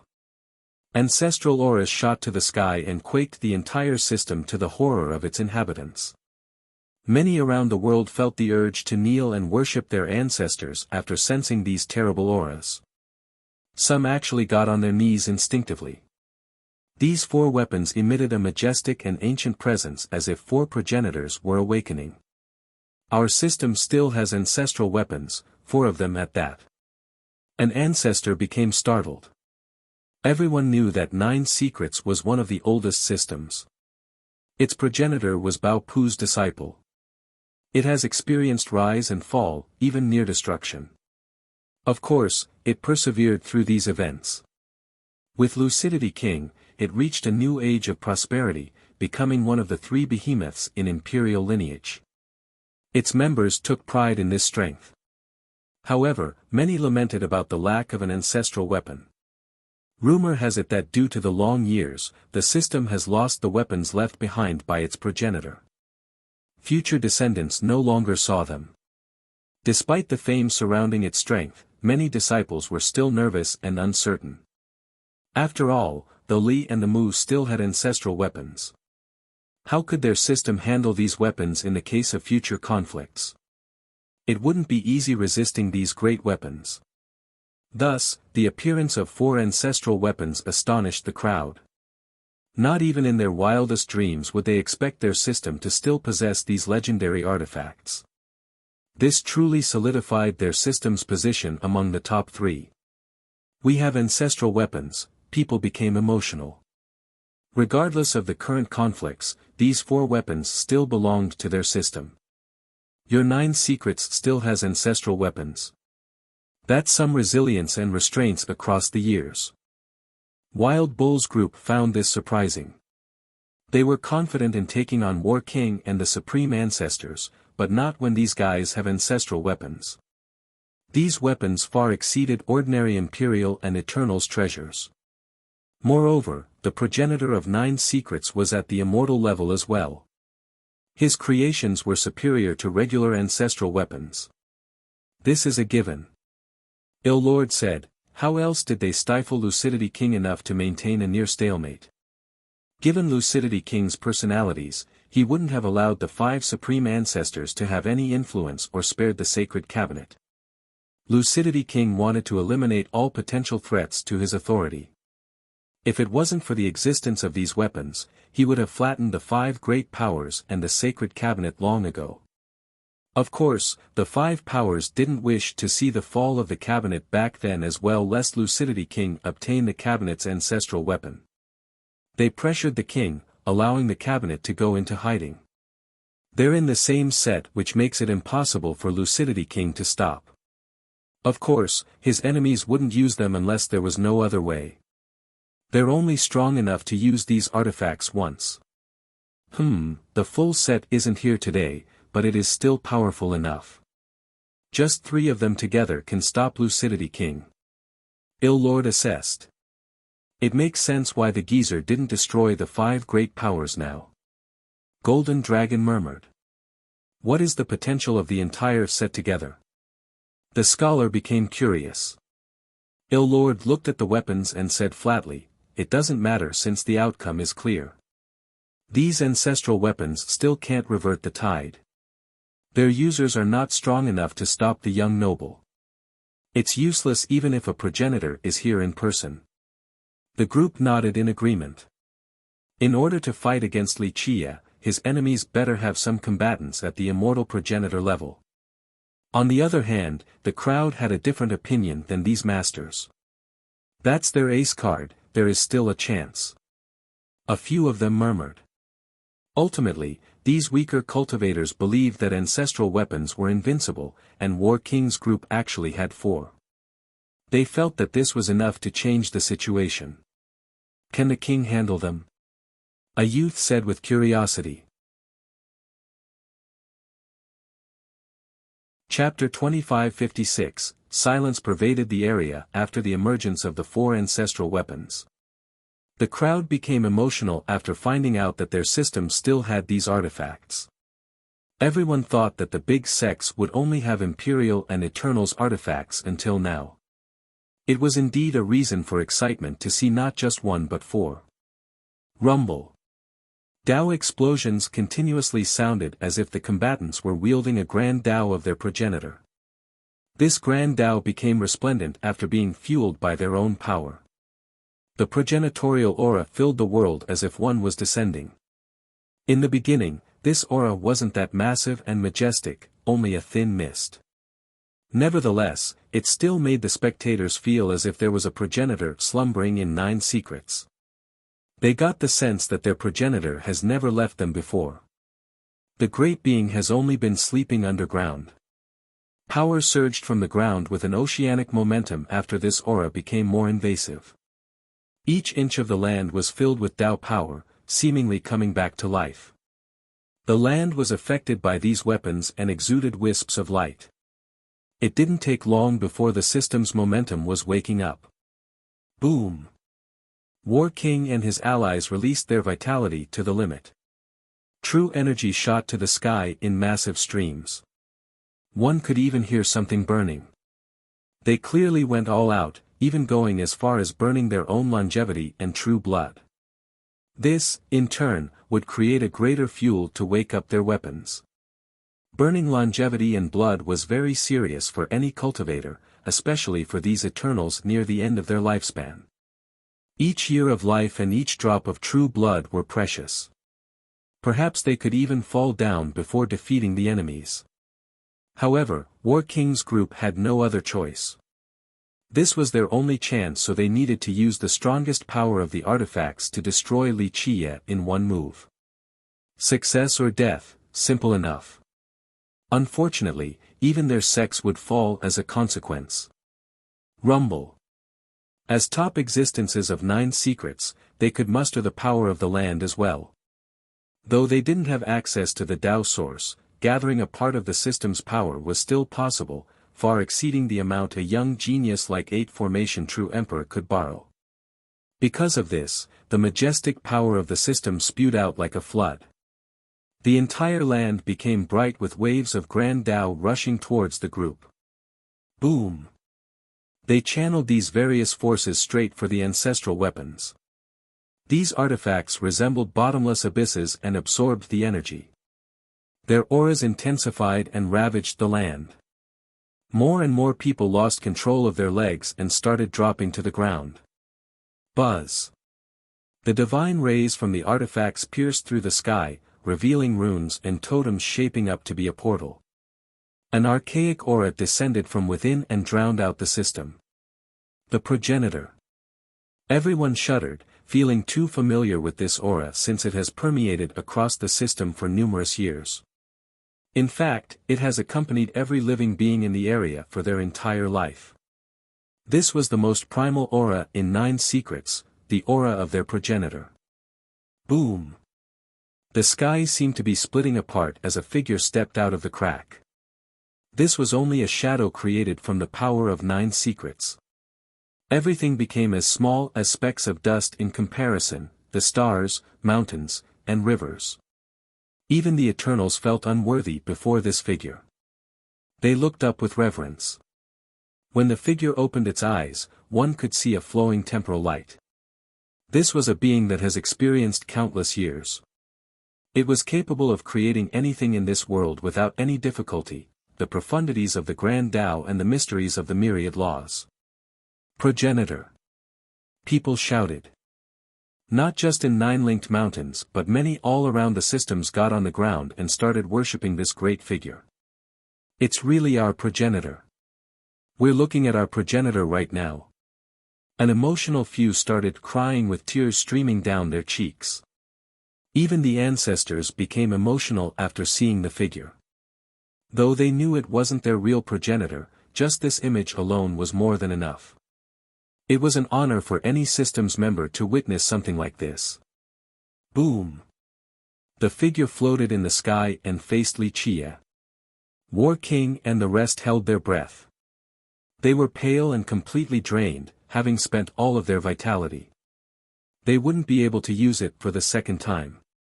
Losing would mean losing everything. They silently prayed, hoping that the protection of their progenitor would be enough to suppress Li Chia. It's about to start. The spectators watched with bated breath. There's no way the king can match this. The older experts quietly claimed. They weren't underestimating Li Chia, it's just that their progenitor had an exalted position in their mind. Since they were born in 9 secrets, they believed that everything they got was thanks to the progenitor. They didn't believe that anyone else could defeat this great being. It would be a painful matter for many disciples of 9 secrets if Li Chia were to win. Most considered him to be the underdog versus this image. However, the ancestors had a serious expression, not feeling completely confident in the image's ability to defeat Li Chia. Boom! The figure reached forward with its right hand and slightly waved, causing spatial ripples. The stars in the sky immediately gathered around it. Chapter 2557, The circling of an entire galaxy culminated in the emergence of an unimaginably large hand. The spectators were slack-jawed at the sight of this sky-blotting hand.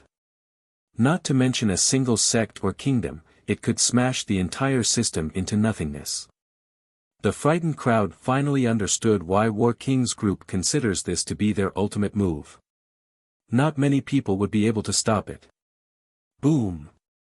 The sky vault shattered like glass with pieces flying around randomly. The hand turned into a fist, flying straight for Li Chia. The mountains and rivers lost their colors, everything turned gray. There would be nothing left of Li Chia if he were struck by this punch. Damn! People shouted in horror. Li Chia was still unperturbed and retaliated in the same manner as always, a single punch. Boom! Despite the casual nature of the move, the resulting force was impeccable. Shockwaves instantly assaulted the world, heralding an apocalyptic scene. Is that enough? People became doubtful because he didn't use a weapon or artifact.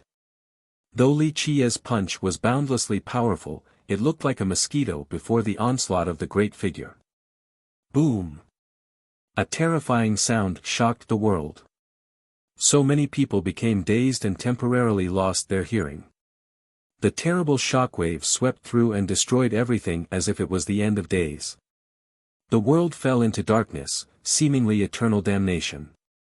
It took a while before the storm finally passed and came the light once more. Everyone looked up and saw the great hand created from the stars exploding. Though the figure was still there, its technique has failed. Look! The collapse of the starry hand stunned everyone. On the other side, Li Chia was perfectly fine as his sleeves fluttered to the wind. He posed coolly as if nothing has happened. Impossible. War King's group turned paler. They thought the move would at least wound the guy, but this wasn't the case. How illogical, that move had the power of a progenitor. An expert couldn't believe his own eyes. Normally, if someone were to say that dealing with a progenitor's power was no big deal, the crowd would laugh at him, thinking that it was a ridiculous boast. Alas, they had to believe right now after witnessing in person. Anything else? Li Chia nonchalantly asked. Clank! The figure raised its hand and the imperial weapons flew out of War King and the others' hands. Control of these weapons has been taken from them. With a series of clanking, these weapons fused together into a large plate. It floated in the sky, surrounded by stars and laws. It became a newly born world with the most primal and purest force of chaos energy. The laws of a progenitor and thick chaos aura made it seem that this was the beginning of time again. Boom! The figure instantly attacked again, pushing down on the plate. Walls of flames surged all over the system, turning it into a heavenly prison. The plate acted as a ceiling, slowly pressing down on everything. That's unreal. Existences and experts were instantly forced to the ground. Even the ancestors couldn't handle this pressure, unable to remain standing. This terrorizing power instilled fear deep to the core. Everyone became drowned in despair. This was a heavenly prison robbing the sunlight for an eternity. Rumble. Non-stop explosions detonated while the heaven and earth trembled, the myriad laws lamented as well. He can't handle it this time. Someone looked up and said. Many experts strugglingly looked up and saw Wuxia being pushed down from the sky now. Moreover, he was sinking deeper and deeper as the suppression intensified. His feet nearly touched the ground at this point. Wuxia can't match this insane force. The spectators murmured. That's a progenitor for you, not just anyone can face one. They are untouchable. A youth found pride in this because their progenitor was no different from a god in their mind. They thought that Wuxia's loss was to be expected. Bam! The entire system violently shook as Wuxia's feet finally made contact with the ground. The system seemed to have been pushed down from this force. He resembled a pillar trying to shoulder the pressure of the divine plate.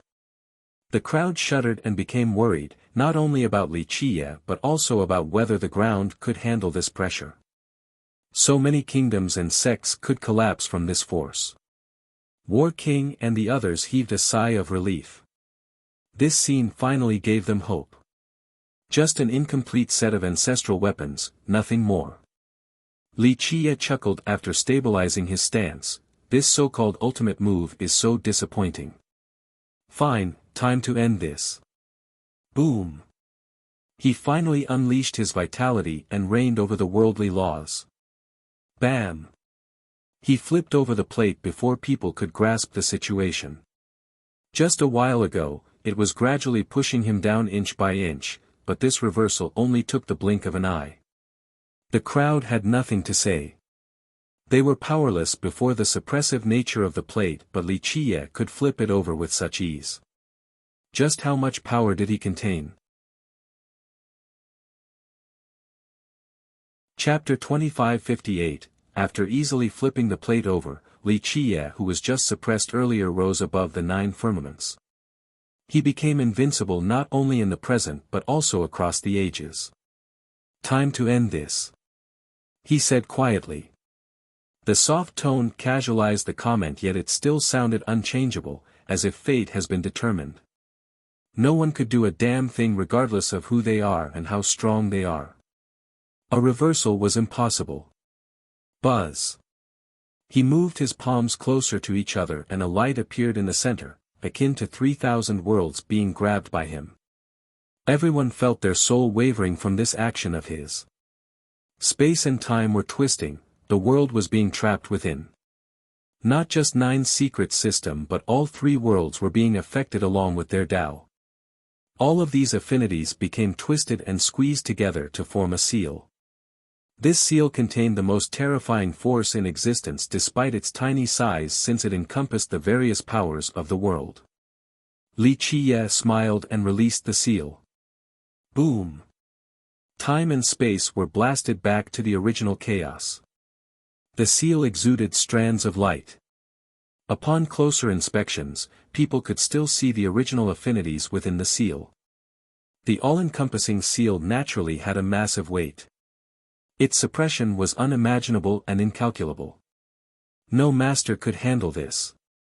The figure roared and raised the divine plate. It started glowing while its aura ravaged the firmaments. He also turned into an independent sphere capable of containing everything in the world. The plate exuded boundless laws of the Tao. These laws could shoulder the entire world to stop any suppression. It was as if a progenitor has come back to life. This move could definitely block any attack. Boom! The seal slammed into the divine plate. Everything in the world seemed to be penetrated, including Nine's secret system. The entire crowd was in shambles. The tough plate still failed to stop the suppression from the seal. The laws of a progenitor surging in the sky were instantly destroyed. This was an incredible scene. These laws should be indestructible, yet they faltered all the same to the incoming seal. The plate was completely penetrated and split back into the 4 ancestral weapons. The seal didn't stop there and continued heading for the figure. This figure sensed the danger and unleashed its most powerful light. Unfortunately, this was futile as well. Powerful resistance didn't amount to anything. Boom! The seal landed and created a massive inferno. It flew straight through the chest of the figure, leaving a monstrous gap. No! War King and his allies screamed with despair and fear, completely overwhelmed. Li Qiye's seal didn't only defeat their ultimate move but also the most respected existence in their mind, their progenitor. Everyone became empty-headed at this moment and fixated at this scene. The figure fell slowly before scattering into light particles that eventually dispersed. Not a single trace was left of this being. Myriad world. Li Qiye wasn't surprised at the outcome at all after using this move. He looked at the pulsing seal in his palm and smiled. The light gradually subsided and the seal grew fainter before also disappearing. In essence, it wasn't quite a seal. Li Qiye simply squeezed numerous worlds together into this form. Myriad World was one of the 9 grand scriptures. Its previous name was Space. When Li Qiye flipped over a new page, it became a new entity named Myriad World by him. This allowed him to utilize the powers of the various worlds. Everything was within his grasp. Because of this, the moment he pushed his palms together, 3,000 worlds, an eternity, an endless grand Tao accumulated inside his 10 fingers and took the form of a suppressive seal with ultimate power. How could the image of a progenitor stop such a devastating blow? No, this can't be. The people of 9 secrets could finally stand up after the dispersion of the progenitorial aura. Alas, some of them immediately dropped down to the ground again while murmuring to themselves. This matter was too much to accept. Since youth, their progenitor was their everything, their heaven, a supreme and invincible existence. Nothing loomed above their progenitor in their mind. But now, Li Qiye instantly pierced through the image's chest and easily annihilated it. It was akin to him actually defeating their progenitor. Their greatest idol has collapsed just like that, so they couldn't handle the emotional impact. No, some started crying. Of course, they also cried when they saw their progenitor, but the tears this time were different. The first type came from their emotions, mainly pride. Now, it stemmed from despair and helplessness. All of 9 secrets realized the terror behind Li Qiye's power. The 5 great powers. Supreme Ancestors. Sacred Cabinet. All were mere ants before the king. People looked up at Li Qiye, carving the image of this man into their mind, the man that has defeated their progenitor. Even the imperious and tyrannical Lucidity King paled in comparison before the might of the new king. Your Majesty, many prostrated on the ground at his sight even though he didn't exert any direct pressure over them. Experts were on their knees, the ancestors and eternals lowered their proud head. Those below him didn't dare to breathe loudly while quivering with fear. People forgot all about the great powers and supreme ancestors. Even Lucidity King and their progenitor felt powerless before this man hovering in the sky.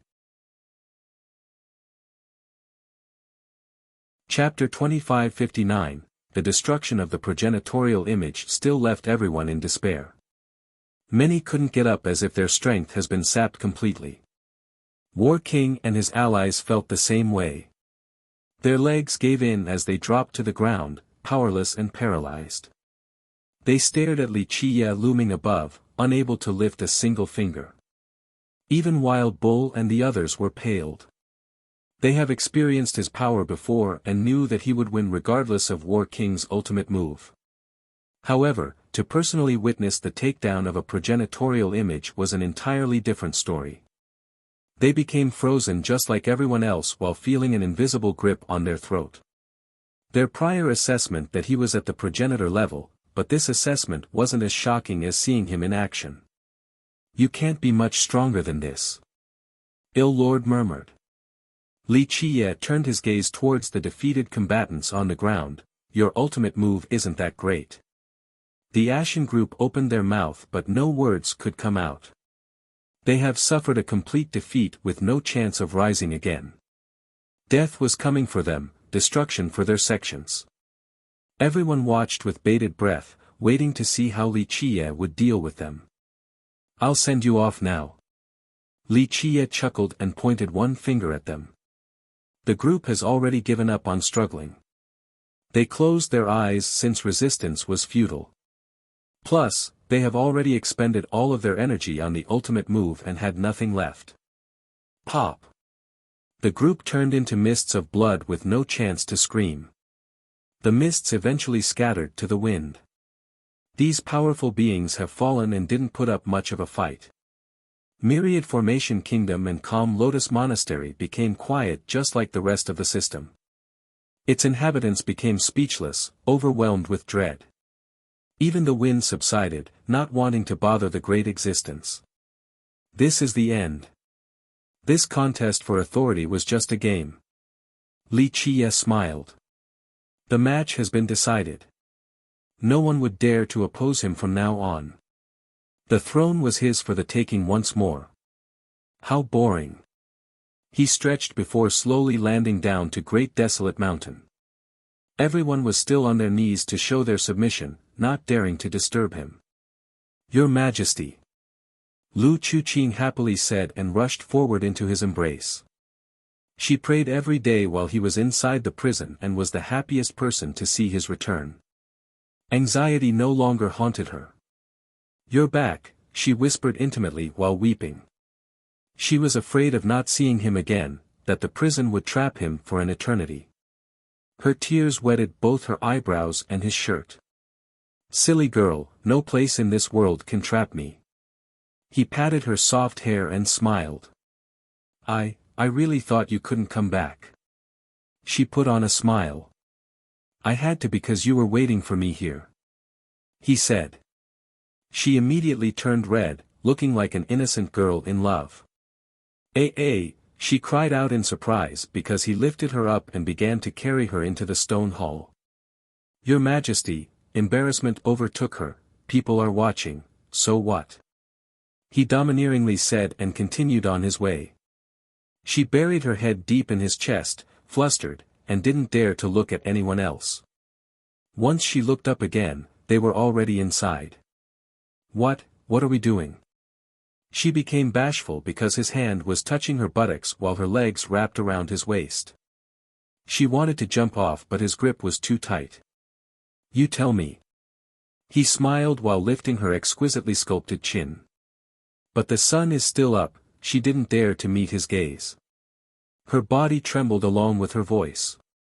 And he gave her a kiss.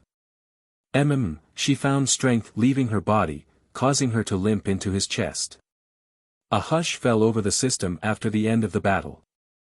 People were still prostrating in Nine-Linked Mountains and only got up a long time after Li Qiye was gone. One person stood up and looked at the sky. "Looks like the king will have another coronation soon." His senior immediately reprimanded him with a slap to the back of the head. "Nonsense. The land has always been under the rule of the king, so there's no need for another coronation. Those fools simply overestimated themselves with the rebellion. Yes, every sect will submit to His Majesty." An ancestor solemnly stated his loyalty. Even a fool could see how suicidal it was to go against the king right now. From now on, the Five Powers and War Saint dynasty no longer exist, only the king. A different ancestor said with reverence. He shuddered after publicly voicing this opinion upon facing the reality of things. Because of the king, the other powers became insignificant. No one else would have any say in his administration. He became the most supreme existence in the system with full authority that surpasses Lucidity King's reign. He could do whatever he wanted now with impunity. Chapter 2560, Li Qiye woke up very early on the second day and saw Bingqi Hanyu kneeling in waiting. What? Li Qiye said while looking at her. She kept her head low on the floor while begging, "The elders of the clan were foolish to oppose you, your majesty, and have committed a grave sin. I have failed you as well, so please punish me. You haven't done anything wrong." Li Qiye gently waved his sleeve. She maintained her pose. "The elder's sin is worthy of clan destruction. Insignificant I may be, I wish to accept the punishment instead. So you're beseeching for your clan's sake." He glanced at her and chuckled. "I only hope to lower the punishment by a little," she said softly. Li Qiye said flatly, "Out of consideration for you, I won't destroy your clan. However, a punishment is still justified. Expurgation will happen." "Thank you, your majesty," she rejoiced, still staying on the ground. She was ready for the worst during this whole process, thinking that her clan would face total destruction and that she herself would be punished. Who would have thought that Li Qiye would forgive them? "Your majesty, I will spend the rest of my life to repay your kindness," she cried emotionally. Yes. Stand up, just do your best now."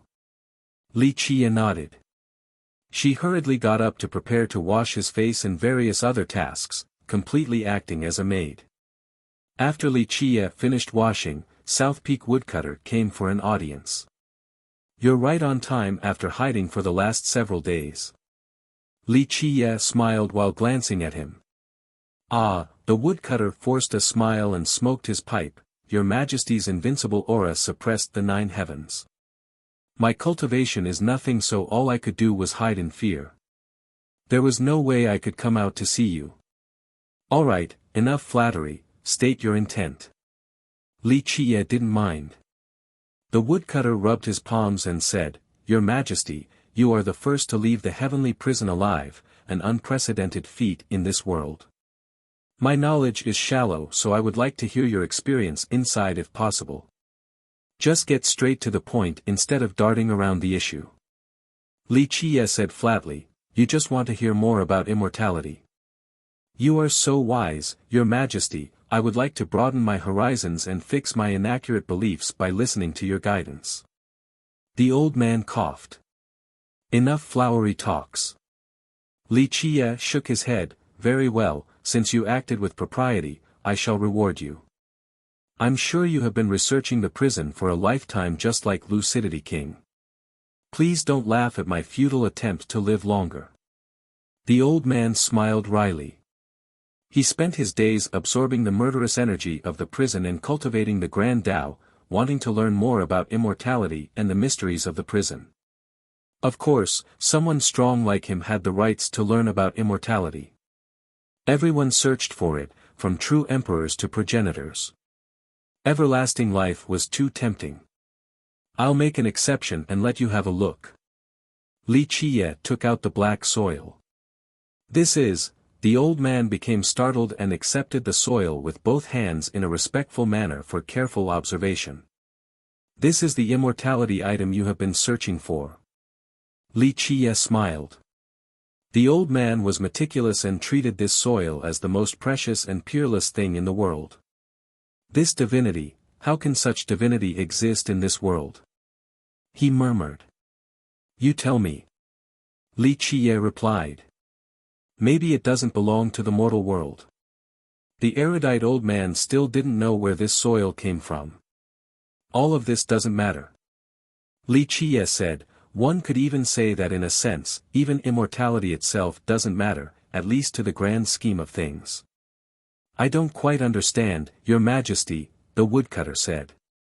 "What will happen in the future if immortality doesn't matter?" He was shaken due to his knowledge and insight. "It shows that someone has brought this thing here." Li Qiye's eyes became profound. It doesn't belong to this world or any other, at least under the blue dome, yet it still appeared. 3 immortal worlds aren't necessarily unbreakable, nothing is. Is there another safe place then? The woodcutter shuddered, thinking about the worst.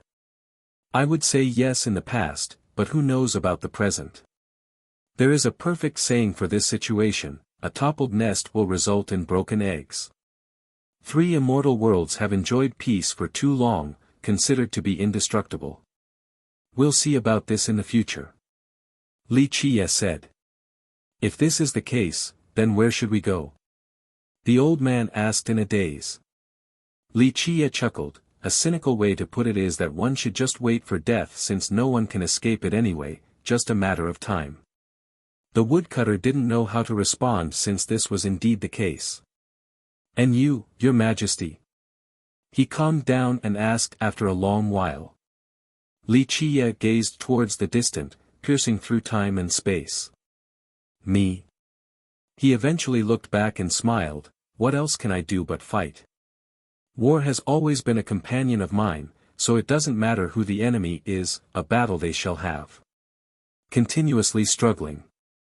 The woodcutter suddenly felt respect towards Li Qiye. Your Majesty, you are a role model for all of us. Your immovable Tao heart is beyond all of us. Not again. Li Qiye waved his sleeve once more. Of course, the woodcutter wasn't flattering Li Qiye this time. The praise came from the heart. He attentively looked at the soil again and noticed something. This presence, I believe it has shown up at Stone Harmony system before. Oh.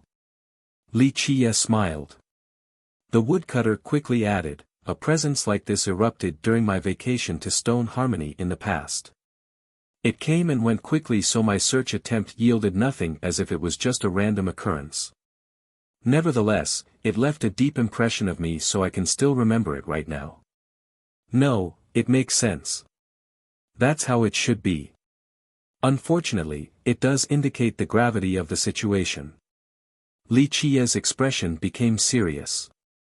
It is a blessing to see such a divine item in this lifetime. Thank you, Your Majesty. The woodcutter returned the soil with both hands. Li Qiye pinched a tiny piece and said, here is a little gift for your propriety. Even though it won't grant you immortality, it should be ample lifespan. Surprise turned into joy for the old man. He knew just how precious this black soil was, so he got on the ground. Thank you, Your Majesty. He accepted the tiny piece and carefully put it away. 9 secrets will require your help in the future. Do your best. Li Qiye said. Are you leaving? The woodcutter didn't expect this to come so soon. This kingdom isn't mine, so it's not worthy of my stay. Li Qiye said, it won't be easy to take care of it though. I understand. The woodcutter bowed. If Her Highness ever requires 9 linked mountains' help or mine, all she has to do is summon us. This was a vow of loyalty towards both Li Qiye and Lu Chuqing. 1. The title for Stone Harmony is a hard one to translate without more context. It might be changed later. Chapter 2561, 9 Linked Mountains wasn't as famous as the 5 Great Powers, but it was unfathomable. Even Lucidity King acted with prudence when dealing with this sect. This promise of the woodcutter was a big deal. For millions of years, the sect has been acting in isolation, never stepping into the rest of the world. Go now. Li Qiye accepted the promise and said. The old man bowed again before quietly leaving. Though he was powerful and same with his sect, he knew that their power was ephemeral, like the moon in the water or the morning dew on the flowers. No matter how strong they may be, they were still only ants before Li Qiye. He could destroy them with a single thought. Thus, it was their honor to pledge this oath of loyalty. They were the ones reaching up above their station. Li Qiye didn't linger in 9 Linked Mountains after the battle. He chose to return to Sky Rap City instead. The small group consisted of Il Lord and his peers along with Lu Chuqing and Bing Chi Hanyu. Despite the few numbers, the spectators were still shocked to see them. To have followers as powerful as lords. No one else in the world could enjoy this entourage, not even Lucidity King back then. The group traveled at a fair speed, riding their carriages in the sky toward Skyrap. However, wherever they went, the sects and clans along with all the inhabitants came out to show their respect. In fact, even before he got to a city, the disciples from various powers have already lined up to the left and right of the path. Greetings, Your Majesty. When his carriage appeared on the horizon, these disciples prostrated and shouted in unison. While the carriage was moving through the path, these disciples didn't dare to look up at Wuxia. They continued kneeling until the carriage disappeared. This happened multiple times along the path from 9 linked mountains till Skyrap. These cities and capitals were meticulous and attentive out of fear. They didn't wish to make the king unhappy lest he destroys their sections. It was a magnificent and domineering spectacle, befitting a tyrant like him. In the present, he didn't need to say anything and could still threaten everyone, forcing them down on the ground. Greetings, Your Majesty. Once his carriage stopped outside of Skyrap, the city was filled with kneeling citizens. The troops from the Imperial Guards and the other legions have taken off their armors, their undershirt drenched with sweat. Today seemed like a nightmare to them, perhaps their final day in this world. All the legions have participated in the rebellion previously and sieged the city, wanting Tang Hexiang to take the reign. Who would have thought that this king they have chased away would return triumphantly today? The only thing they could do right now was kneeling on the ground, awaiting judgment. None of them dared to think about rebellion or risking it all. The Central Legion has been made an example. Supreme ancestors have died without a burial. They were nothing in comparison. Resisting would only end with their death, a complete massacre. It was better to admit their crimes and wait for the punishment. Perhaps the king would show mercy and spare their lives. Perhaps a few generals would be executed, but at least the majority of the soldiers would be spared. Wuxia didn't bother to look at the massive crowd, still acting as nonchalant as ever.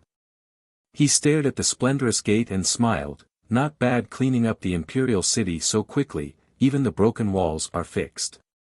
The crowd shuddered after hearing this. The ones who attacked the city back then were nervously trembling. Numerous walls collapsed on that day and the city fell into chaos which people took advantage of. They stole treasures and anything worthwhile in the city and even the imperial palace. Today, the walls looked perfect. The palace remained dazzling as always. All of the stolen items have been returned. He didn't need to give an order. Everyone was scared out of their mind and hastily fixed everything at the capital. The frightened thieves also gave everything back. The entire system lived under a state of nervousness since His Majesty's wrath could end with carnage and destruction. That's why when he brought up the rebellion, the ones present felt their soul leaving their body. Heads might roll on the ground, but they were afraid of dragging their families and sects into this mess. Of course, Wuxia didn't pursue these trivial crimes. It was only a casual comment. The group entered the palace. It looked the same as before, majestic and luxurious. All of the servants and maids were waiting as well. In fact, the place was filled with gold and jade, even more extravagant than back during Lucidity King's reign. Wuxia only smiled and paid no mind. The return of the king should be a cause for celebration in the entire system, especially in Skyrap. The streets should be decorated with lanterns and colored banners, but strangely enough, all the cities seemed especially serene. No one dared to act on their own volition without his orders, not even to celebrate. That's why instead of a joyous banquet and drowning in wine and meat, the citizens felt as if they were treading on thin ice. After several days of his return, the dismissed Zhang Jiadi also came back. Your Majesty. Jiadi immediately prostrated after seeing Wuxia. Your servant was worthless and couldn't stay around to serve you, please punish me. Long time no see, you may rise. I pardon you. Wuxia chuckled. Jyoti remained on his knees. You got something to say? Li Qiye didn't bother asking where he went. His leisure demeanor seemed to say that he already knew everything. Your servant came back this time for 2 reasons. First is to humbly beg for forgiveness, the second is to ask for permission to retire. Retire? Li Qiye smiled. Your Majesty, I was incapable and shameless, unable to stay with you to the end. That's why I'm asking for permission to retire. If this isn't possible, please demote me back to being a foot soldier. Jyoti quietly said. Incapable and shameless? Incorrect. Li Qiye said, you have shown great loyalty staying with me until the last day, a meritorious and commendable act. You are both an accomplished and loyal official, so those words do not describe you. Chapter 2562, Zhang Jyoti remained on his knees with his head nearly touching the ground despite hearing the encouragement. You've made up your mind? Li Qiye asked with a smile. Your Majesty, I'm too useless to contribute even by staying, please grant me permission. Jyoti said, clearly having made up his mind. Li Qiye eventually nodded, very well, I won't force you to stay if you wish to leave. You may stay wherever you please for your retirement. Thank you, Your Majesty. Jyoti raised up and bowed exactly 3 times in a solemn manner. Go now, you may also take any treasure you fancy in the palace. Li Qiye waved his sleeve while looking at the guy. Your Majesty, I am moved to tears because of your magnanimity. I won't need anything else. Jyoti respectfully said. Very well, as you please. Li Qiye nodded, accepting his wishes. Take care, Your Majesty. Jyoti bowed once more before leaving. In theory, Jyoti should be sticking around. After all, he has proved his absolute loyalty and now, the king had total authority. If Jyoti were to stay, he would rise in ranks without any opposition. Alas, he chose to retire instead. Giving up this good opportunity was quite unbelievable. However, Li Qiye wasn't caught off guard and didn't try to convince the old man otherwise. Take care. Li Qiye nodded and said. Jyoti's lips slightly twitched from hesitation as if he wanted to say something but didn't know how to put it. Your Majesty, I saw Silver Secret Legion during my departure. They were guarding right outside the system, but I don't know if they're still there. He finally decided to speak. Li Qiye smiled and said, Silver Secret Legion, huh? I almost forgot since it's so long ago. That's fine, silver or gold secret, whatever, can't reach the apex. Jyoti's response was stuck in his throat. All he could say was, please be careful, Your Majesty. Your safety relates to the well-being and prosperity of the entire system. You sound like you know something. Li Qiye wasn't afraid at all on his throne. Jyoti fell into silence and couldn't reply. Like Li Qiye had said, he was a loyal man. Your Majesty, just please, be on guard. Sometimes we can be caught off guard by people who shouldn't exist. Turn around and suddenly, there's a dead man standing behind you. I'm aware, I won't make it difficult for you, just go. Li Qiye nodded. Take care. Jyoti sighed because he couldn't get involved. Revealing this was the best he could do because of his loyalty.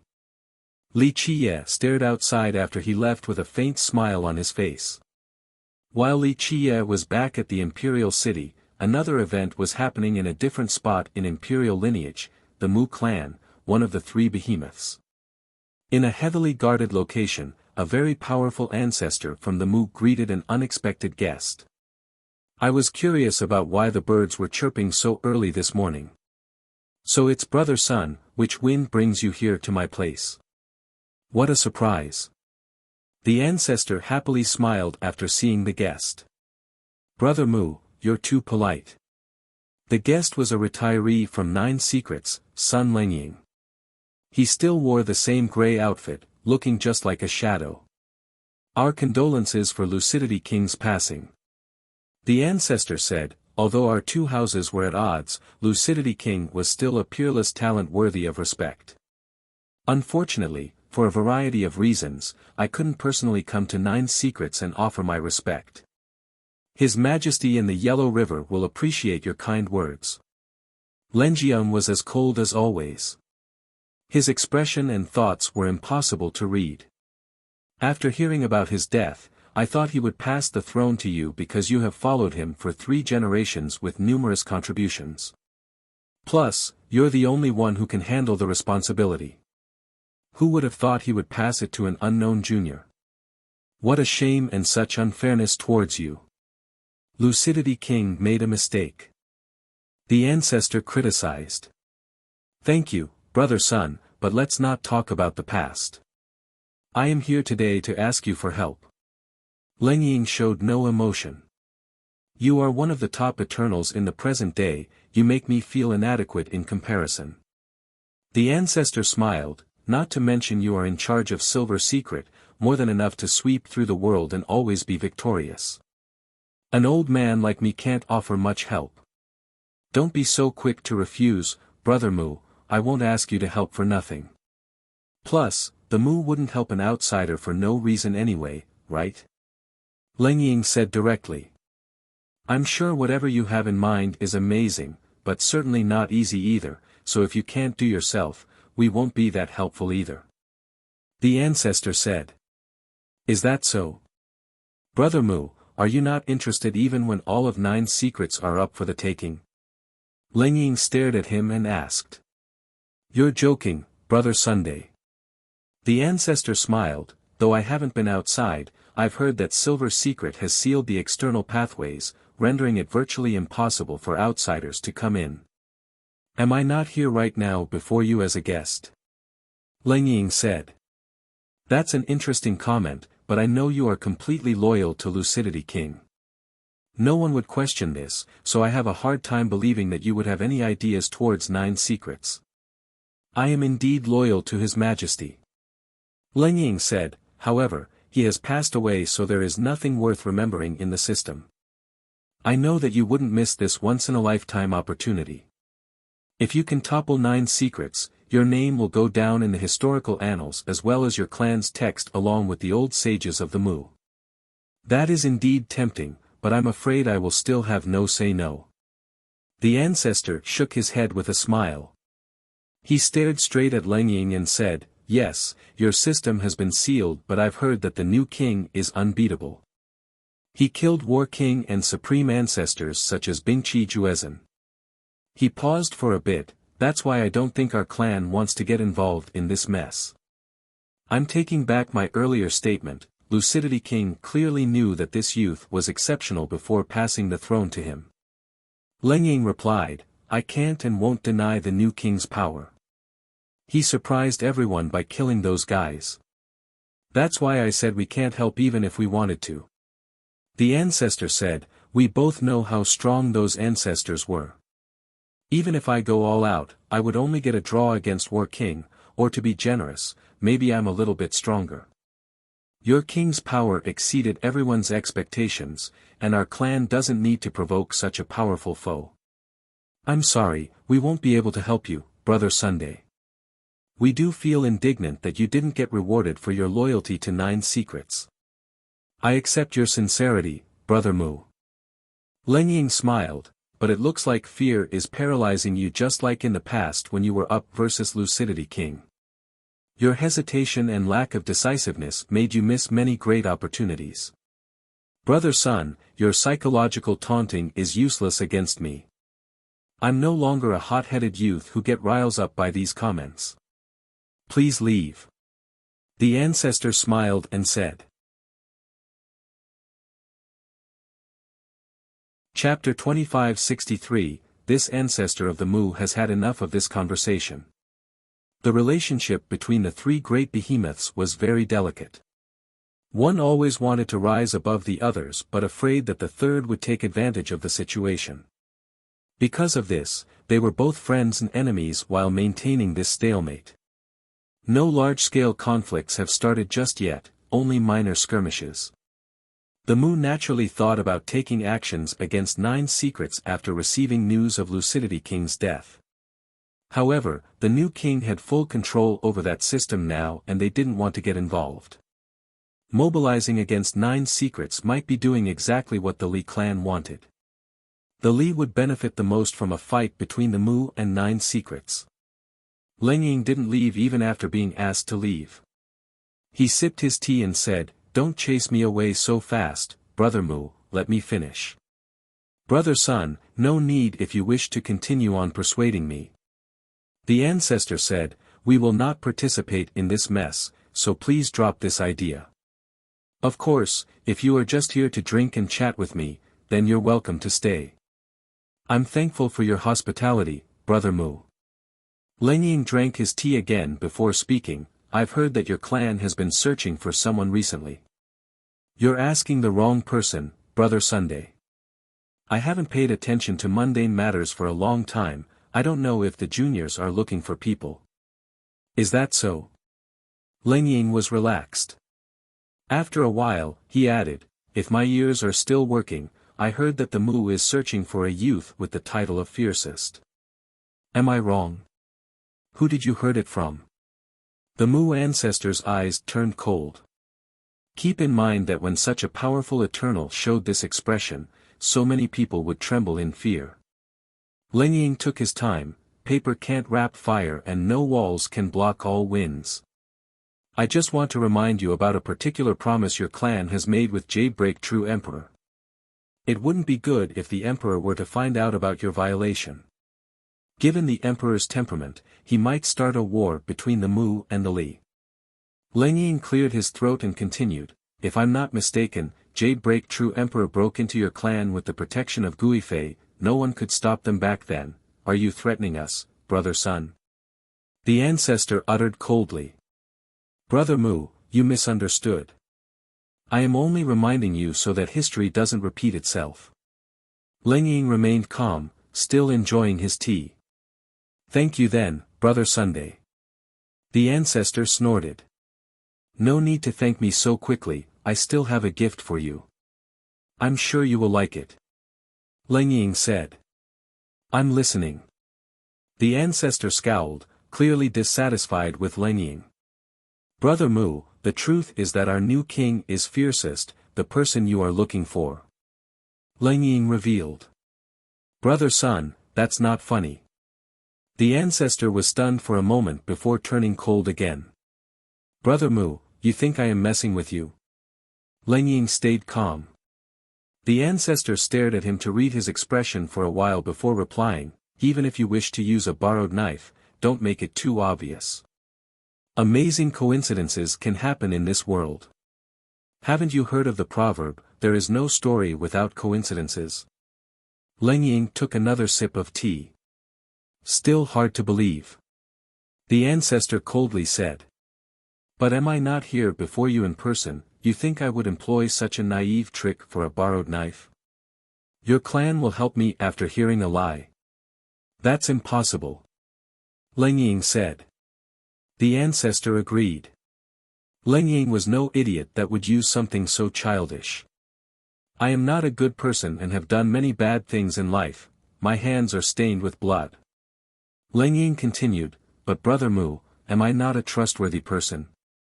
My promise is definitely worth something, right? You are a man of your word." The ancestor had to admit. Son Leng Ying was always stingy with his words, treating them as precious as gold. That's why he always stayed true to his statements and keep his promise.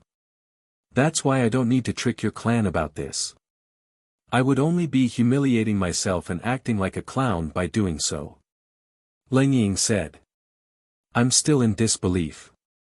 The ancestor said. "Go ahead and confirm it, I'm sure your clan can dig up information about someone," Leng Ying said. "We will." The ancestor accepted. "It won't be a problem. And, I know your clan wants revenge for Mu Xiaochen, so can we talk now?" Leng Ying said. "What do you want?" The ancestor replied. "Nothing, just what belongs to me. With your clan's help, of course." Leng Ying responded. I'm sure Lucidity King had his reasons for passing the throne down to that youth. The ancestor chuckled. That's all in the past, I only want to take back 9 secrets, not dwell on bygones. Leng Ying said. He's clearly an extremely powerful Eternal to be able to seize the throne like that. The ancestor said, Brother Sun, you need to know that you're facing the master of 9 secrets. You will become the enemy of an entire system, quite unwise. I also have the help of your clan. I'm sure you want nothing more than to kill him. Leng Ying coldly said. I won't deny that, but we don't need to help you either, Brother Sunday. The ancestor slowly said. I'm confident that people won't say no as long as the conditions are right. Our system is large and can satisfy any of your demands. Just say the word. Leng Ying offered. The ancestor's eyes narrowed while staring at Leng Ying. The guy was right, no one would say no as long as their demands were met. 9 Secret System had plenty of Taoist scriptures and riches. If their clan had access to take whatever they wanted. Yes, this tempting condition was too much to say no. The ancestor's heart naturally started beating faster. That's very generous indeed, Brother Sunday. The ancestor said. It's justified when asking someone for help. I'm sure you will want to be friends and cooperate with me. Leng Ying said. You are willing to open up your system? Don't change your mind at that point. The ancestor said. Don't worry, Brother Mu. I, Sun Leng Ying, am a man of my word. Plus, I only want what belongs to me and don't care about the rest, so your clan can ask for anything. Leng Ying said. The ancestor started contemplating. This was killing 2 birds with 1 stone, revenge on top of 9 secrets being open to them. You don't need to answer now. Leng Ying added, wait until your clan knows what it wants before making your request. I'm easy to work with. Very well, I won't be reserved then. The ancestor said. That's how it should be. Leng Ying said. However, Brother Sun, this fiercest guy could come up from below on top of dominating your system, I guess I don't need to say more about his abilities. The tone from the ancestor became serious. Leng Ying looked him in the eyes in response, yes, he is immensely powerful, but that's also with the help of our system. Once he leaves, he'll weaken by a bit. Of course, if we can lead him to your clan, I'm sure our side will have the absolute advantage. He'll be a moth drawn to the flame. 1. The proverb here requires knowing the background and meaning to work. The literal translation would have been, can't write without this coincidence. So the background is that the author was trying to describe a fight between a folklore hero and a tiger. Unfortunately, he wasn't happy with what he got, not animated enough, lacking soul. During his struggle, a loud commotion came outside of his study room. He got up and looked out the door to see a drunkard fighting against a dog. They were exchanging punches and bites evenly until the drunkard eventually did a sidestep and got on top of the dog's back, rendering it helpless. He had an epiphany as if he was seeing the hero fighting against the tiger. He ran back inside and started writing. He then told his wife, who responded with the proverb. Chapter 2564. On the 3rd day of his return, a servant came in and reported, Your Majesty, Qin Jianyao of Calm Lotus is waiting for her punishment outside. A bit interesting. Li Qia smiled, not surprised in the slightest. A group of people kneeled outside the palace. Some had gray hair, clearly ancestor-level characters. A few were Eternals as well. None dared to breathe loudly. Those who cared enough to take a careful look would notice that they were all from Calm Lotus Monastery. The one kneeling up front was the beautiful Qin Jianyao. She quietly prostrated with her head lowered.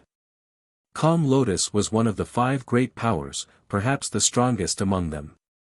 It had 2 secret words, allowing it to be evenly matched against War Saint Dynasty for a long period of time. These ancestors were all famous, successfully deterring the world before. Alas, all they could do now was wait for punishment from the new king. The spectators didn't dare to say anything and could only watch in silence. After what seems like an eternity, someone shouted, "His Majesty is here." The crowd glanced over and saw Li Qiye slowly walking closer. Although he wore a regular robe instead of a dragon one, he still looked as supreme as ever. "Your Majesty." Everyone got on their knees. "Your Majesty." Qin Jianyao bowed her head. The ancestors did the same thing, not daring to look up. Li Qiye looked at her and said insipidly, "Little girl, you moved quite fast." "Your Majesty, I am here to plead guilty." She remained composed yet respectful, devoid of fear and anxiety. Li Qiye simply nodded in response. "Our calm Lotus Monastery failed to see the flow of things and betrayed you, Your Majesty. Rebellion is a great sin." Jianyao said, "I know that we can't escape the inevitable punishment, so today, the ancestors and I are here to face the consequences." The ancestors remained still, awaiting his decision. They were all prideful, especially the experienced Eternals. They weren't afraid of death and could face it without any problem. However, they couldn't watch their sect being destroyed. A while, their supreme ancestor wanted the immortal rope and had earned their support. Today, the king would definitely destroy their sect. They didn't wish to become sinners, the reason for the end of their sect. How could they face their ancestors and sages in the afterlife? That's why they were here today with Qin Jianyao, ready to accept their fate. "I see the sincerity. Unfortunately, death is warranted," Li Qiye said. "We understand." She didn't become afraid. "The elders and I are ready for death, hoping that our lives will wash away our great crimes. Please show mercy and spare the youths in our sect. They are only normal cultivators who didn't get involved in the decision-making process. We are the only ones at fault, the ones deserving death," she said. She had tried to convince the ancestors to not oppose Li Qiye, but the supreme ancestor and fellow elders didn't listen to her. She was even imprisoned for disobedience. However, in this crucial moment, she still took responsibility and gathered the ancestors here in order to trade their lives for the well-being of Calm Lotus. She knew that it was only a matter of time before Li Qiye attacks their sect. The only thing she could do was try and find a way to save the young disciples, even if it meant throwing her life away. Spare their lives, huh? Li Qiye didn't seem to be moved. "Yes, please show mercy, Your Majesty." Jianyao continued, "We are willing to give up our territories and treasuries as well so that our disciples can be spared. They are weak like ants and won't stand in the way of your conquest at all." Everyone held their breath. Giving up all of these things meant that Calm Lotus would cease to exist. One of the strongest lineages in 9 secrets was going to disappear in this manner. This result made people take a deep breath. Alas, they knew that there was no other choice. Jianyao picked the wisest course to earn the king's forgiveness. At the very least, the young ones would be able to escape this disaster. Their sect would continue on with this branch. Stubbornly resisting would only incite the king's fury. Blood would flow like the rivers then. All of Calm Lotus would turn to ashes and all of their disciples would be killed. Their sect would lose their legacy from then on. The offenders will obviously die, but the innocent shall be pardoned. Li Qiye smiled and said, "You haven't disobeyed me, so no punishment." The calm Jianyao finally became surprised. "Yes, you have your flaws but are still smart enough to see the grand scheme of things." Li Qiye waved his sleeve, "No punishment for you, but the rest of the ancestors shall pay. Calm Lotus Monastery will be made an example as well." Jianyao came prepared for death in order to save the young ones, not expecting to be spared by Li Qiye at the last second. "I am willing to die as an atonement for my sect's mistake." Jianyao bowed her head with sincerity. Li Qiye dismissed her comment, "No crime, no death. As for the rest of you, there's no avoiding this. End yourselves." Jianyao didn't know what to say and could only look back at the kneeling ancestors. Among them were her seniors, even her master. They watched her grow up and treated her like family. Today, they were going to the Yellow River one step ahead of her. "Child, we count on you to take care of Calm Lotus in the future." One ancestor nodded seriously at Jianyao and said, "We are paying for our crime now, take care." He groaned afterward as blood dripped down the corner of his lips, his body fell straight to the ground. After seeing the first to go, the other ancestors took action and killed themselves by severing their veins and destroying their true fate. One corpse fell after another until no one was left but Jianyao. These beings used to be the strongest masters in 9 secrets. All of them chose to die today in order to save their sect. This was already the best outcome for Calm Lotus. Their youths managed to survive, and Qin Jianyao was the most important member. There was still hope yet. Her eyes glistened with tears but she didn't vocally cry. "Go, I won't destroy your sect but other punishments will be carried out," Li Qiye said. "Thank you, Your Majesty." She kowtowed again before gathering the corpses of her ancestors. "Ill Lord," Li Qiye said. "Young noble, do you have an order for me?" Ill Lord appeared and bowed before Li Qiye. "Go with Golden Dragon and the others to sweep through, the 5 legions and Myriad Formation Kingdom or whatever. I almost forgot about this," Li Qiye ordered. "Affirmative." The other 4 masters stood behind Ill Lord and shouted in unison. The spectators outside the palace gasped, realizing that carnage was about to ensue in 9 secrets. Chapter 2565, Ill Lord's group started a bloodbath in one night. They broke through to the imperial palace of Myriad Formation Kingdom and destroyed its great formations and hidden cards. Next, its ancestors and legions became victims. The palace collapsed in entirety and the ruling clan was killed off.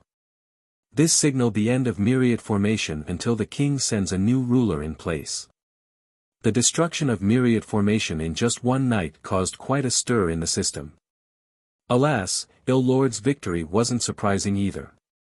The old man understood the system too well since he came from this place. The great formations were formidable but not enough to stop these 5 masters. War Saint Dynasty also experienced a similar cleansing with the end of the sacred cabinet.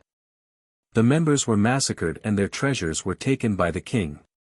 Next, Ill Lord's group took over the 5 legions. The majority of the generals were killed, allowing the group to have perfect control.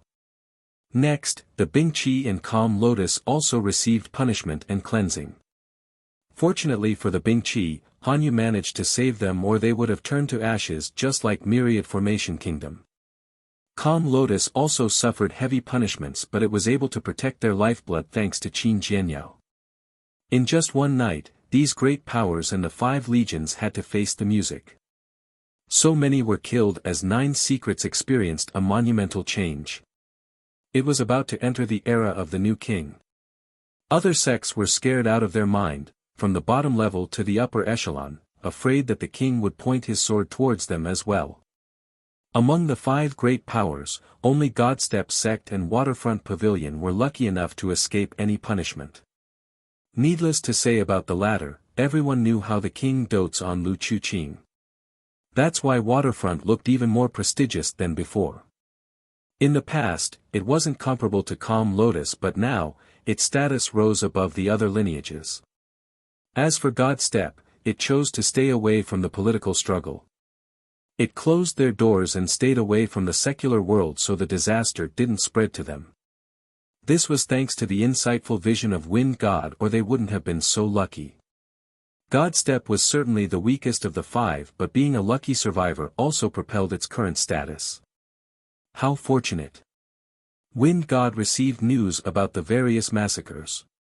He got cold sweats after hearing about the destruction of Myriad Formation Kingdom.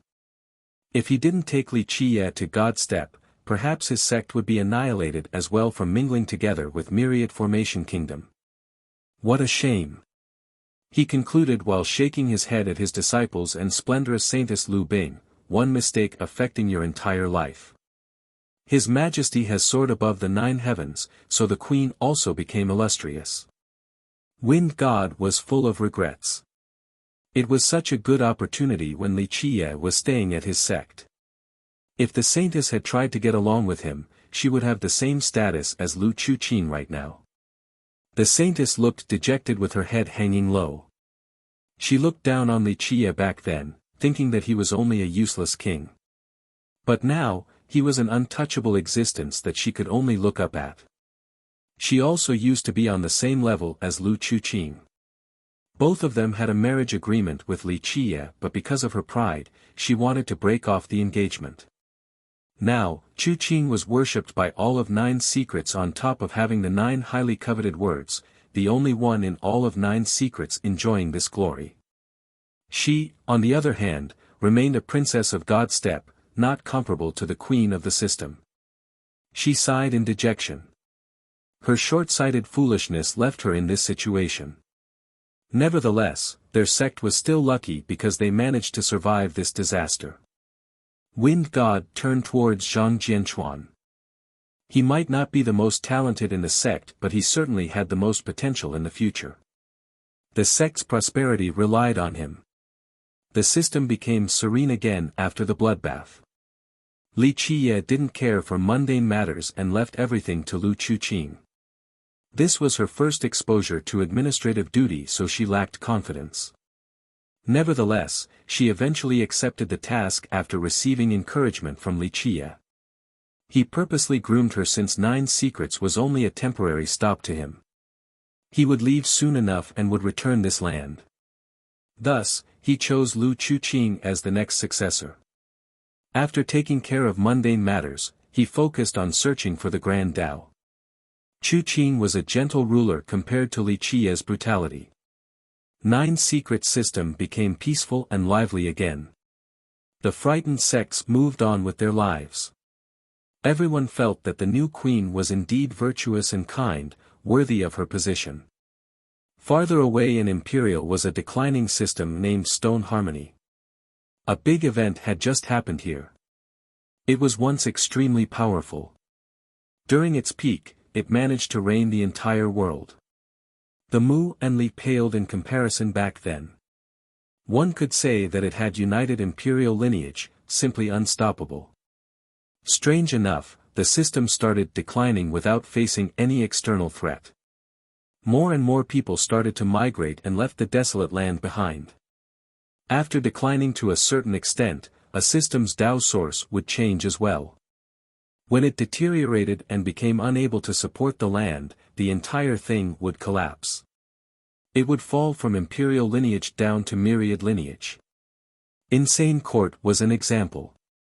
It was an immortal system at its peak and eventually fell all the way down to myriad lineage. So now, Stone Harmony was abandoned with no powerful sect to speak of. Not to mention powerful entities similar to Calm Lotus or Bingqi, one couldn't even find a first-rate sect there. In fact, Stone Harmony would still be a terrible system down in myriad lineage, on the verge of destruction. The strange part was that after millions of years, this system continued to stay in imperial lineage. There was no sign of it falling down to the lower realm. People couldn't come up with an explanation for this unique phenomenon. Later on, one progenitor observed the system. This great being concluded that its Tao source was still as vibrant as ever. That's why the reason why it could linger in imperial. This only further confused everyone. If the Tao source was still powerful, then why did the system decline so rapidly? Chapter 2566. The night in Stone Harmony was peaceful due to a lack of cultivators present because of its decline. White Orchid City had 30,000 inhabitants or so. Of course, this could only be considered a tiny location for many systems. Even a village could have this many people. Unfortunately, only 1 or 2 cities could match White Orchid in Stone Harmony. The night was quiet here as well. It looked serene like a blossoming orchid. Many residents were already deep in sleep, enjoying their sweet dreams. Boom! A loud explosion woke everyone up. What's going on? Someone shouted while more explosions ensued. No, the city is sinking. People found that it wasn't only themselves nor their houses that were sinking, the entire area was collapsing. A large pit came out of nowhere and all of White Orchid started descending down the bottomless depth. It was too late to react for those who have just woken up. All they could do was panic and shout. Clank! The strongest cultivator in White Orchid unsheathed his sword and rushed to the sky, wanting to escape. Boom! An invisible hand immediately snapped his sword in half. Large tentacles drilled out of the ground and coil around the man, pulling him into the pit. No, his scream of horror gradually tapered off. A bang eventually resounded as if the city has finally made it to the bottom of the depth. The ground shook for a bit. Only a bottomless pit was left behind where the city used to be, resembling the bloody jaw of a primordial beast. No one knew what happened to White Orchid. Its inhabitants disappeared just like that. An aura suddenly emerged with the city's disappearance. Few in the system could sense it, let alone outsiders. However, Li Qie, who was cultivating in his palace, immediately opened his eyes. In this split second, they exuded a frightening ray crossing through the realms and illuminated stone harmony. South Peak Woodcutter became alarmed a bit later after Li Qie. He looked over and murmured, "This aura, very familiar, I wonder what happened." Meanwhile, Li Qie came out of his palace and continued his peering search towards the depth of the world. Young noble. Il Lord who was guarding the area became surprised. Li Qie told Lu Chuqing's group, "I'm going to Stone Harmony Dao system and leaving this place to you, I'll come back when I'm finished." What happened? Chuqing became worried because of his sudden departure. He gently stroked her hair while staring at the night sky. "I don't know right now, but I'll find out soon. It's not a good thing, that's for sure. But just stay here, no need to worry." Chuqing obediently nodded. "Young noble, we will make sure Her Highness is safe." Il Lord's group bowed towards Li Qie. He nodded. Few in Imperial were actually strong enough to invade 9 secrets with them around. He took one step and crossed through space, disappearing into the starry sky. The woodcutter was also interested in this aura, but after noticing that Li Qie had left his palace, he simply gave up. If His Majesty is going himself, he can definitely figure out what's going on. The woodcutter smiled and shook his head before blowing out a ring of smoke. Li Qie traveled through one system after another with peerless speed and finally made it to Stone Harmony system. He took a deep breath to sense the aura of this place. At this moment, he could tell that this vast land has been abandoned. The mountains and rivers were tattered. Both the great peaks and mighty oceans have lost their spirit energy, a world on the verge of death. It wouldn't take long before this place turns into a desert. The entire system would collapse. However, he also noticed a vigorous life force within the withered aura. This strand of life force was powerful and rich, seemingly wrapping around a robust life form.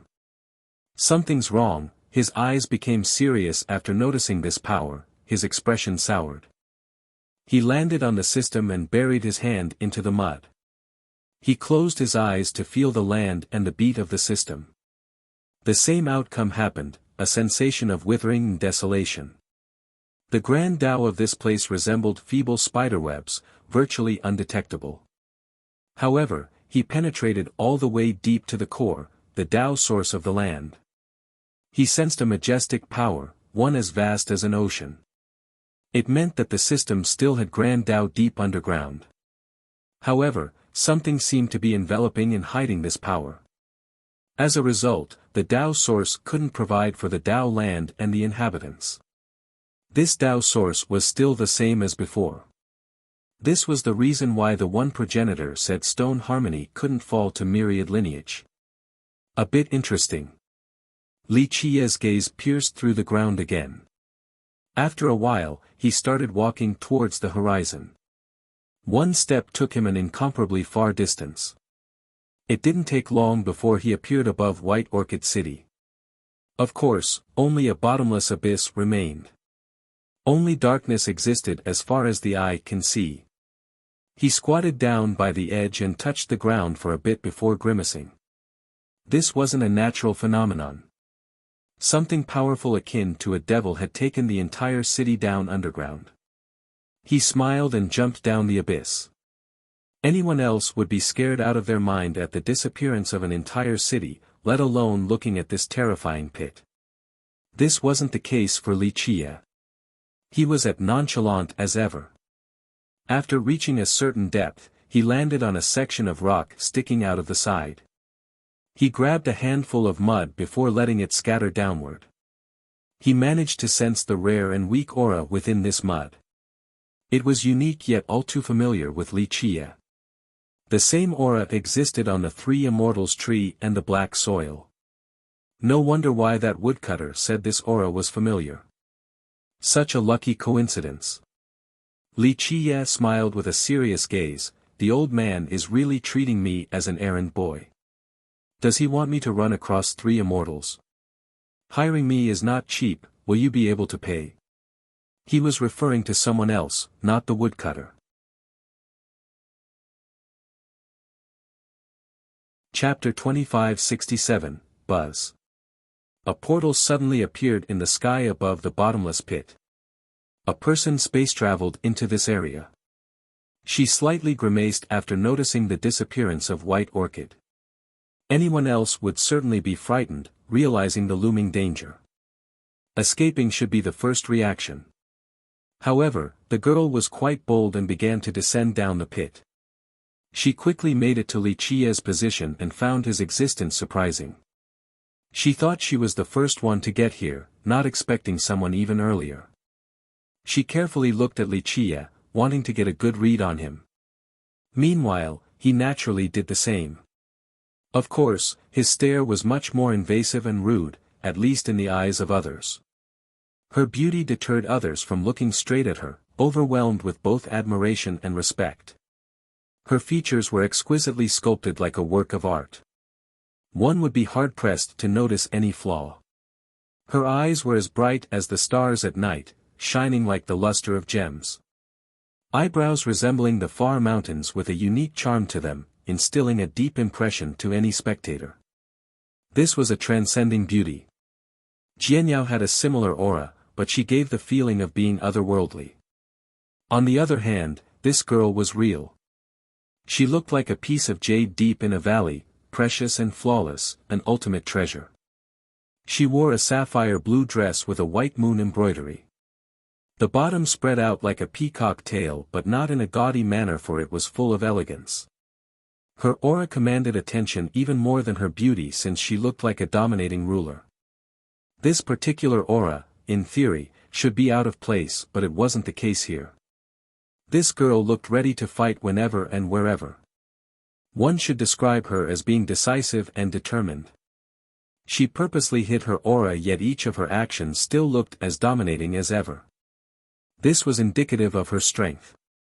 A duality of conflicting traits that didn't seem out of place, just enough to demand respect and fear. The two of them gauged each other. She found Wuxia to be an ordinary man wearing a cheap robe. Someone like him could just disappear in a crowd.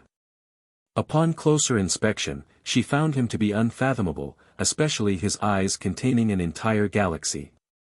"Dao brother, my name is Yuzhen, may I ask for yours?" Her voice was clear and pleasant. She became curious. Where did this unfathomable youth come from during her isolated cultivation? She should know every master in imperial lineage, but she had no impression of him despite racking her brains. Wuxia. He smiled. "Ah, we're from the same branch then, my last name is also Li." She smiled faintly, enough to swoon any man. "It's a type of faith." Wuxia casually responded, not paying too much attention. His attitude perplexed her even more because few in Imperial didn't recognize her name. After finding out, they would feel various emotions such as fear, admiration, reverence. This was the first time she saw this reaction after stating her name. Dao brother, do you know what evil is at play here? She composed herself and asked. He shook his head, hard to say right now since it's too early to conclude. Of course, this has been at work for a while now, we'll see some clues soon. You mean that there is a sinister plan behind this? She became surprised. Not to that level, it's just a case of a turtledove taking over the nest of a magpie, that's all. Li Qie said. Really? She said, so that progenitor was right? The Tao source of stone harmony is still as rich as before. If that's not the case, then why hasn't the system fall to myriad yet? Li Qie said. So you are saying something is taking over stone harmony? Where is it then? There should be clues if it is taking advantage of the Tao source. She humbly asked. Li Qie looked down below, I can't tell right now. The progenitor of this land spent great effort to use a technique for foundational building. This system down here is quite profound with countless channels. It's too early to lock onto this thing. After coming here, I felt a majestic force underground, seemingly blockaded and hidden by another entity so I can't pinpoint its direction. She tilted her head and frowned. That's correct, the Tao source here is perfectly fine. Someone else is simply taking it for themselves. Li Qie smiled. I see. She replied, rumor has it that the prosperous system started declining in just one night. Something fell from the sky like a meteor, people believed that this ominous sign was the start of the decline. Not necessarily, let's not believe in superstition in the world of cultivation, but if this rumor is true, there will be an answer behind it all. He shook his head. She nodded in agreement and looked down. The bottom was still as quiet and black as before. Are you interested in going down there? How about the two of us together? She invited. Why not? He intended on doing so in the first place, so he accepted. The two of them slowly descended, shoulder to shoulder. During the process, she couldn't help stealing glances at him. The man was simply unfathomable. May I ask where you are from? She asked. I'm just a passerby in Imperial, where I'm from doesn't matter that much. He chuckled. You must be from myriad lineage. Li Yuzhen became surprised and impressed at the same time, your goal must be immortal lineage. I feel inadequate in comparison. You are very smart. A smart girl is always very lovely. He nodded. This girl was world-renowned. Normally, she heard plenty of praises and flattery, but all of them combined felt shallow.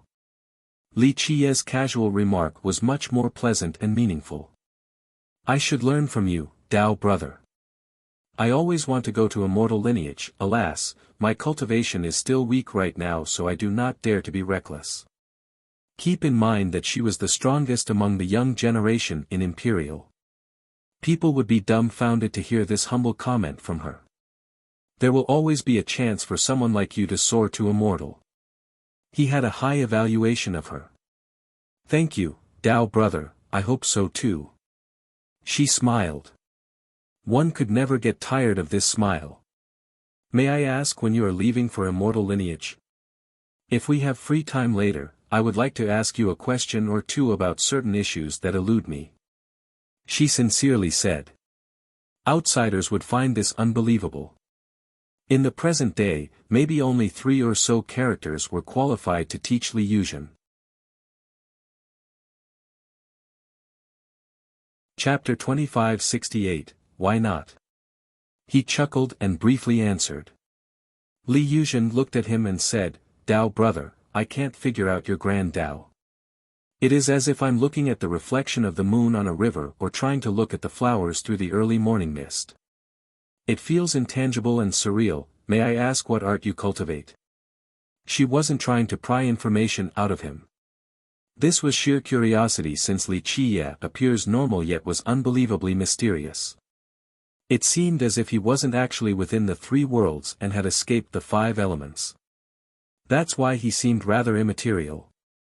She wasn't an arrogant person, but she certainly believed in her own abilities. Alas, she has never met someone like him before. In her opinion, no other youth in Imperial could match her. However, this Li Qiye came out of nowhere, so she rightfully became curious. It is a unique Grand Dao, the only of its kind in history that will open an entirely new epoch in cultivation method. He said without a care. She responded with a skeptical look. Many would consider this to be the ramble of a madman. Three Immortals' world has produced numerous progenitors and Dao systems.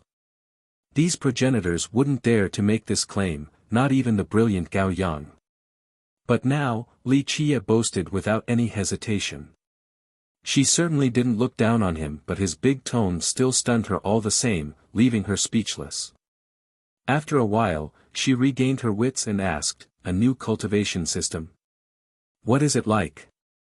She became interested in his cultivation system, leaving aside her skepticism of his claim. "You'll find out when that day comes." He smiled mysteriously. Not just three immortals but all worlds will turn to a new page. Alas, who knows if it will be a time of darkness or light? That's up to the individual world. What do you mean? The knowledgeable girl still found this perplexing. He chuckled in response and didn't elaborate. His expression remained normal and natural. She was smart enough to not pry. People at their level had the right amount of propriety. After a while, the two finally landed at the bottom of the pit. They looked around and saw nothing but darkness. Of course, darkness couldn't shield anything from their gaze, so they were aware of everything in their surroundings.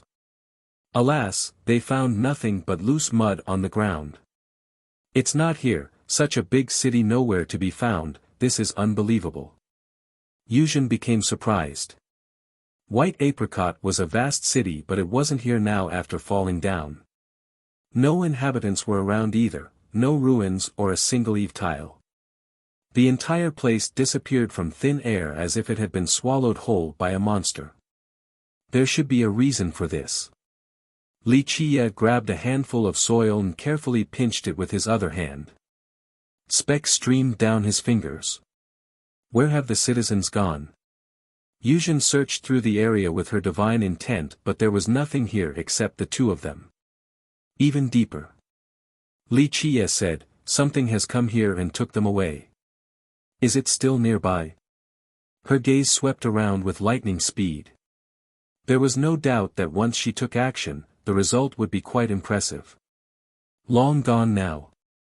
He threw the remaining pile of mud on the ground and wiped his palms. The time is ripe, so it finally wants to take action. "Dao brother, so there is really something evil at work here?" she asked. "I don't know if it is evil or not, but it certainly isn't a good thing after causing the collapse of this system." Li Qiye chuckled. "What is it?" she inquired. Stone Harmony was prosperous back then with a true emperor around. Its power far exceeded the Mu and the Li. People said that unless it's a progenitor, defeating this system would have been difficult. I've never heard of a great battle or anything before its decline. This is beyond the imagination of regular people. He walked around and surveyed the area carefully. The only thing I'm sure of is that this thing is not from this world. Not from this world. A creature outside of three immortals. She became startled. What worlds are outside of three immortals? She paused for a moment before asking again. Of course, the cultivators of three immortals didn't know about the worlds outside of their own, such as the 9 worlds and 13 continents. Not that simple. Li Qiye shook his head. Ordinary existence can't cross to this place. To be more exact, this thing should be from above three immortals. Above three immortals? Yuzhen's eyes became serious. I heard that above us is a place with immortality. No. Li Qiye chuckled. Who knows the validity of that claim, this so-called world of immortality? All I know is that above three immortals is a place that can surpass the high heaven. High heaven? She looked up towards the sky vault. Since they were at the bottom of an abyss, her gaze pierced through thousands of miles before seeing the blue expanse. In fact, cultivators in this place had a very vague impression of the high heaven. They only believed that it was above the sky vault. Yes, you have no idea what it is because this place doesn't suffer from tribulations. Li Qie understood her reaction. Back in the 9 worlds and the 13 continents, each breakthrough would end with a heavenly tribulation full of lightning arcs. The survivors there knew exactly what the high heaven was. Some even cursed and referred to it as villainous heaven or other derogatory names. I have heard of tribulations before. When the wise sages want to reach a higher level, they might have to face these tribulations. Are you saying that the disappearance of this city is due to a tribulation? She said. The old villainous heaven isn't that bored. Li Qie shook his head, plus, if it wants to send down even just a tiny tribulation, it wouldn't end with just this. What kind of tribulation would it be then? She knew nothing about this topic. An apocalypse. He casually answered. An apocalypse? She was still moved despite her immense strength. After a brief pause, she continued on, what is the power entailed in this apocalypse? Li Qie looked at her and answered, someone like you is only an ant, same with the majority of progenitors. She took a deep breath. Most would first become embarrassed, then anger would be next. It sounded like an insult, but she took it seriously. She had confidence in her strength. Though she might not be the strongest, but if she was only an ant under that tribulation, just how strong must it be? That scene must be terrifying. Chapter 2569, Li Yuzhen glanced at the sky for a second before speaking, will this apocalypse come here? She couldn't imagine the gravity of the situation at all. 3 Immortals' world is very lucky. He chuckled, generations passed by on the river of time and it has escaped the terrifying years. This required perfect luck and the effort of the old sages. She quietly listened. Though she didn't have a full grasp of all the information, she was still shaken by this revelation. She found out about the worlds outside of 3 Immortals and the darkness plaguing them. So what's the reason behind these apocalypses from the high heaven? She asked. He only answered with a smile. He then stopped and squatted down, picking up pieces from the ground. They seemed to be sticky skin fragments as if a tentacle has fallen down from above. A bit interesting, how did this devious thing come here? It doesn't make sense. He stared intensely at it. Pop! A tiny tentacle emerged out of the piece of skin and tried to dig into Li Qie's body, quite a nauseating sight. He smiled and ignited a plume of fire in his palm with an indigo shade. Buzz! The fire burned the pieces into ashes, scattering away. Next, he gazed at the sky once more in an investigative manner. It doesn't make sense, how did it come down? Looks like no place is safe anymore. He himself became startled and murmured. He recalled the skeleton found in the heavenly prison and contemplated. These events weren't that simple. An underlying current has started, issuing changes in the depths. This world just didn't know about it. Could you elaborate on the world above? She quietly asked. It's full of terrors beyond your imagination. He looked back and said seriously. She inquired, how so? The people there are incomparably strong.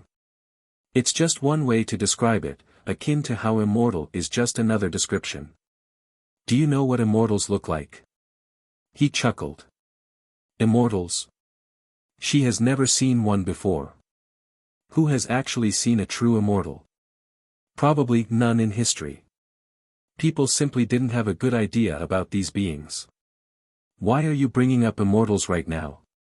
She had a bad feeling about this and stared at Li Qie. People have 2 reactions to the unknown, fear and curiosity. Li Qie looked at her and said, fear stems from invincibility and power while curiosity stems from ignorance.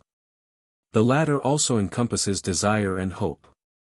For example, some yearn for the light while others are afraid of darkness. She quietly contemplated. If you could be granted any wish, what would it be? He smilingly asked. Immortality. She answered without needing to think. This response was quite common. Many top experts chased after everlasting life. After all, obtaining this would solve many problems. Infinite time would allow people to do many things. What about after obtaining immortality? He continued. Now this question finally stumped her since she has never thought about it before. Immortality was unreachable, only a dream. If the dream itself was impossible to obtain, why would anyone think about what comes after? She thought about it and couldn't answer the question. He began again. Immortality in the truest sense of the word doesn't exist in this world. To overcome this requires paying a great price. If you ever see a real immortal in the future, you need to start running as far away as the world allows. Why? She slightly grimaced, having a good idea of the bad implication. Because he's an immortal with everlasting life. Li Qiye said with a profound gaze. Yuzhen shuddered since she grasped several things so far during this conversation. For many people, meeting an immortal would be a once-in-the-ages opportunity, the greatest of luck. No one would miss this chance to ask many questions.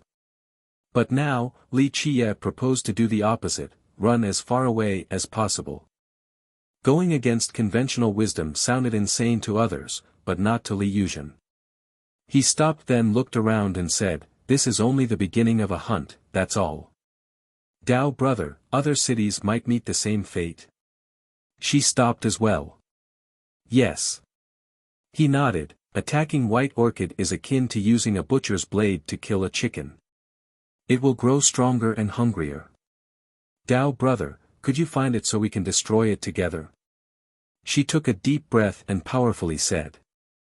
Though she didn't want to play the role of a savior all the time, she would never stand and watch when evil was happening in front of her eyes. It's not easy to chase after it. Li Qiye shook his head. Let's leave this place first. He flew to the sky after saying this with Yuzhen right behind him. The two of them returned to the edge of the abyss. At this moment, more people were coming from the horizons. The sudden disappearance of White Orchid finally attracted other masters who rushed here to figure it out. Dao brother, unfortunately, I have some other tasks to deal with and will have to leave for now. See you another day. Yuzhen cupped her fist, aware that it was time to leave after seeing other people arriving on the scene. He nodded, see you later. Her figure flashed into nothingness. It wasn't hard for someone at her level to be untraceable. Li Qiye sensed the beat of the world and narrowed his gaze towards one particular direction. Looks like chaos is coming. Are the sages of three immortals ready?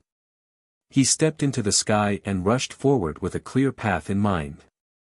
He traveled through multiple mountains before stopping in a valley since he heard shoutings. An old man was imprisoned by tree demons in this valley. They raised their vine whips, preventing him from leaving. He tried multiple times to escape but couldn't, only gaining more bloody wounds in the process. His vitality gradually depleted, so he put up less of a fight. The tree demons pushed further in with a ferocious expression, ready to drink blood and consume flesh. He lost hope and lamented loudly, "This is the end for me." Pop! Li Qiye interrupted his moment of despair by casually piercing through several tree demons with one finger strike. The rest became afraid and ran away. He regained his composure and became ecstatic after being saved. Thank you for saving me, young noble. He bowed his head after seeing his rescuer. Chapter 2570, I was just passing by, it's no big deal. Li Qiye said insipidly. Nevertheless, the old man still thought of Li Qiye as his savior and bowed again. My name is Wu Yuzheng. Though you do not wish for repayment, just say the words in the future and I will come running and do everything he couldn't finish because Li Qiye has already disappeared into the horizon. He didn't care nor want to care about the old man's gratitude. The old man gently sighed while looking at the sky, aware that he has met a master. The guy was capable of destroying those tree demons so easily. Such masters were hard to get close to. Li Qiye continued on with smooth footsteps. The pacing looked slow, but he was actually traveling through stone harmony at an incredible speed. Stone harmony used to reign over Imperial, so its territory was massive. Alas, one could see the clear illness plaguing the system. It had no inhabitants and very few cities. The natural sceneries had a bleak feeling to it. All in all, it resembled a dying old man or a candle flickering to the wind. Even the birds and fish had no vitality to them.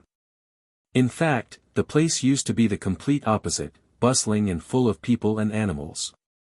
As time passed, the capable sects and powerful cultivators moved away from the declining system. The ones that couldn't do the same thing suffered destruction. As for the animals, the ones strong enough also left this system for other places. As the saying goes, the wise birds picked the right branch. Furthermore, the spirit medicines and natural resources also gradually disappeared. This resulted in a compounded effect, accelerating the decline of the system. Li Qiye traveled through half of the system. It was a quiet trip since he rarely saw other cultivators. The most common sites were villages in the remote mountains with 30 to 50 families or so. That's already considered lively for this area. Moreover, they were far and away from each other. No one would believe that this was a system of the imperial level. Its Dao land shouldn't last long at this rate. However, being part of this system was a blessing and a curse. The land might have been withering, but the Dao source remained, adding stability to the system. A collapsing system was a calamity for the inhabitants, almost like a world-ending event. The strong cultivators would have ran far away or prepared enough to survive. The weak could only watch the scene of destruction, only to be buried along with the rubble in the end. Of course, this trend of stagnation couldn't last forever. No matter how strong a progenitor might be, they couldn't create an everlasting Tao source. A system's prosperity relied on the effort of the sages for many generations. They continuously fed the system with their own strength. But now, due to a lack of population, there were fewer and fewer cultivators, let alone existences at the imperial or eternal level. The lack of generational nourishment would result in an inevitable collapse. Li Qiye wasn't emotional during his journey. He has seen the rise and fall of numerous sects in his life and has grown numb to this cycle. It's not just trying to fill its belly. Li Qiye had a good overview of the situation during this pursuit. His mighty divine intent has locked on to this land so nothing could escape his eyes. He knew that the disappearance of White Orchid was only the beginning. This tragedy could repeat and spread all over Imperial. He finally stopped as an ancient city emerged on the horizon. It must be wider than 10,000 miles, just like a monster resting on the land. However, it was naturally in a disorderly state. Many parts were abandoned, so the real thing became less than 1/10 of its former glory. Nevertheless, it was still the largest city in stone harmony at the present. The towering walls and buildings remained, though abandoned. One could catch a glimpse of their old golden days. This must have been the center of the entire world where powerful beings ruled and accepted tributes. Now, the only visitors were the wild grass and weeds. He stopped and perused the area, noticing steam and smoke from cooking in the distance. The next target is here. Without a doubt, this city would be just like White Orchid City, disappearing completely with only a great abyss left behind. Death is coming soon. Li Qiye chuckled before entering the city. The name was Mingluo, the strongest and biggest city in stone harmony. It had the highest population of cultivators as well, around 200,000 to 300,000 people. It managed to survive to the present due to its riches and strong foundation in the past, unlike other fallen cities. The streets were still the same scale as before, extremely wide and long. People were coming and going. Shouts could be heard from the street merchants to the workers in the wine pavilions. After traveling through the wilderness for so long, people would be infected by the lively atmosphere found here. During the night, the city was brightly lit by lamps and lights. It had an intoxicating feeling, allowing people to see the temptation of the mundane world and life, in general. This was different from the unreachable temples and mountains meant for the lonely cultivators. The place resembled the mortal world since there weren't that many cultivators and sects around. Mortals had a short lifespan, no different from ants. They couldn't see the entire world, so some weren't even aware of their system's gradual destruction. They were more than happy to live day by day with enough food and material possessions. Lifespan was the biggest difference between a mortal and a cultivator. The former was akin to the night-blooming cactus, short-lived yet beautiful. Li Qiye was unaffected by the atmosphere here. He has seen the flourishing world of the mortals many times before and was just a passerby. This world wasn't suitable for him. It's nice being a mortal, happy and unaware of the incoming destruction. I suppose even ants have their own happiness. He looked at the carriages zooming through the streets and smiled. His Tao heart has been polished by tribulations and pain, so nothing could move him. There was no doubt that Mingluo City has been chosen as the second target. The entire place was going to disappear. He didn't come here to save the city and its inhabitants, only to carry out his own business. Its survival was none of his concern because he wasn't a savior and had no reason to do so. In fact, in his mind, destruction and survival were the same things for Mingluo. Even if it was lucky enough to make it through this disaster, it would still crumble in the future. It was only a matter of time. This was the cycle of time. Everlasting prosperity didn't exist, destruction was inevitable. His destination was an abandoned location inside the city. Overgrown weeds were everywhere along with insects and snakes. This place was different from the wasteland outside. There were still structural remnants and outlines of temples. This wasn't the case here. It was flat since all the existing structures have collapsed. Chapter 2571, with keen observation, one would find that the architectures have been destroyed by quakes. From the broken remains, it was clear that numerous palaces and halls used to stand here. Perhaps this served as the central area of this city. Beggars were curling up by the broken walls, enjoying a sweet dream while basked by the moonlight. Li Qiye chuckled and casually kicked them. Being woken up wasn't a pleasant experience, rage would be the first reaction. However, the beggars were dazzled by the gold ingots in his hand. The end of days is coming here, so go ahead and have a good meal. At least you won't be starving as ghosts. Li Qiye gave the ingots to them. For us. This was nothing to Li Qiye, but for these beggars, the ingots were no different from a pile of golden treasures. That's right. Li Qiye chuckled. Thank you, sir. The beggars almost cried from excitement and quickly gathered the ingots. This seemed like a dream to them. Some started pinching their thigh and found the pain to be a proof of reality. Tears finally started streaming down. He told them, "Go tell people that Mingluo is about to fall and that they should run as far away as possible. Maybe they can survive, with enough luck." The beggars were surprised, but how could they refuse after taking someone's gold? They nodded. "Don't worry, sir, we'll definitely let them know." Li Qiye didn't care and entered the ruins. The first thing the beggars did was having a great feast, tasting all the delicacies they never got the chance to in the past. After filling their stomach with meat and wine, the beggars didn't forget about Li Qiye and started spreading the message. Destruction is coming.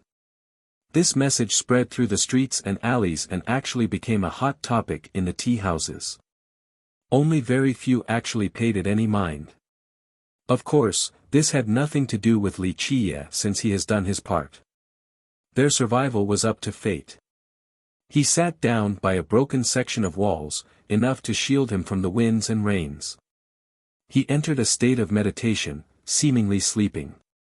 He has experienced both the life of a king and the style of a beggar in the past. Everything was just temporary like the clouds in the sky. After one night of Tao meditation, his body seemed to be taken roots and became one with the ruins. Strings emanated from his bottom and dug down to the ground. Being exposed to the elements didn't bother him in the slightest. Hey! He was interrupted when the sun started to rise.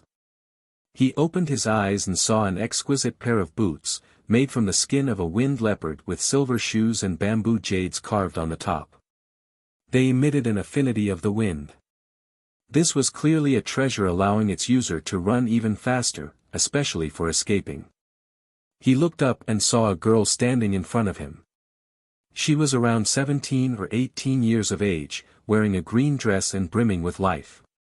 She was blessed with her looks, clear and soft skin and great features. Of course, she wasn't on the same level as Lu Chuqing or Qin Jianyao. Compared to them, she would seem like a daughter from a humble family. It was still refreshing to see. Her full breasts indicated her maturity. The way she arched forward showed her competitive nature. My name is Li Qie, not He. He smiled at her. I don't care if you're Li Qie or Li Bei. She snorted in an arrogant manner, Lin Yishue, am not here to make friends. She was clearly inexperienced when dealing with people, already stating her real name. I don't want to be your friend either. Li Qie didn't move from his spot. She took another look at him. This man slept here last night, clearly lacking money. You gave gold to those beggars last night? She wondered how he could afford to give those ingots to those beggars. I believe so. He chuckled. Where did you get them? Are you a thief? She looked at him with skepticism. Be honest or I'll teach you a lesson.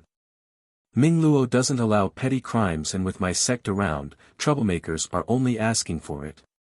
She glared at him as if he was a thief.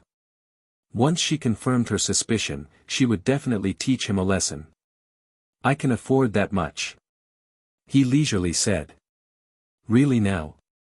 She obviously didn't believe him. Of course. You can go ask those beggars again. He patiently said. She didn't think he was lying due to his calm demeanor. Are you here for my money? He retorted, this desolate place is indeed a good place to rob people. He looked around after saying this. She turned red, trembling angrily before placing her hands on her waist. Who do you think I am? I am from Stone Clearing sect and have plenty of treasures. You think I would care about your little wealth? Stop your slander. He smiled after seeing this. The girl clearly lacked life experiences, probably has never left this city before. Then why are you here? He continued, don't tell me you've taken a fancy to me and want to take me back as your husband.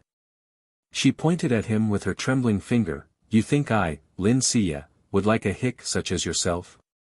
Piss on the ground and have a look at your reflection first. I've done so before and found myself to be handsome beyond comparison and attractive beyond reasons. Want me to show you? Li Qie leisurely said. He decided to play with her since he was bored. You're so shameless. She turned red and took several steps back, afraid that he might actually pull down his pants. Just playing with you, little lady. He chuckled and waved his sleeve as if he were swatting a fly. If there's nothing else, run along now, don't bother me. This comment of his finally reminded her of her original intention. She took a deep breath to calm down and glared at him. I'm above this pettiness and will forgive you. How kind of you. He chuckled, you're not only pretty but nice as well, definitely the #1 beauty in Mingluo.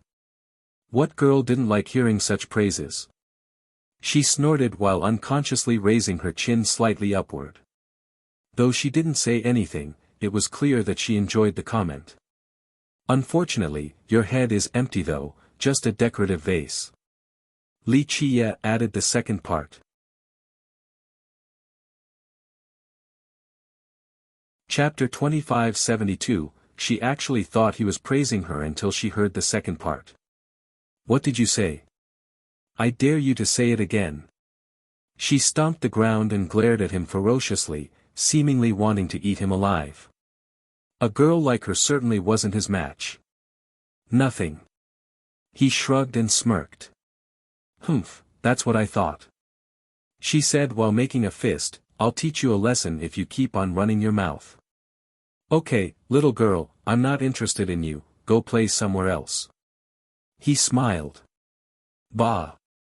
She made a face at him, such shamelessness, I'm not interested in you either, don't even dream about it. Where is your mind wandering off to, little girl? You either have a rich imagination or are actually interested in me. He looked at her and teased. She didn't hold back, nonsense. No one can like someone as annoying as you. She was actually angry because she was a famed beauty in Mingluo with plenty of suitors. But now, this unknown person was messing with her. I'm done speaking to you. She took a deep breath and scowled, I'm here to teach you a lesson. Teach me a lesson. Why? This is our first meeting so we can't have any prior grievances. He shrugged. Because you spouted nonsense. Her expression became serious, you need to accept responsibility and pay the price for your words. Oh. What did I say that warrant paying a price? He wasn't nervous at all. You told those beggars to spread crazy messages. She glared at him. So that's what you're here for, why do you think it is crazy? He smiled. What else can they be? You told those beggars to tell people about the destruction of the city and that the citizens should run away, she coldly uttered. So it turned out that she has heard of them as well. She naturally became startled about this ominous prophecy that sprung up overnight all over the city. After a careful investigation, she found out the source and came here with a mission. I'm simply telling the truth, it's your problem that you don't believe it. He chuckled. The truth? Don't you mean mere fabrication? Our city is standing strong and bright, a beacon of prosperity, so what destruction are you speaking of? This is only to incite chaos. She retorted fiercely. That's only for now. He smiled. Speak, who sent you here, and for what purpose? Be truthful or face the consequence. She pushed it further. You come to question me while representing the city? He looked at her and said with interest. She was only a disciple and couldn't represent the entire city. She glared at him and proudly raised her chin, everyone is responsible for keeping the peace at Mingluo. Just you wait, our system will rise again. Li Qie clapped as if he was watching a play, well said, but that's only a pipe dream right now. She became unhappy right away and scowled, what are you saying? We used to be the strongest system in imperial lineage. My master once said that as long as we can protect the embers in Mingluo, our system will rise again. That's why we protect this place at all costs. It's good to have a dream. Li Qie nodded approvingly. He didn't tease her this time after seeing her determination despite her tender age. She continued, it's not too late to tell the truth. If my master or the city gets a hold of you, it won't go well. Spreading rumors that negatively affect the peace of the city is a serious crime. Little girl, this isn't a rumor. Li Qie chuckled, you better start running if you want to survive.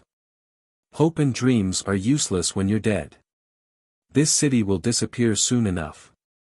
I'm warning you one last time. Stop spouting your nonsense. She glared at him while stomping on the ground, vexed. Why do you not believe me? He smiled. Humph. Our city has defensive walls and vigilant sentries. Moreover, the Luo and our stone-clearing sect are working together. The city will definitely enjoy peace and prosperity, so how could it head towards destruction? She strongly disagreed. She had nothing against Li Qie. It's just that she grew up here and considered the city as her home. Moreover, her master has always taught her about keeping the city safe and revitalizing the system. This education instilled a deep sense of responsibility in her. That's why she couldn't sit still after hearing about the rumors and immediately came here to confront Li Qie. It's whatever, think what you want. He waved his sleeve and said dismissively. You. She didn't like his carefree attitude and gritted her teeth. Your lies are negatively affecting our city, so you need to take responsibility. Affecting your city? He chuckled. I thought you just talked about how unshakable it is. If that's the case, why would a few rumors do anything to it? Are you sure it's not just a castle in the sand that could be taken down with a single wave? She naturally couldn't keep up in a verbal fight. Her finger pointing at him trembled as she tried to retort, I've had enough of your fallacious arguments. Okay, let's not point fingers and accuse each other here. If your city doesn't take it seriously, that's just fine. They're nothing more than rumors. Li Qie was losing patience. The girl turned red and didn't know what to say.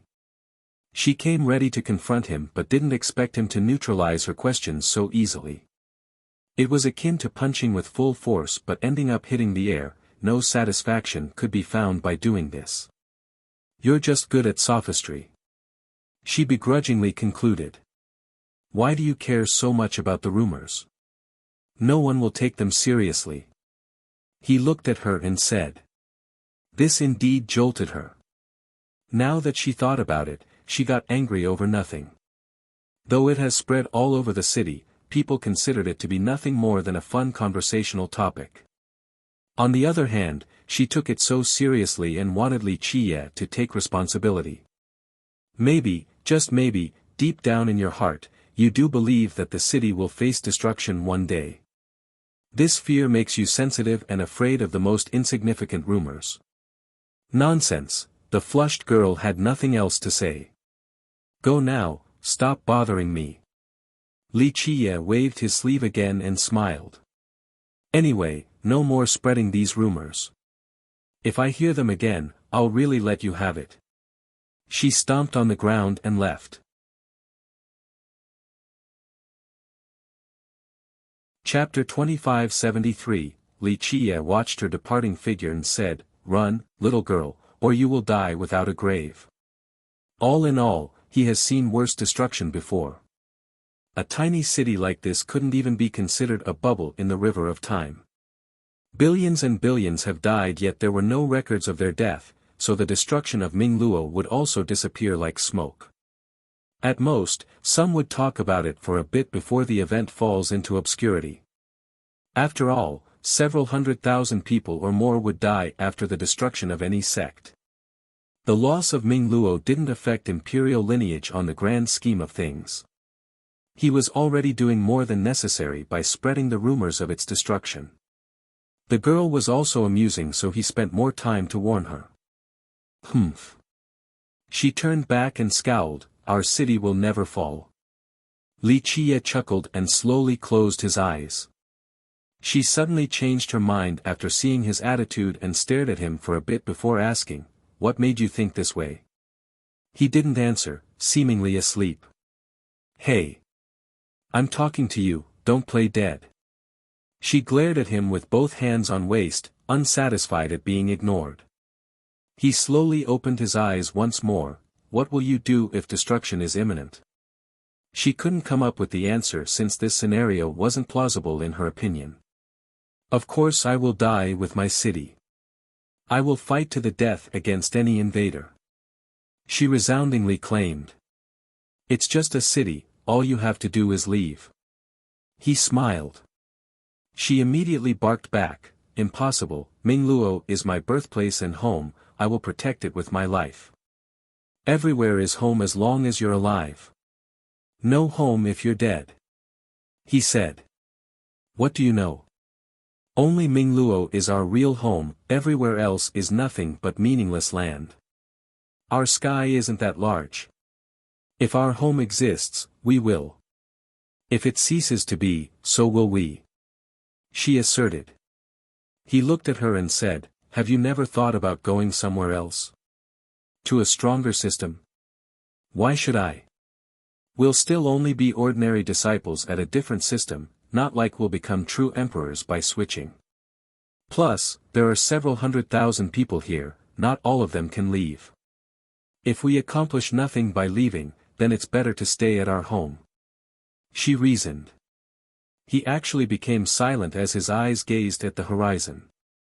Memories about people and things resurfaced.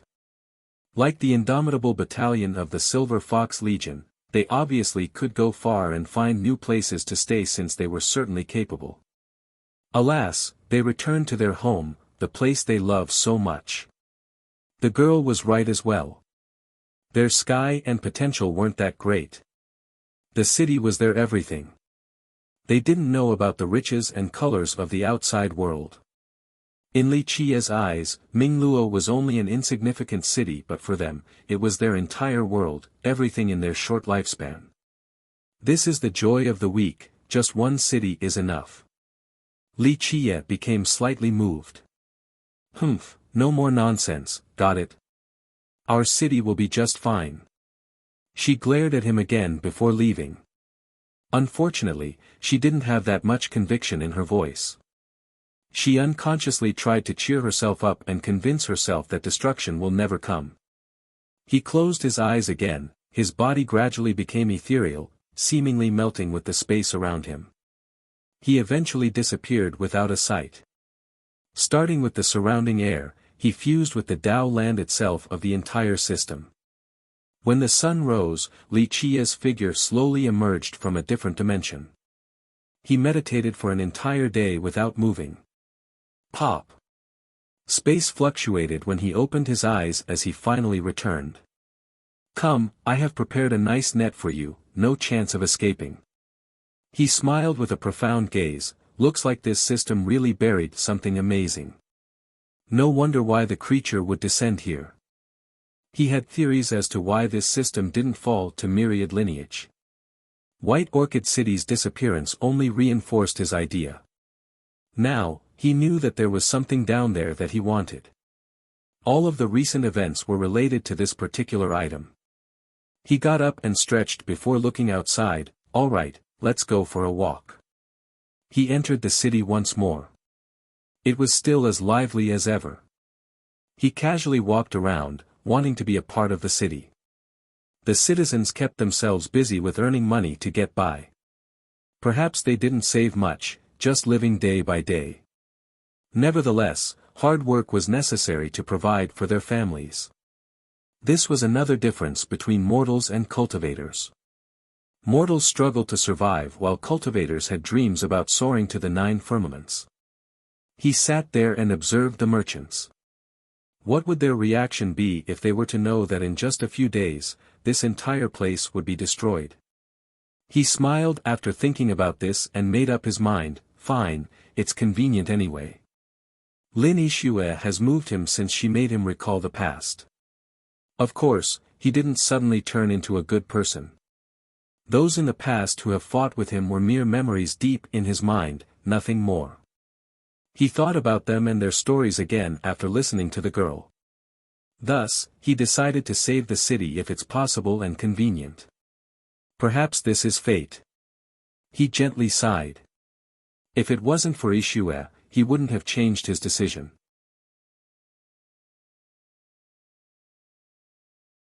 Chapter 2574, Li Qia enjoyed his time with a smile on his face while walking on the busy street. Everyone else seemed to be in a hurry, but he walked with a slow and leisurely pace. Benefactor. Suddenly, an old man shouted and got on his knees in front of him. Li Qia had no impression of the old man who took his time showing respect before standing up. Young noble, you forgot me. You saved me from the tree demons in the valley. The old man hurriedly said. Li Qia remembered and nodded. I remember, your name is Wu Yuzheng. Yes. The old man was ecstatic to hear this. I am Wu Yuzheng indeed. I will never forget your kind act. It's no big deal. Li Qia said flatly and continued on forward.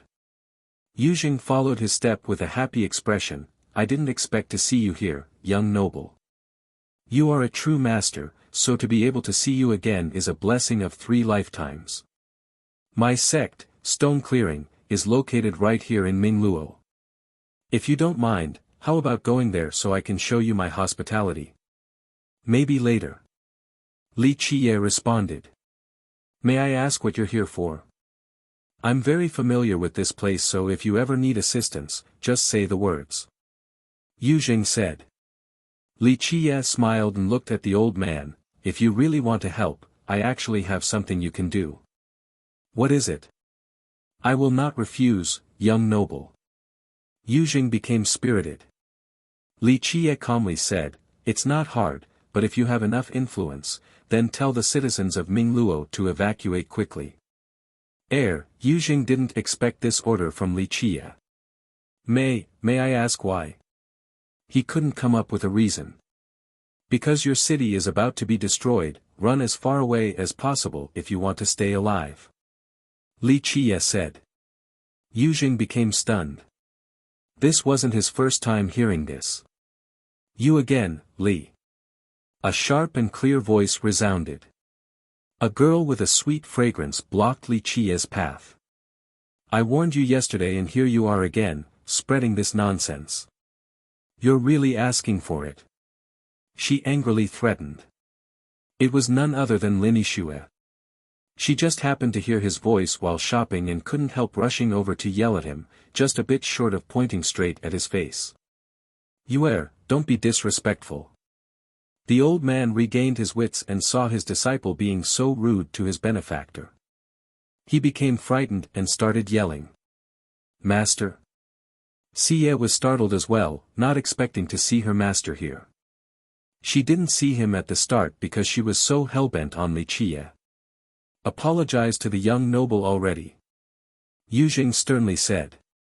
Master, he's clearly spreading rumors everywhere with nefarious intents towards our city, Xie indignantly said. Absurd. The young noble is a hidden master who saved my life in Crescent Moon Valley.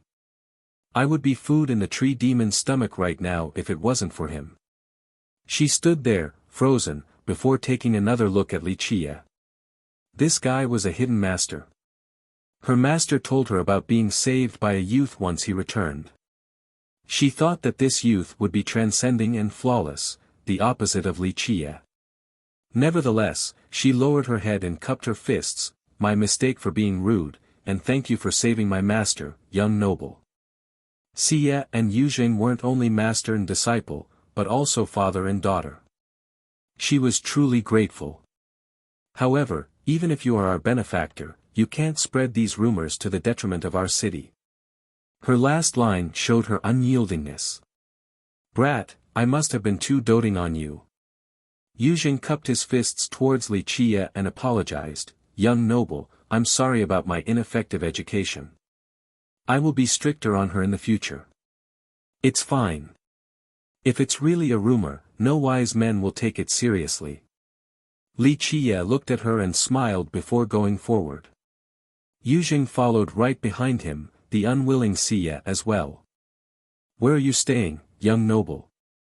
I wish to visit and hear your guidance, Yu Jing hastily said. Here.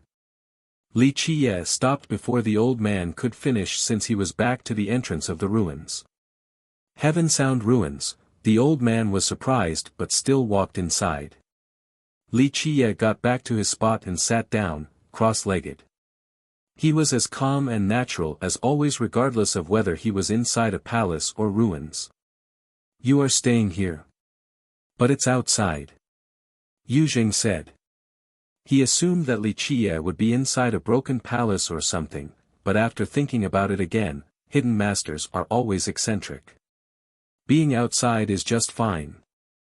Li Qiye replied. Excuse me then. Being exposed to the weather is also a type of cultivation for true masters. Yu Jing smiled awkwardly. Li Qiye didn't respond and closed his eyes. Yu Jing looked around the desolate place and became emotional. This used to be the divine temple of Heaven Sound. During the golden age of our system, Heaven Sound used to give orders to the world here, but look at it now, prosperity passed by like ephemeral clouds. Isn't Heaven Sound our original sect? Xie asked. Yu Jing nodded. Yes, Stone Clearing was only a side branch of Heaven Sound back then. The decline of Heaven sect was swiftly followed by the decline of the system. Master, what was the reason behind its decline? You said that it was peerless during its reign. She said. No one knows. It used to have 3 true emperors at the same time, that's matchless. Yujing spoke with pride. They also turned into ashes in just one night. Li Qiye casually said. Yujing stopped and looked at Li Qiye with astonishment. You know about this secret history, young noble? It's no secret since the story is in many ancient scrolls. Any avid reader knows about it. Li Qiye replied. I see. The old man couldn't do anything but nod his head. Yes, our sect's records state the same. Heaven sound and stone harmony fall from grace in just one night. He sighed disappointedly. Really, master? This was Sia's first time hearing this. Who could actually take down Heaven sound when there are 3 true emperors around? And in one night? It's a mystery. Yujing shook his head. Heaven sound was ridiculously strong back then. It had plenty of Eternals, not just 3 emperors. How could they rule the world otherwise? Nevertheless, it still only took one night. She was in disbelief. Not to mention Eternals and true emperors, one would be hard-pressed to find an ascender in Mingluo. Yujing continued, this is the central location of Heaven sound, look carefully, do you see anything different? Not really. She tilted her head in contemplation. After all, there were plenty of ruins in Mingluo City since it wasn't as prosperous as before. The other ruins are because of abandonment, the architectures are still around. However, this place suffered something incredible. The impact crushed everything down to pebbles. That's why you don't really see any slightly broken building here. He explained. You're right. She took another look around and this was indeed the case. No intact building could be found. She didn't realize this little detail before despite growing up here.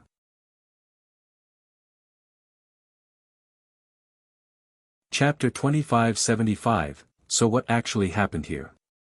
She looked around and recognized the unique appearance of this ruin. I don't know, and I don't think anyone else does either. Her master shook his head, our sect has no records of it, only a few lines. All, in just a single night, came the decimation of an invincible sect.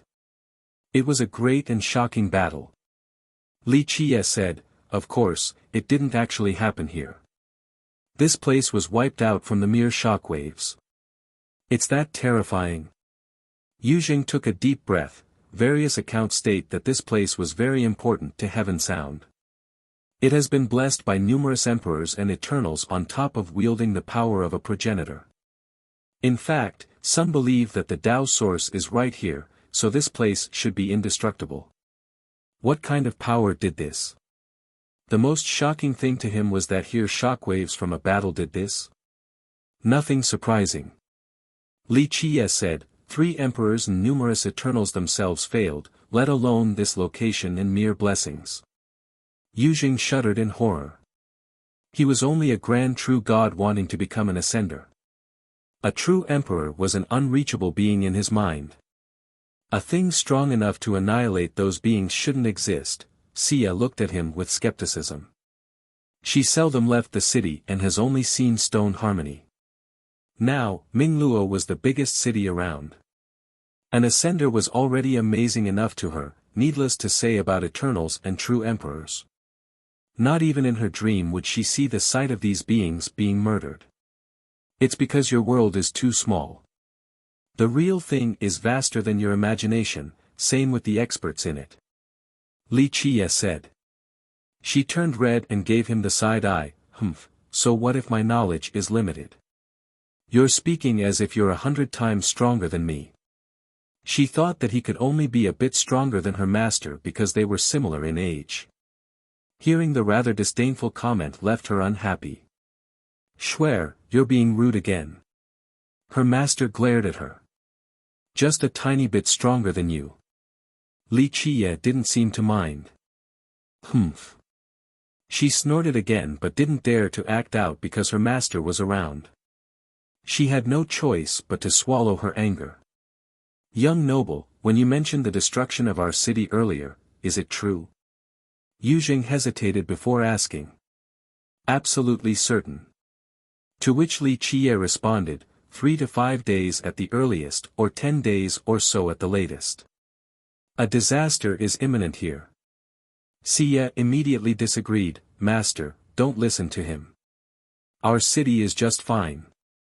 It's as tough as steel, so what kind of disaster can be coming? Be quiet.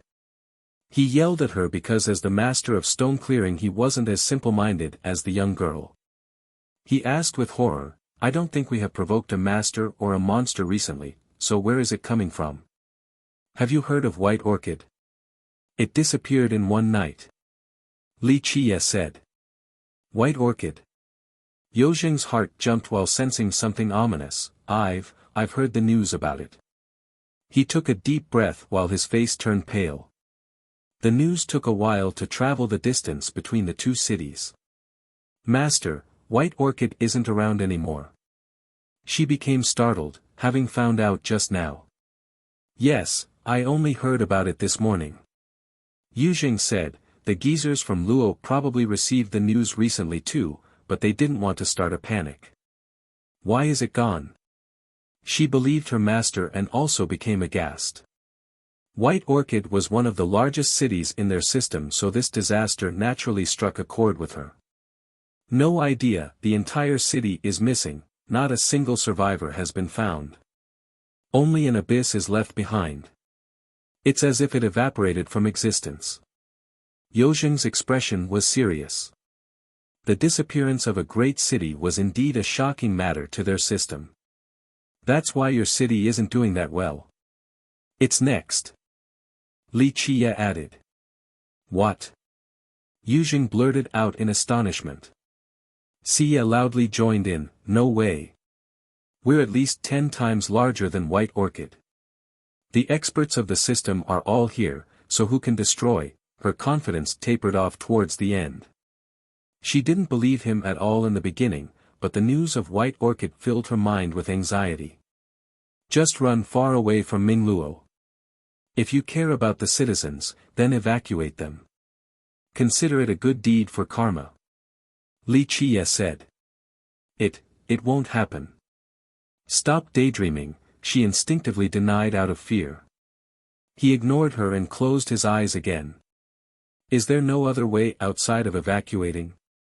Yuzheng calmed down and asked for help.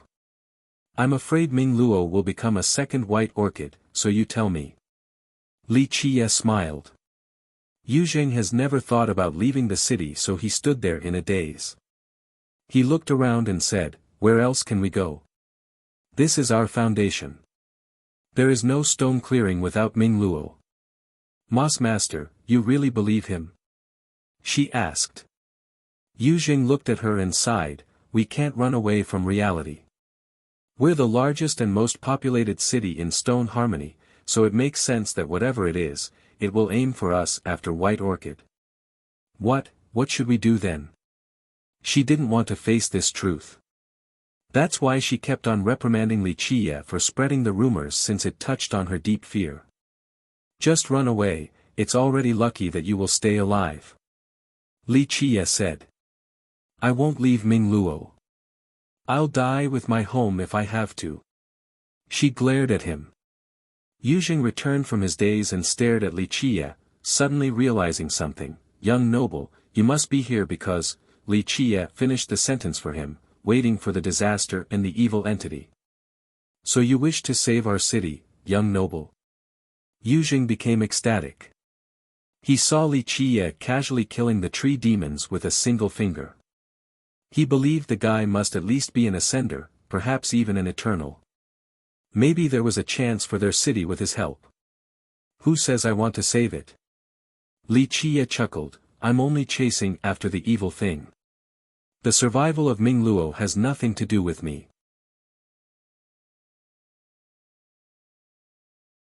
Chapter 2576, The Master-Disciple Duo was surprised by Li Qiye's response. They didn't think he would refuse so quickly and with such conviction. "Young noble, you are a supreme master, please show benevolence and save the citizens of our city." Wu Yuzheng cupped his fist and bowed. Li Qiye nodded his head slightly. "No need for that, it's not too late to evacuate. Why wait for someone else to save you? Plus, I don't care about the citizens here or there or wherever. This isn't my land, so it's not my problem." Yuzheng had no response. "Are you just going to watch several 100,000 people die?" Xie loudly questioned him. "And what are they to me?" Li Qiye wasn't angry at her tone. "You." She glared and said indignantly, "Aren't you a master? Is your heart made of stone and your blood runs cold? You're no master, you don't have the bearings of one. You're just a cruel villain, don't be disrespectful." Yuzheng instantly yelled at her and apologized, "Young noble, please forgive my disciple's indiscretion." "Master, why are you apologizing to someone who turns a blind eye despite being capable? He's not worthy of respect." She felt wronged. Li Qiye looked at her and smiled, "Then you tell me why I should save them? They are strangers and I'm just a passerby. The world is vaster than you think with countless inhabitants. When a sect is destroyed, anywhere ranging from several hundred thousands or dozens of million people turn to ashes. Your city's death count would only be at the level of a third-rate sect's destruction, and this happens on a daily basis in 3 immortals. 10,000 or so of these sects fall every year, not to mention numerous other problems and disasters. So, as you can see, your city is only a grain of sand in the desert. If I try and save everyone who is in need of saving, I would never have the time to do anything else. What about you? Do you think you're merciful and kind enough to save everyone? How many have actually done so in history?" Yixue couldn't come up with a quick response. She wasn't aware of the cruelty and dangers in the outside world. Yuzheng sighed as well. Unlike his disciple, he understood that if Li Qiye actually has the capability to save the city, his doing so would be out of mercy and kindness, but the opposite was logical as well. Why should he save Mingluo City? Plus, the citizens here might not even appreciate his action. Some would think that it was his duty, that it was expected as a matter of course. Li Qiye continued while looking at her, "No one will save you or those around you. You need to do it yourself. Hoping for a savior is irresponsible and showing laziness towards your Tao. Plus, even if someone wants to play the role of a savior, then where do they start when so many are in trouble? Who is worthy of being saved? Who will make the rules and selection criteria? Thus, a savior will not save a particular city or race. They will only watch over the world itself and defend it when necessary, focusing on the grand scheme of things instead of saving individuals." She slowly digested the meanings behind his words. In the beginning, she thought that Li Qiye was being cruel for turning a blind eye. But now, her thinking slightly changed. "You are right, young noble." Yuzheng gently sighed and cupped his fist towards Li Qiye. They couldn't force him to do anything. After all, each great master was eccentric and their ideals impossible to grasp. Their conversation came to a halt because 2 newcomers have entered the ruins. 2 youths, one walking in front and one lingering in the back. The first had expensive clothes, a multi-feathered robe with phoenix engravings. The feathers came from special birds and emitted spirituality. He wore a shiny golden crest, looking quite impressive. Each of his actions showed arrogance and pride as he looked down on the world. The youth in the back was the opposite. His clothes were shabby in comparison, but his demeanor showed that he was a crafty one. The well-dressed one carried a jade plate. After entering the ruins, this plate started glowing and shaking. He then told the one behind, "This place." "Very well, don't worry, young noble Mu, I will order people to tidy up the area." The one behind hurried said with nothing but reverence. The other youth nodded and put away his jade plate. The 2 of them then noticed Li Qiye's group of 3. The crafty youth came over and cupped his fist towards Yuzheng, "So it's you, Senior Wu, nice to see you. Same to you, virtuous nephew Su. This young noble is? Yujing returned the gesture and asked about the well-dressed youth. He heard the name Mu earlier and felt his heart skip a beat. The well-dressed one also walked over with a smile on his face. Yingjian, introduce us. His eyes were fixated on Lin Yixue, full of desires. Yixue naturally sensed this gaze and slightly shifted over behind Yujing. This is young noble Mu, a student of Pure Sword True Emperor's first disciple. Su Yingjian started the introduction. Young noble Mu, this is the sect master of stone clearing and Miss Lin. Mu Qingjia's cultivation wasn't great, but he was a favorite of his master. Moreover, in a small location like Mingluo, someone like Qingjie was considered a big shot. Plus, the Luo also had deep ties with the Mu. Yujing was stirred after finding out the youth's identity. He didn't dare to show slight and immediately cupped his fist. So it is young noble Mu, it's an honor to meet you. You're too kind. Qingjie nodded proudly, his eyes were still on Lin Xie the entire time. Yingjian, I've only got here and don't know anyone. If Miss Lin is from the city, how about having her as my guide? Well, Yingjian didn't know how to answer this direct request. Yujing naturally read the situation perfectly well. He instantly responded, I know this city very well. May I be your guide? An old man like you is no fun. Qingjie became even more straightforward and waved his sleeve. Miss, how about it? Take me around Mingluo and when you visit my clan later, I'll be your guide then. This was both a threat and a tempting offer. After all, the Mu was an unreachable behemoth compared to this tiny city.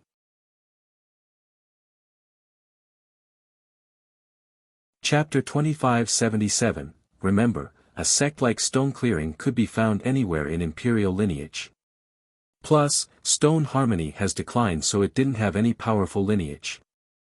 The strongest one right now was the Luo faction of Mingluo City, Su Yingjian sect. All in all, one couldn't rely on any backer in stone harmony because everyone was weak. On the other hand, the Mu was among the top 3 behemoths in imperial lineage. Being able to climb up to this behemoth was an honor for a sect like stone clearing. Moreover, Mu Qingjie was Pure Sword True Emperor's grand disciple. His future was quite bright, so currying his favor was a good opportunity. That's why Qingjie could be so unbridled. In his mind, taking a woman from this tiny place was no big deal. As long as he stated his identity and added some good words, so many female disciples would jump into his lap. The same would apply for this girl ahead. He couldn't help wanting to do things because she looked so innocent and soft. No thank you. She refused right away. Yujing had a serious expression. This wasn't going to be good for their sect. Offending the Mu meant sure death since this clan could crush them like ants. The swift refusal vexed Qingjie. His expression turned ugly. This village girl dares to refuse the grand disciple of an emperor. Being able to enter our clan is a supreme honor. His expression sank. Yujing quickly mediated, young noble Mu, she's young and naive, please don't be offended. He didn't wish to antagonize the Mu. That's not a clan they could afford to mess with. Old man, be smart and stand aside. Qingjie didn't look at the old man since his eyes were still on Yixue. He threatened, girl, I want you to be my woman tonight, it's not too late to follow me. Such overbearing haughtiness made Yingjian lament his luck. Alas, there was nothing he could do outside of serving this young master. Pa! Xie had nothing but contempt for this youth and hid behind Yujing. Foolish woman. Qingjie had enough of the humiliation and his eyes turned cold. Obediently follow me now lest I become angry. At that point, it'll be too late even if your seniors want to hand you over. You. Xie became furious. Why is there a dog barking here? A leisure voice suddenly interrupted. It was naturally Li Qie speaking, his eyes still closed. The 2 youths turned towards him since they didn't notice him before. He looked too ordinary, so Yingjian thought that he was only a regular disciple from stone clearing.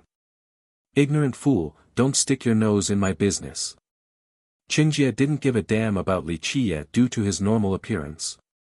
He revealed a murderous intent and threatened, break your arms and legs now, then apologize or I will kill your entire clan. He no longer held back his brutality because there wasn't a single sect in this system that could stop him. Not to mention his grandmaster, just his master alone could destroy the entire place. That's why if he wanted a woman here, he will have her on top of killing everyone standing in his way. Slap. Li Qiye still seemed to be sleeping while uttering one word. Pop. Blood gushed out of the youth's mouth along with broken teeth. His mouth changed shape as a result. Young noble Mu. Yingjian was shocked to see this. Qingjie composed himself but still had a twisted grimace. He shouted, "Little animal, you dare to hit me? I'm gonna cut you to pieces." Clank. He summoned a pair of gloves made from shiny pieces of metallic scales. Boom. He furiously smashed downward like using two hammers, aiming straight for Li Qiye's head. This carried enough force to break a mountain. The enraged youth wanted nothing more than to smash the guy into a pulp, so he went all out, mustering the majority of his true energy. Only by smashing the guy's head into mashed potato would he be able to satiate this fury. Alas, the result was unexpected. Yingjian thought Li Qiye's skull was about to be broken. However, Li Qiye easily stopped the dual smash with a single finger. Ant. Li Qiye didn't bother looking at the youth. He added more force to his fingertip. Crack. The glove shattered. Keep in mind that this treasure was personally crafted by Qingjie's master using precious metals, extremely tough. Unfortunately, they broke like dried branches right now. Ah! Even his hands crumbled with blood staining the broken pieces of the gloves. They were pulverized completely. Brat, do you know who I am? Qingjie tried to run but couldn't. There seemed to be an invisible hand grasping him tightly. Do ants have names? Li Qiye calmly said. My grandmaster is pure sword true emperor. The strongest being in Imperial. My Mu clan is the strongest lineage in Imperial. He boisterously revealed his backing. He believed that the title of his grandmaster alone could scare anyone in this godforsaken city. I have heard of them. Li Qiye smiled, his eyes still closed. Then what are you waiting for? I command you to release me. Hurt a hair of mine and the Mu will not spare you. You can run to the farthest ocean and my grandmaster will kill you all the same. He bellowed. Young noble, spare him this once. Yujing quietly begged. Just imagining the army of the Mu coming to this place made him shudder. The true emperor is invincible under the heaven and can kill anyone regardless of the distance. Please show mercy. Yingjian added, horrified. He wouldn't be able to answer the superiors since he was Qingjie's guide. All are ants. I'm planning to take a trip to that clan and flatten them anyway, so this is just fine. Li Qiye said. The group became stunned. The Mu and the Great Emperor were untouchable existences in their mind, but Li Qiye only viewed them as ants. Isn't that insanely arrogant? Little animal, just this sentence alone of yours is punishable with the extermination of your 9 clans, Qingjie screamed. Pop! Li Qiye slightly flicked his finger and what's left of the youth scattered away with the wind. So noisy. He said after rendering the youth down to blood. The group was horrified and stumbled backward.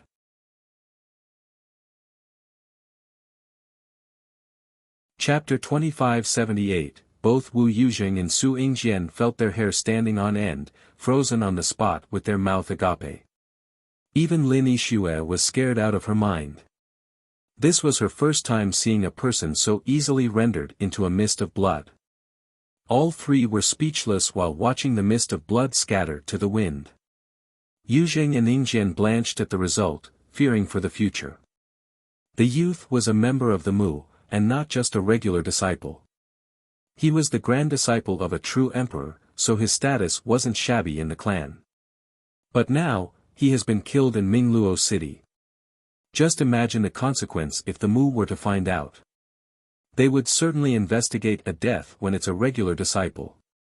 As for the grand disciple of the emperor, their fury might result in the destruction of Mingluo. Either the clan itself or the emperor alone could annihilate the city without any problem. You really killed him, Ingjian stuttered. He hoped that this was only a bad dream because he led Qingjie here. How could he respond to the guy's master and the Mu? Yep. Li Qiye nonchalantly said. Don't you know that he's a pure sword true emperor's grand disciple, a favored member of the clan? Ingjian was louder and impolite at the start before realizing his impropriety. He staggered backward and started speaking softer towards the end. Li Qiye could easily kill Qingjie and he wasn't necessarily stronger than Qingjie, so Li Qiye could also do the same to him. Fortunately enough, Li Qiye seemed to ignore his indiscretion. Young noble, I'm afraid trouble is coming. I heard the Mu is very protective of their own, they won't drop this. The emperor himself might get involved. Yujing said, aghast at the fact that they have provoked an emperor. Just one true emperor. Don't waste your breath talking about this, I'll just need to kill him when he's here. Li Qiye said. Yujing and Ingjian were astounded.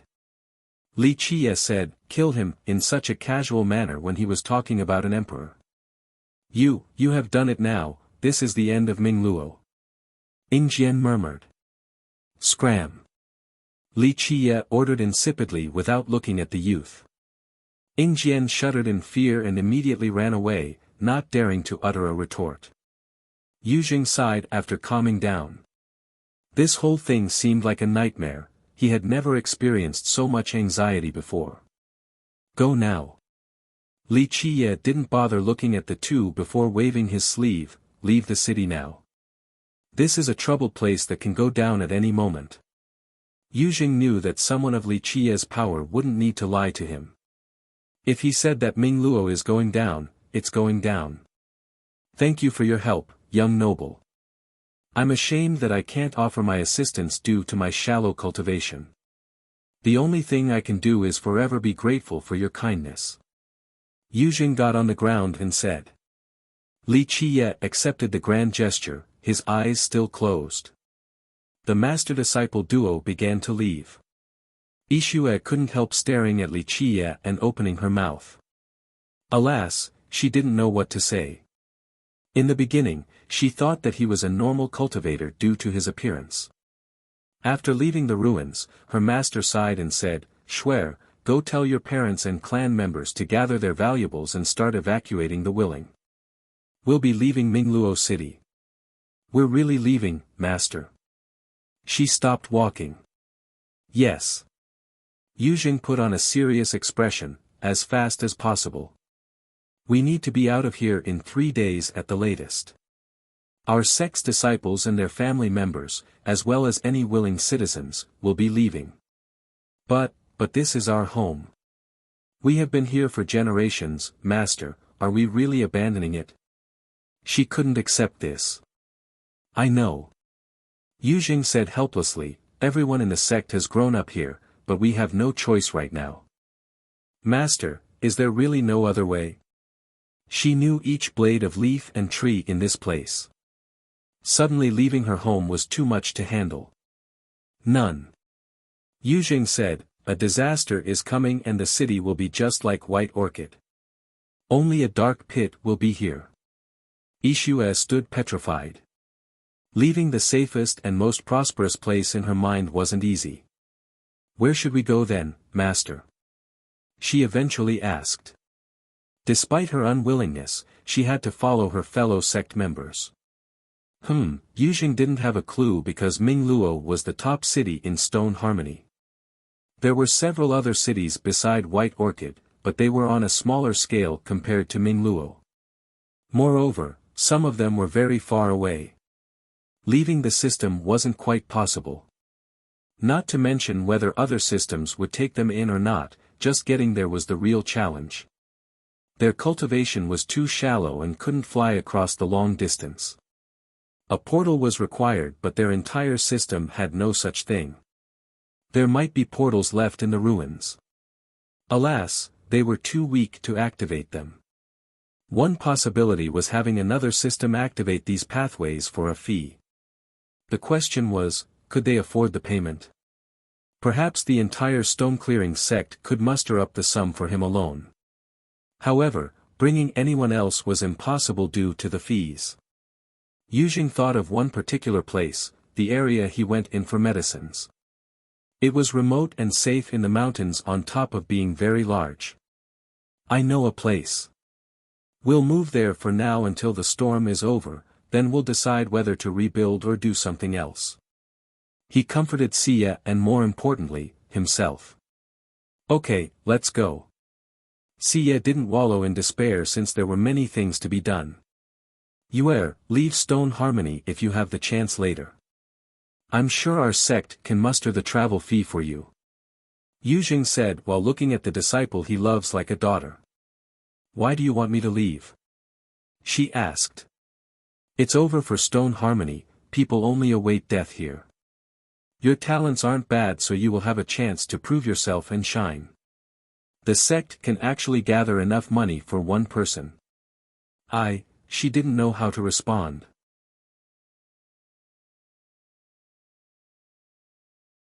Chapter 2579, Li Chia waited in the ruins for the incoming darkness. He knew that this underground entity wouldn't be slumbering for long. It will appear again at the next target, Mingluo City. He patiently sat despite the rains and winds since they didn't affect him in the slightest.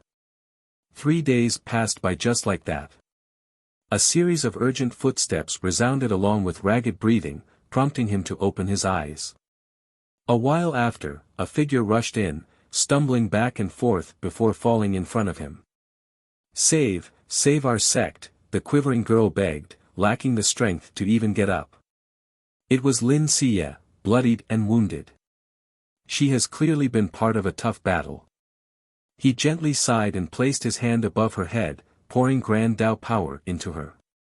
She suddenly became spirited and full of life like the return of spring. Her wounds instantly healed without needing ointments and medicines. Young noble, please help Stone Clearing.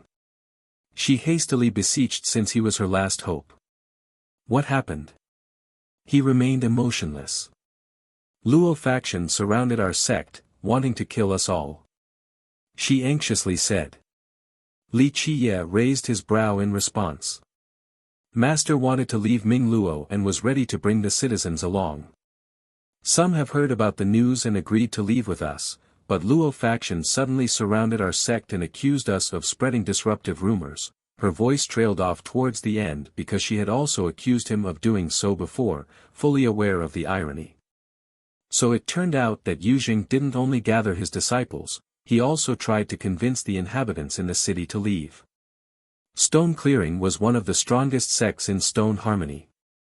If Luo faction was considered to be number 1, then Stone Clearing could be among the top 5, perhaps even the top 3. Wu Yujing himself was one of the few grand true god in Stone Harmony. He had a prestigious status in Mingluo, loved and respected by the people. That's why when he said a disaster was coming on top of evacuating his sect, many other inhabitants agreed to follow. Everything happened smoothly until Luo faction decided to interfere, wanting to take down Stone Clearing. Their reason was very simple, that Stone Clearing wanted to disturb the peace and orders of Mingluo. This was affecting the very foundation of the city. There was obviously another reason. As the saying goes, one mountain can't accommodate 2 tigers. This faction already harbored similar ideas in the past. However, Stone Clearing was here before Luo faction and had the trust of the citizens. Wu Yujing was also very powerful. That's why Luo faction didn't dare to do anything in order to avoid killing 1,000 enemies while losing 800 men. This event gave them the perfect opportunity. Plus, Stone Clearing didn't have their defenses ready either. They were weaker in the first place on top of being caught off guard. Hastily rushing into battle left them at a great disadvantage. Yu Zheng and his fellow disciples fought while retreating at the same time. Eventually, they were forced inside their most resilient fort. Meanwhile, the Luo completely surrounded the area, ready for a siege. Yu Zheng felt despair because of the failed evacuation on top of this unexpected attack. He suddenly thought of Li Qiye during this hopeless moment. Because of this, they tried to break through several times and Lin Siye finally made it out to run here. Li Qiye looked at her after hearing the full story, unmoved. "Please save our sect," she sobbed after seeing his expression since he was the only one who could save them. Li Qiye gently sighed after seeing her tears and nodded, "Let's go." "Really?" She became ecstatic and found herself in the air already, carried by Li Qiye. Mingluo might seem like a large city to normal people, but Li Qiye only needed one step to appear on the battlefield. There were several thousand disciples in black surrounding the fort. Their uniforms emitted a black luster under the sun. Their weapons had a cold glow as well, full of murderous intent. Any spectator would shudder at this sight. These were the elites of Luo faction. They were truly going all out in order to destroy Stone Clearing. How can Stone Clearing get out of this? A neutral cultivator quietly said. I see Yang Tingyu personally presiding over this. He's the only one who can suppress Sectmaster Wu. But, really, Sectmaster Wu is really strong for surviving Tingyu's imperial arts. Another replied. Shu, call him Faction Lord Yang, not by his name. His friend immediately reminded him. Faction Lord Yang will be able to unify Stone Harmony soon. An older cultivator said, he's still a disciple of Pure Sword True Emperor, so young yet already the strongest in the system. It makes sense for him to lead Stone Harmony. He's only a disciple in name. Another old cultivator unhappily snorted. So what? He's still a disciple. The former responded, just that status alone is enough to threaten all of Stone Harmony. Who dares to oppose him? The other had no response. Yang Tingyu was the current sect master of Luo faction, also the greatest genius in the system, perhaps its strongest expert as a Grand True God. Remember, Grand True Gods were the strongest existences in Stone Harmony. Only 5 or so were in this area. The others were old men on the verge of death, but Tingyu was still young and vigorous. Most importantly, he was a true emperor's disciple, albeit in name only. During an outing in the past, the emperor took a favor and taught him a thing or two. Though he didn't pass down any merit law, Tingyu could still be considered a disciple in name. The emperor himself implicitly agreed with this. This achievement alone was enough for Tingyu to brag about for a lifetime in Stone Harmony. After all, a true emperor was untouchable. Being able to meet one was a glorious matter, but Tingyu actually took it a step further. That's why despite his young age, he was on a path to become the leader of Stone Harmony. People praised him above his actual abilities. The guy was also very ambitious and wanted to unify the system. Destroying Stone Clearing was a very important step in his conquest.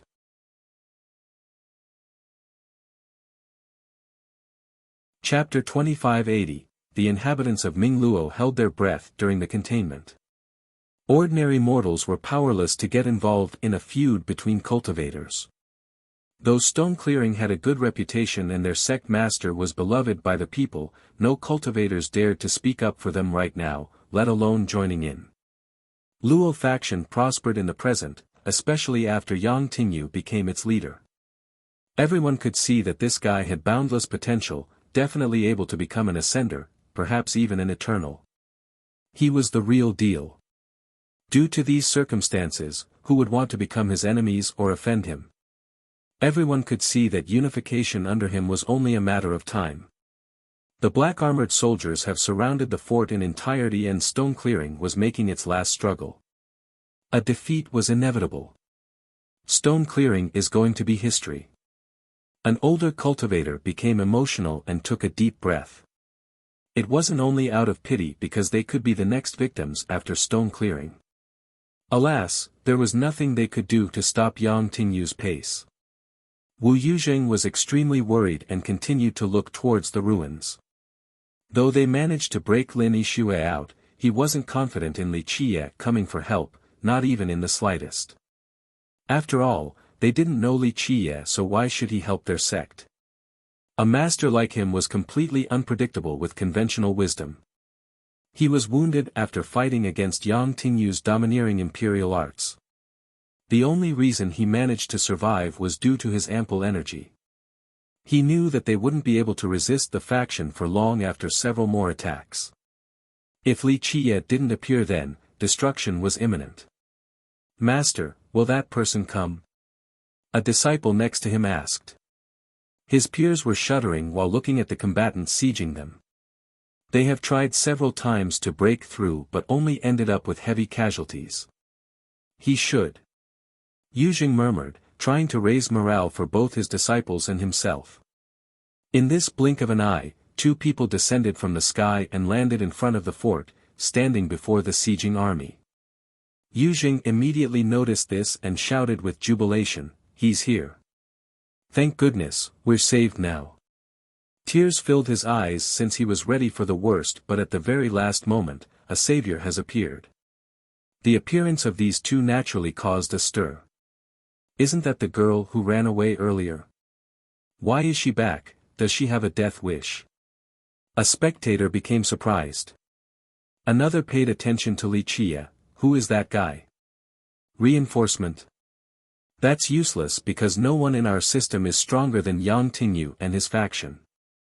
Clank. Many black-armored soldiers turned and aimed their sharp spears at Li Qiye, full of bloodthirst. "It's you." Su Yingjian was astounded to see this person and staggered backward. "Be on guard." The soldiers obeyed and surrounded Li Qiye, ready to kill. Yingjian regretted being unable to stop Yixue from escaping earlier. He didn't think she would be able to invite this man. "Who is this brat?" Yingjian's serious reaction took the crowd off guard. Everyone shook their head since they didn't recognize Li Qiye, let alone know who he is. He didn't look like a master at all. "Humph." A thunderous snort resounded. The soldiers made way as a group came forward. This group consisted of many experts from Luo faction. "Yang Tin no, faction Lord Yang is here." The spectators put on a respectful act. Yang Tingyu looked quite gallant with an exceptional presence. He wore a big robe while his cloak fluttered in the wind, definitely looking like an impressive lord. "You're the master in the ruins?" he coldly asked while glaring at Li Qiye. Li Qiye chuckled and shook his head. "My name is Li Qiye, people refer to me as Fiercest, remember this well." Li Qiye, Fiercest. The crowd exchanged glances of confusion. No one has heard of this person before. The guy was boasting about being the fiercest. That's a very arrogant title. Tingyu stared intensely at Li Qiye before speaking, "We're not enemies. The Mu clan will deal with your murder of that child. Today, it is an internal matter of our system, outsiders shouldn't get involved. So, please, stand aside, don't interfere with our feud." This respectful response surprised people again. Why was Tingyu so courteous towards this ordinary person? Remember, it wouldn't be an exaggeration to say that Tingyu is standing at the apex in stone harmony. However, he was right about one thing. In 3 Immortals, outsiders really shouldn't interfere with internal affairs or the feuds between members of one system. It was a known taboo. Sects might be killing each other, but they were still considered as part of the same system. They didn't need others to get involved. "Oh. That's your problem, but I'm here now. Be smart and scram or I'll make blood flows like rivers." Jaws dropped to the ground and eyes started seeing stars. People couldn't calm down. Does he not know who he is facing? That's the #1 master in our stone harmony. One spectator blurted. Who the hell is he? Boasting like that against Yang Tingyu. An older cultivator said. You. Yang Tingyu's expression soured while taking one step backward from shock. His eyes became fierce. You are too arrogant, this is stone harmony, I know. I won't repeat myself again, scram. Li Qiye interrupted with a hand wave. Yang Tingyu turned red since he has never experienced such disdain before in stone harmony. While outside the system, everyone knew that he was an emperor's disciple, so even the experts treated him with courtesy. Now, such public disdain forced him to make a move or his reputation and prestige would be gone with the wind. It would deter his ambitious path towards unification. He decided to bark back, you're pushing it. Our Luo faction has never been afraid of anyone before. Anyone who dares to act all that in stone harmony will become ours and the entire system's enemy. Sword. Li Qiye ignored the guy and raised his hand. The shocked Ishue regained her wits and brought her sword over. Li Qiye casually unsheathed the sword without looking over and said, flee now, or it will be too late once I make my move. Get ready for battle. The alarmed Ingjian commanded the soldiers.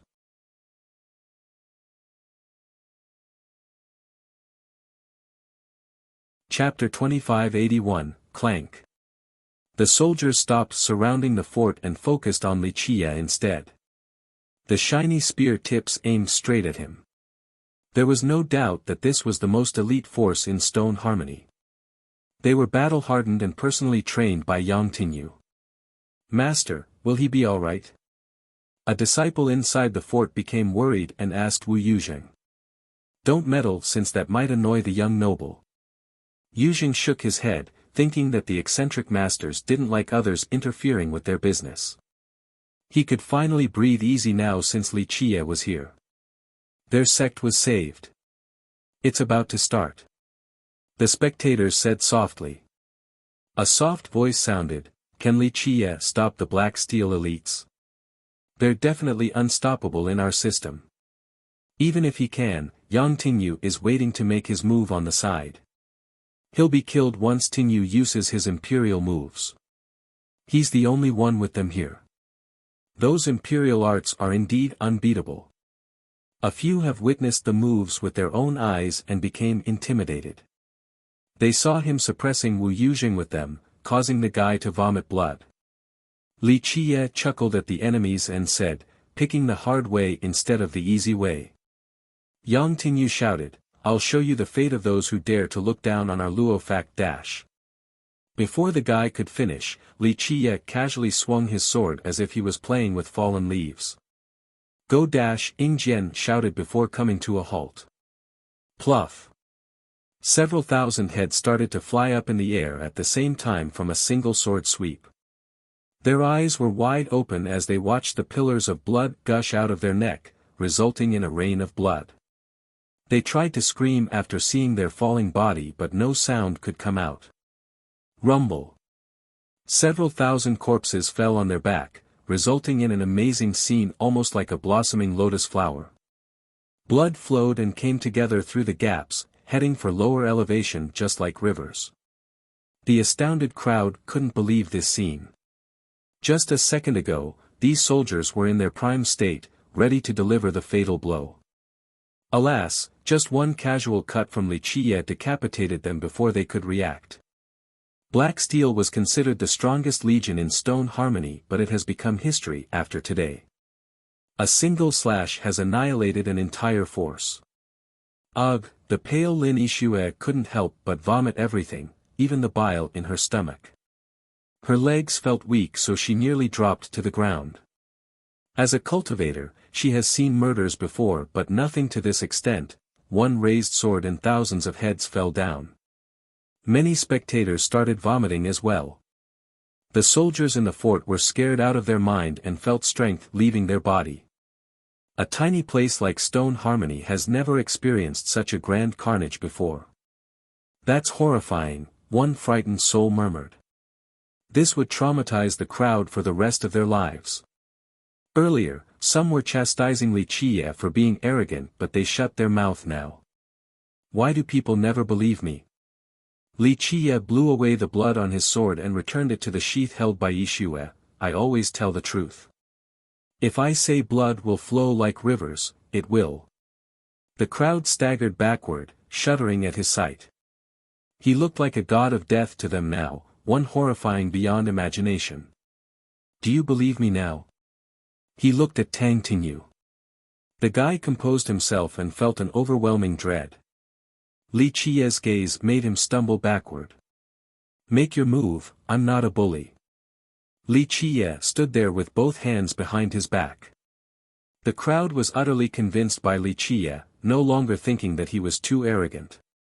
They wondered if the #1 expert of stone harmony could actually take him on. You think you're unbeatable?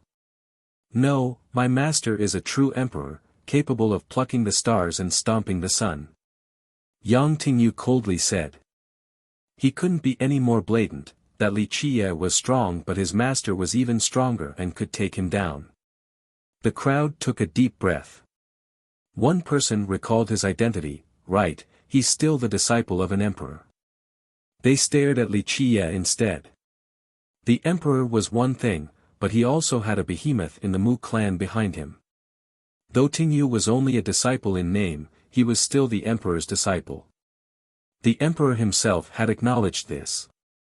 These beings rarely took in disciples, so they wouldn't ignore the murder of one. If Li Qiye were to kill Tingyu, the emperor would definitely get involved. This person was strong, but how was he compared to pure sword true emperor? Start. Li Qiye demanded. Tingyu didn't expect for his threat to not work. Bringing up pure sword true emperor wasn't enough to scare his opponent. Fine, to the death today. He gritted his teeth and no longer gave a damn. He really had no other choice since he couldn't escape. Fighting was the only option. Boom. He raised both hands to the air as flames engulfed his body. A majestic aura shot upward. Screech. A totem in the form of a fire phoenix appeared behind him. It soared to the sky with a blazing trail. This particular creature emitted the aura of a true emperor.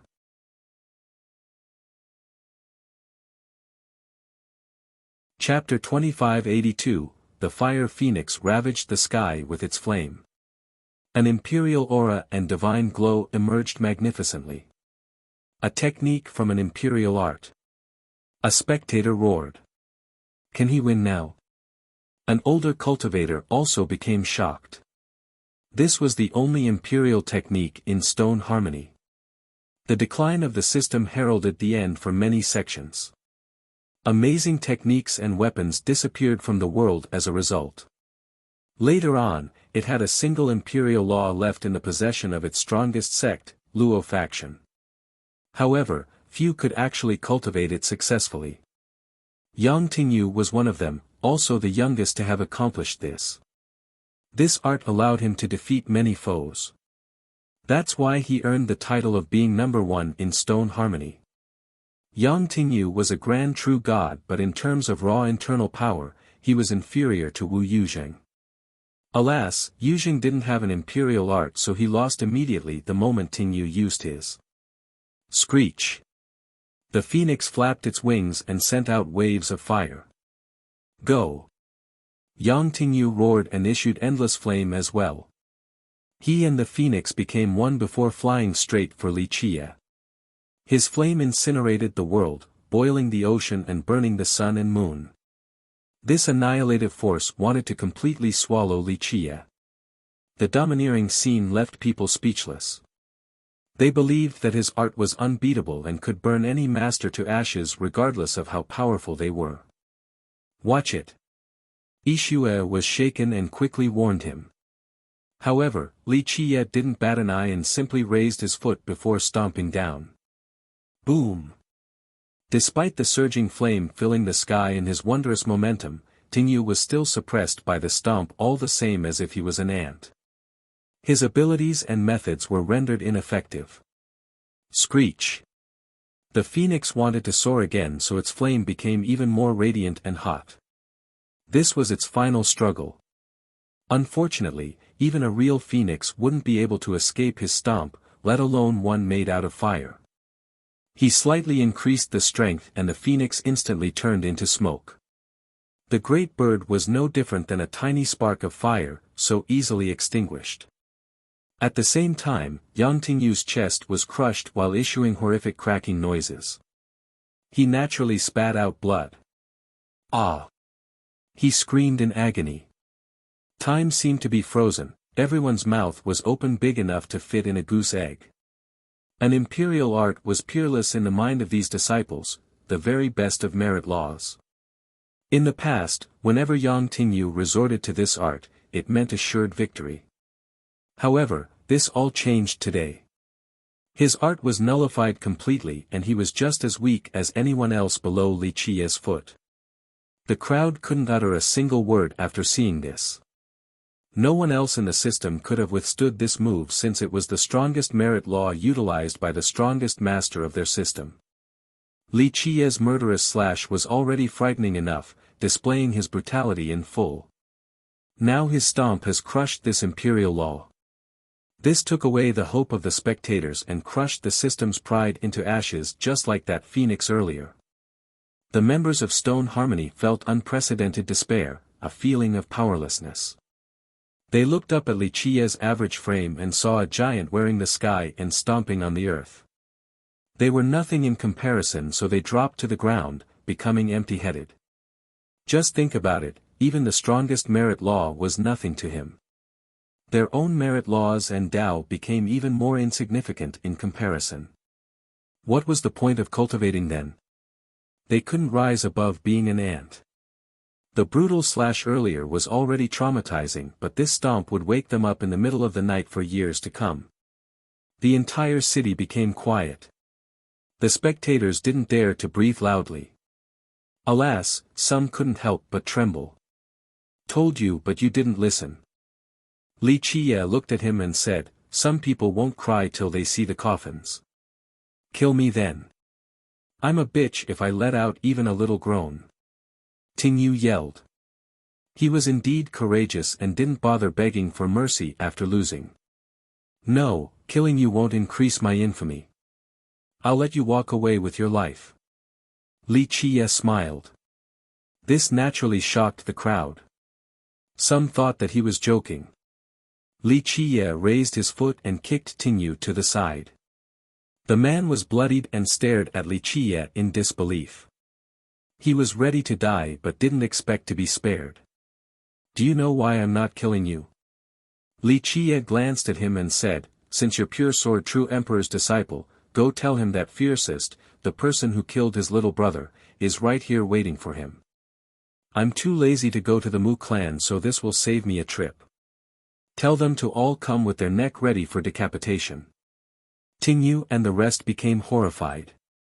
This was a blatant and domineering challenge to both an invincible emperor and the monstrous Mu clan.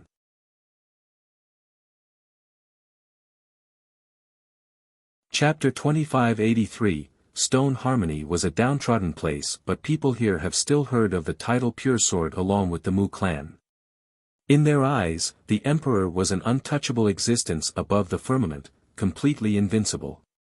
As for the Mu, they have been famous for generations and dominated imperial, virtually peerless.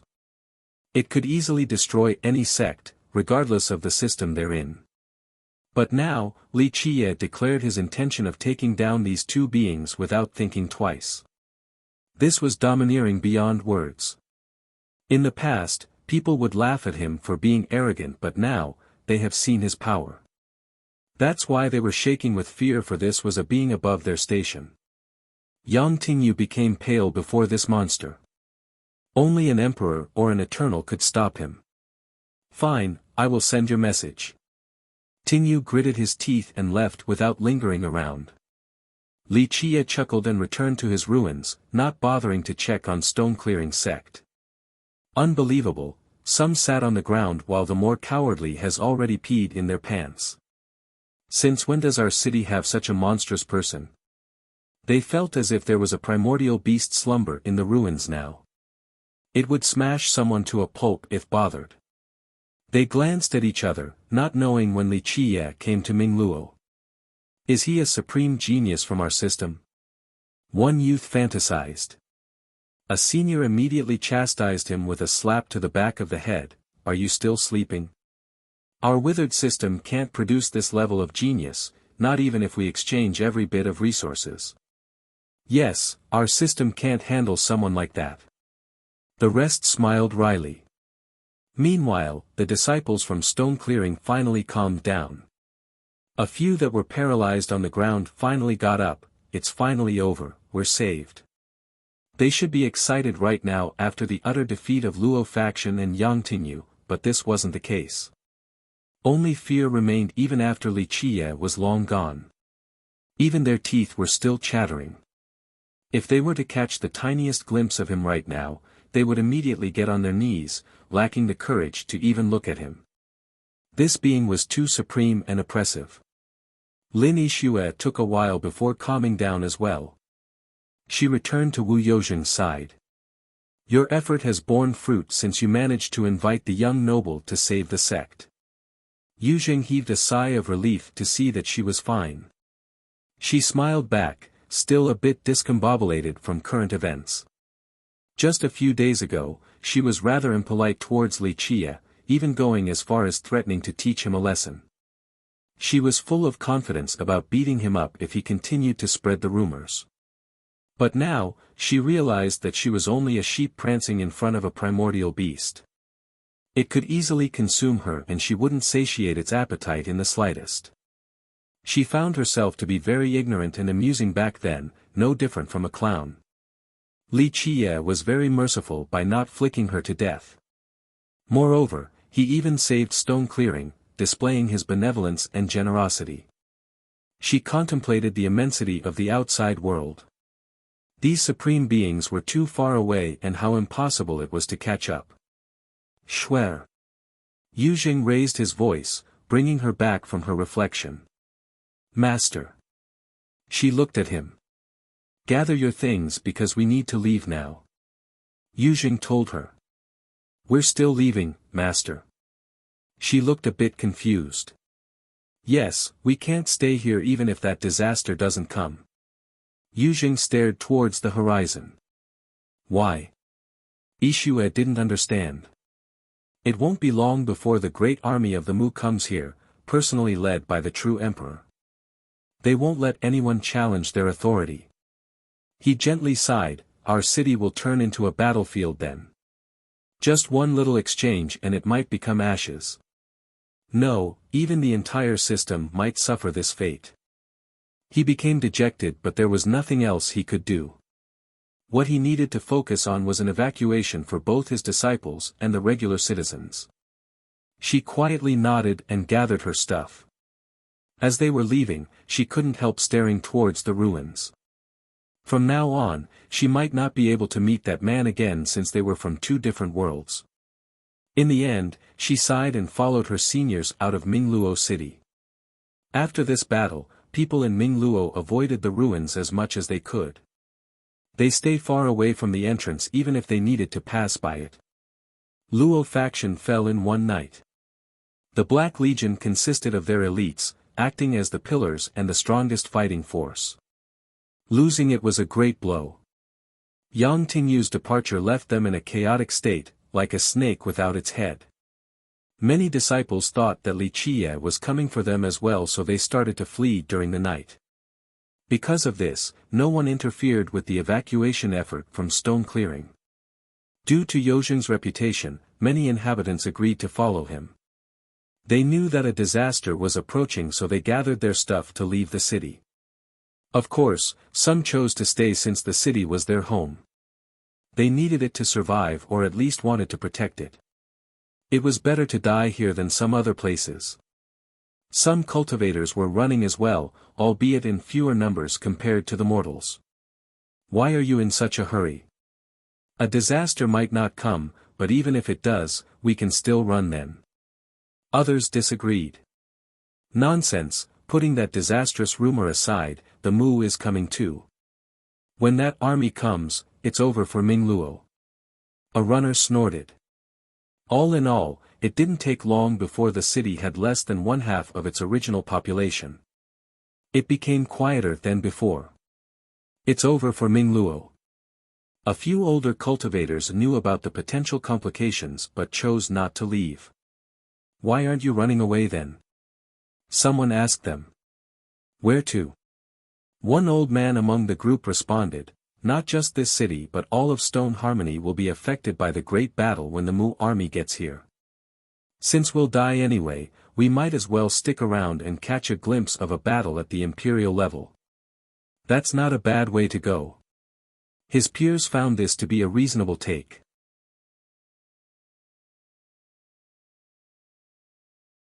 Chapter 2584, As people evacuated from the city came a period of quietness.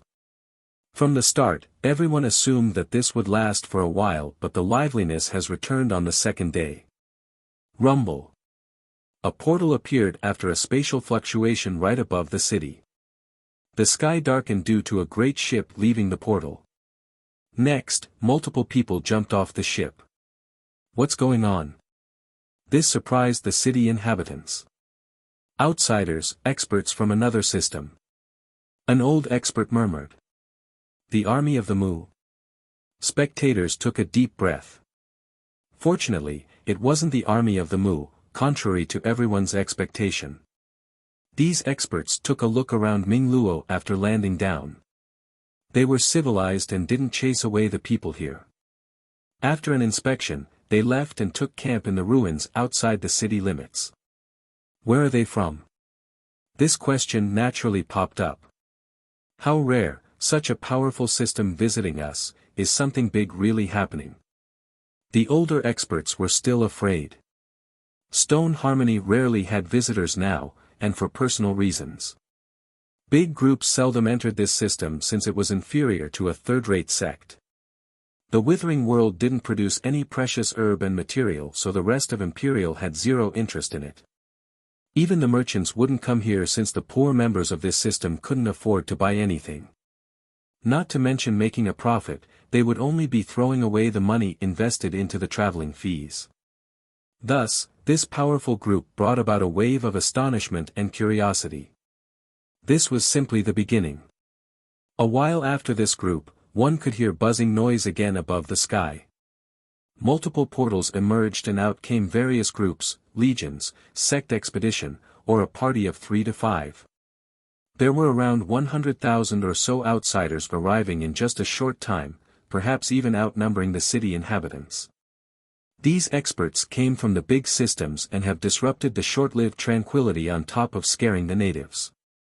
Normally, these natives knew each other very well but now, the streets were filled with strangers powerful enough to destroy the city in a rage. Fear was the correct reaction. It wasn't all bad though. The inns were instantly filled and businesses had a great time because of the outsiders' generosity. Some big sects even chose to pay a handsome sum so that the native sects would give up their place. Of course, it was all relative. What considered to be sky-high payment to the natives wasn't much in the grand scheme of things. This influx of experts from all over the world didn't end. More and more continued to come to Mingluo City.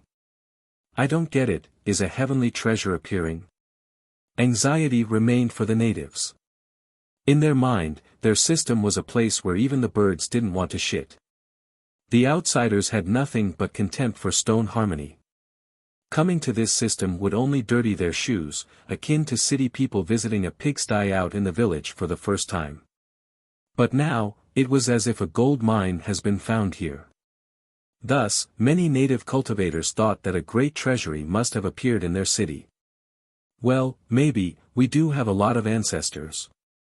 Remember when our system reigned the world? Numerous treasures have gathered here. Someone quietly said.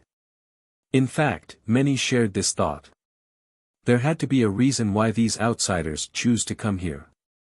Because of this, a few hopeful natives actually began digging in their own house or familiar areas to test their luck. Meanwhile, Li Chia ignored the rowdiness outside. He continued to meditate, as still as a statue. Some outsiders entered his ruins as well but they only took a look before leaving without caring about Li Chia. In their eyes, he was only a normal cultivator not worthy of their attention. He simply smiled and shook his head at them, so greedy like a snake wanting to swallow an elephant. They won't even know how they'll die when the time comes. The more people, the more prey for it to fill its stomach. He naturally knew why they were coming. The news of White Orchid has attracted the attention of numerous systems. The powerful ones have guessed a thing or two, so they hurriedly made their way here. Stone Harmony was too weak to stop invaders, so they could come to Mingluo without facing any opposition. They could do whatever they wanted in this weak system and would leave after the party. It didn't matter if the entire place would turn to ashes or not. Li Qiye didn't care enough about these outsiders as long as they don't provoke him. They would be courting death otherwise. Today, 2 people returned to see Li Qiye. Why are you 2 here? I told you to run as far away as possible. Li Qiye opened his eyes to look at the 2 kneeling on the ground. They were no other than Wu Yuzheng and Lin Yixue. We couldn't thank you on that day, so here we are to show our gratitude. The 2 respectfully bowed. Li Qiye accepted and waved his sleeve, stand up. The 2 obeyed and got up. Li Qiye left right after saving their sect, so they never got the chance to thank him until now. I'm sure you 2 didn't come here just to bow. Li Qiye looked at them. Yuzheng smiled wryly and told the truth, this place is still our home. Our legacy is here, so I'm just back to take a look.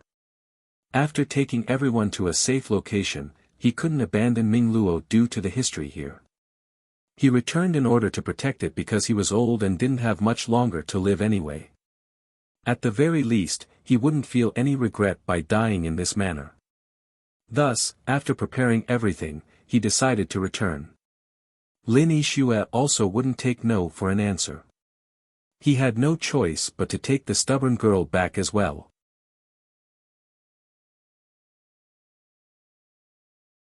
Chapter 2585, Let the Past Be the Past. The ancestral legacy can't be defended. As long as you're capable, rebuilding is always a possibility and not a bad choice. Li Qiye advised. Yuzheng smiled awkwardly, young noble, please don't laugh, but we have no abilities to speak of and can't replicate the task of our ancestors. I'm only wishing for enough luck that our estate will survive the disaster. He sighed and continued with a bitter smile, I won't live for much longer now and will return to the soil. While I still have some breaths remaining, I might as well try my best for future descendants and die without regrets. Plus, dying at home is all I can ask for.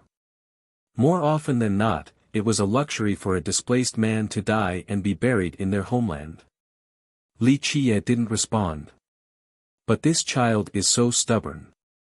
The more I say no, the more she wants to return, only to die. Yuzheng looked over at Yixue and helplessly said. Master. She stared at the ground instead, this is my home too, I want to stay. I'm not afraid of death if it's here. Silly girl, you are still young with numerous opportunities in the future. Yuzheng shook his head.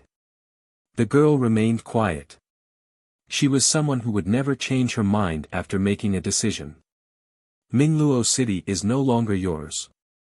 Li Qiye said flatly, forget about defending your inheritance because if people want to take it, they can annihilate you with a single finger. Yuzheng knew that Li Qiye was telling the truth, so he had no response. In fact, he was startled earlier, thinking that he came to the wrong place. Mingluo has become so lively all of a sudden with numerous members of the big systems. These experts consisted of true gods at the very least with no lack of ascenders. He felt his scalp tingling as a result. It wasn't hard for them to take over his sect. Those powerful ascenders could kill him with ease. Stay here for now instead of suiciding outside. Li Qiye commanded. The 2 had a surprised expression, not expecting him to actually take them in. After all, he has already shown enough mercy by saving their sect earlier. They were nothing but strangers. Thank you, young noble. The 2 bowed again. Yixue was especially ecstatic and stole glances at him, albeit with reservation. Just being able to stay in the city was more than enough for her despite the rains and winds in this place. Of course, they decided to build a tiny wooden house instead, a temporary abode for the three. Having a roof didn't matter to Li Qie. If he wanted to, he could have modified the terrain to establish a great palace. Yixue was happy to have this wooden house and did a perfect job cleaning the place. She even decorated it with some flowers to make it presentable. "Young noble, why are these great powers here?" Yuzheng asked inside the house, unable to restrain his curiosity. He found Li Qie rather easy to get along with despite his brutality in battle. "Are the rumors about treasures true?" He heard these rumors while coming back and even saw cultivators excavating in his sect's territory. "Do you think there is a hidden treasure grove here?" Li Qie smiled. Well, Yuzheng contemplated before answering, even if the city had any, it would have been taken away generations ago. Stone harmony has been declining for a long time. Cultivators in the past have excavated this entire place. Anything worthwhile had been taken long ago, nothing is left for them. This was a reason why the top merit laws and weapons of stone harmony all disappeared. When the big sects wanted to leave this system, they either took these items along or auctioned them away. The only thing left behind for future generations was the withered land. A few things aren't that easy to take away. Li Qie smiled. The Tao source. Yuzheng knew more than others because he was a top expert in this place. We still have a Tao source. Yixue was surprised since she thought that it had disappeared long ago. Yes. Yuzheng nodded and said seriously, the Tao source is still here, we just don't know where it is. I and several true gods have discussed this matter before. If there's no Tao source, the system would have crumbled long ago to myriad lineage, yet it is still here. This shows that the Tao source is still around. It's a shame we can't find it. It's not the Tao source, just heavily related. Li Qie nodded. Are you here for this thing too, young noble? Yuzheng blurted before rephrasing, no, you're here for the evil thing underground. Li Qie had talked about chasing an evil entity here, so it was disrespectful implying that he was here for treasures. It's no secret, I am indeed here for both. Li Qie said. Yuzheng smiled wryly with an awkward expression. Is it a supreme treasure? Yixue stole a glance at him. Depends, it could also cause a disaster. That's why your system declined in just one night despite having an intact Tao source. Li Qie replied. The evil thing is here for it too. Yuzheng was shaken, no, that can't be. It was probably here a long time ago and was probably the cause of our decline. Now it's back again for this thing. He had researched this before, so he immediately understood after receiving some hints from Li Qie. That's one way to put it. Li Qie nodded. Yuzheng continued, will you be able to eliminate it, young noble? It'll be a problem if I can't, not only to Stone Harmony but the rest of Imperial. A big problem. Li Qie said. It's that scary. Yuzheng felt a chill. It doesn't belong to this world. Li Qie spoke while staring towards the horizon. But if you can get rid of it, doesn't that mean that our Tao source will be restored? Yuzheng suddenly realized something and became ecstatic inside. This was great news for their system. Yes, your system will soar again with majestic grand Tao returning, a new breath of life and great prosperity. Li Qie stated. Really? The elated old man got on the ground. Young noble, if you take care of this evil thing, you'll be the greatest benefactor in the history of Stone Harmony. The system will worship you for ages to come. Don't be so quick to thank me. If this doesn't go well, just one wrong move will turn your system to ashes. Li Qie sat in his chair and said. Yuzheng felt as if someone had just poured cold water on his head. Nevertheless, he remained spirited while still bowing, but at least there is hope. Stone Harmony can't escape destruction while going down this path anyway. You are very optimistic. Li Qie chuckled.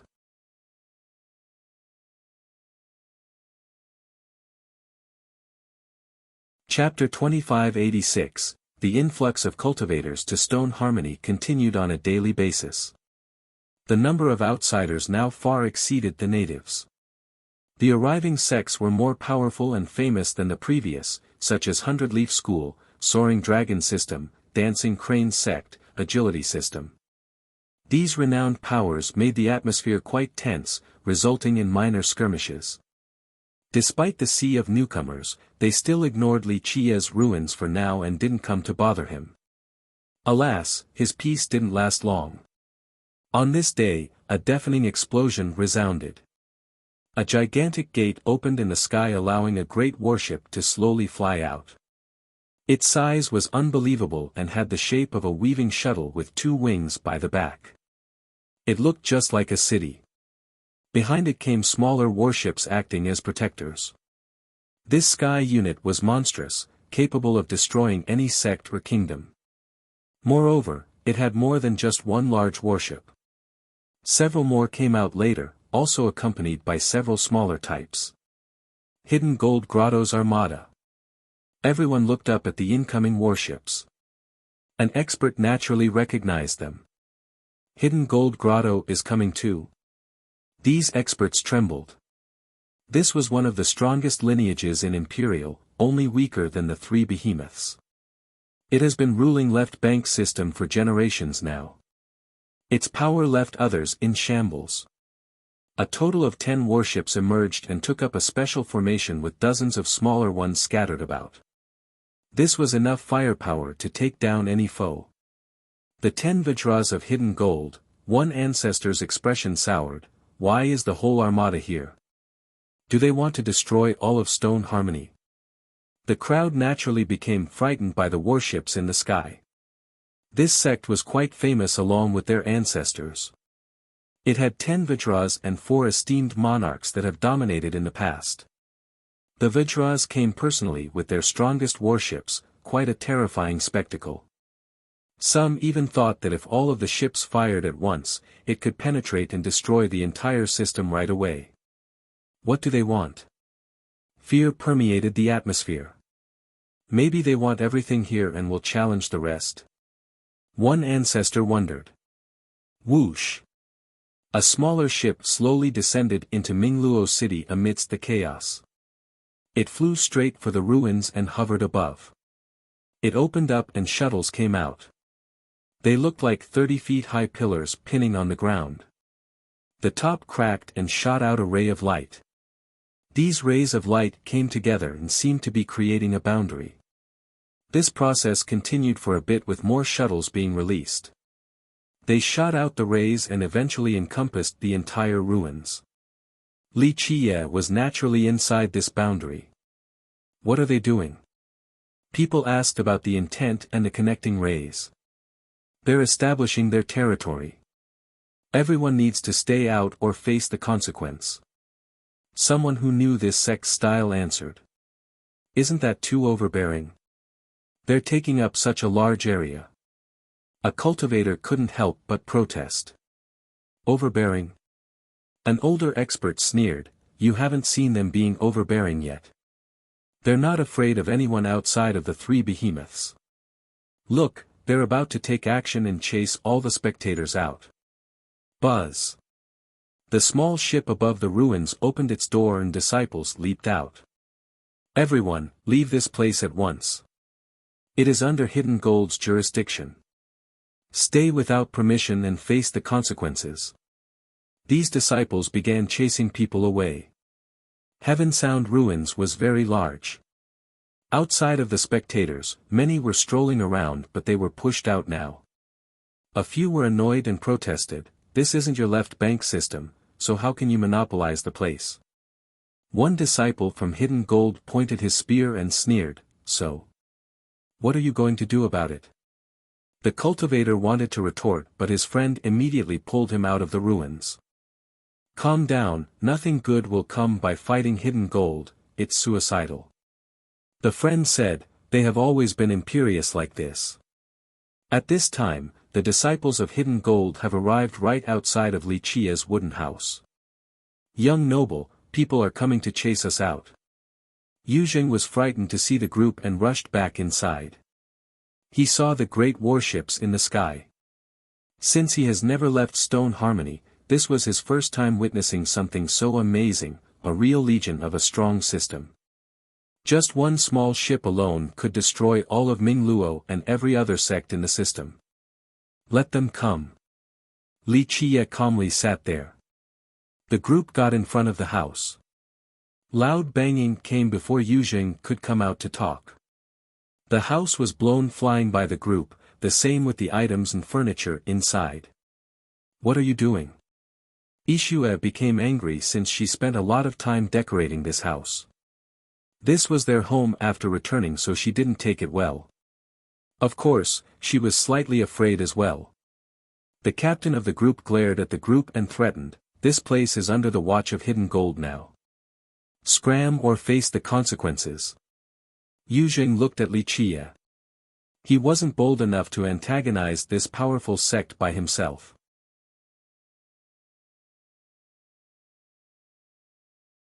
Chapter 2587, Li Qie slowly turned towards the captain and said, "And if we refuse?" "No." The captain's eyes turned fierce with murderous intent. He raised his voice, "Capture the girl, kill the men." Hidden Gold Grotto was indeed tyrannical, ready to kill after one word of disagreement, not allowing the other party to explain. "That brat is going to get it, he's suicidal for going against Hidden Gold." The cultivators who left the ruins shook their head. "Huh, I like cute girls like you the most. Men, kill the other two." One member smiled deviously and pulled up his sleeves before reaching for Lin Yishue. "Young noble." She was frightened and hid behind Li Qie right away. "Brat, die." A different member snorted and swung his sword for Li Qie's head. Pluff. Head started flying. Every member of the group got decapitated outside of the captain. Their blood gushed everywhere. It was a pitiful and confusing way to go. They didn't know how Li Qie did it at all before dying with their eyes wide open. "Brat, you!" The captain staggered backward. He couldn't finish his sentence before Li Qie held him by the throat. No one saw how Li Qie's exact movements. "Tell me, what's the consequences of not leaving?" Li Qie asked with disdain. The captain couldn't speak or breathe. "The consequence is your death and the extermination of your 9 clans." A cold voice answered instead. The small ship's door opened again with an old man standing there. "General Qi, save me," the captain did his best to shout. Thump. Thump. Thump. Another group led by the old man landed. He glared coldly at Li Qie. "That's Vanguard Qijio. A murderous brute." Numerous spectators recognized him. "Junior, release him or you'll suffer a fate worse than death." Qijio coldly said. "Release him." "Okay." Li Qie chuckled and released his grip. Poof. The captain violently exploded into a mist of blood without the chance to scream. Qijio's expression became extremely unsightly after Li Qie killed his subordinate before everyone. "Kill him," he ordered with bloodthirst. Rumble. The other group attacked at the same time with their explosive treasures. More ants. Li Qie didn't bat an eye and flicked one finger. Boom. All of the treasures instantly crumbled. The rest of the members turned into blood before they knew what was going on. Qijio didn't expect this ordinary-looking man to be so powerful. He quickly returned to the ship. With a buzzing noise, the ship lit up and shot out a pulsing current. It started hitting the ground below the ship before moving towards Li Qie while leaving a deep trail. This pulse was terrifying, seemingly capable of piercing through everything. "It's over for the brat, these warships are famous for being powerful." The cultivators outside concluded. Pop. His body didn't explode contrary to everyone's expectations. The pulse struck him but couldn't hurt a single hair of his. Li Qie chuckled and spread then closed his palm. Crack. This little gesture resulted in the warship being deformed and crushed. Ah! Screams came from inside. Qi Jiu wanted to escape but couldn't, so he was mangled within. Blood seeped out of the cracks and finally, only a ball of metals was left of the ship. The guy has also turned into a meat paste. The spectators were naturally stunned. They stared at Li Qie in a daze. Who is this guy? Fierce people really do like to talk with their fists instead of their mouth. Someone said with admiration. I can't believe it. An older expert blurted out, straight annihilation after a single disagreement, even more ferocious than Hidden Gold Grotto. He crushed that warship without using any technique, what a monster. I haven't seen this type in a long time, to actually go against the grotto. Another admirer said.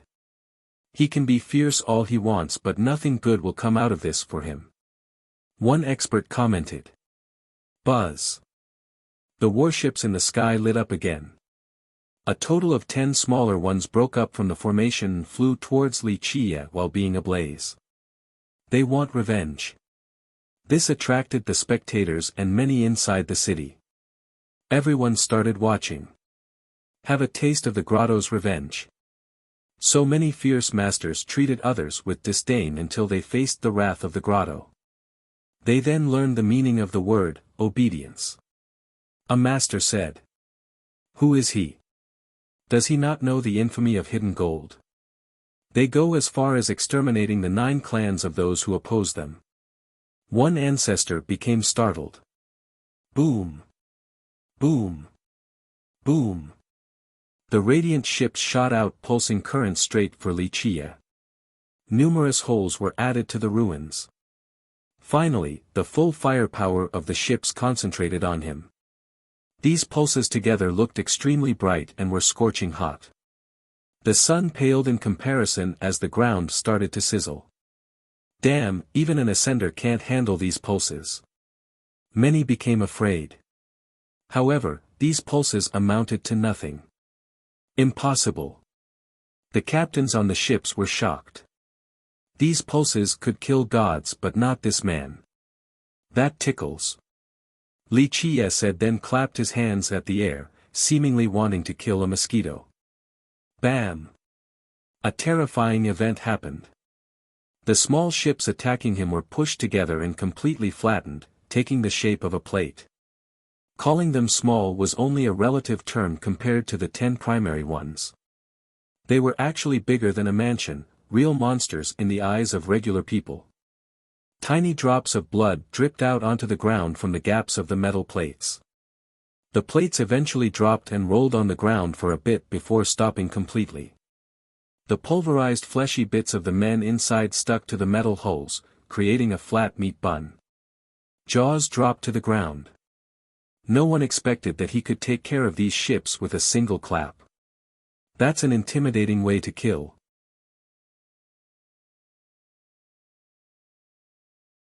Chapter 2588, The destruction of these world-renowned warships left everyone in a daze.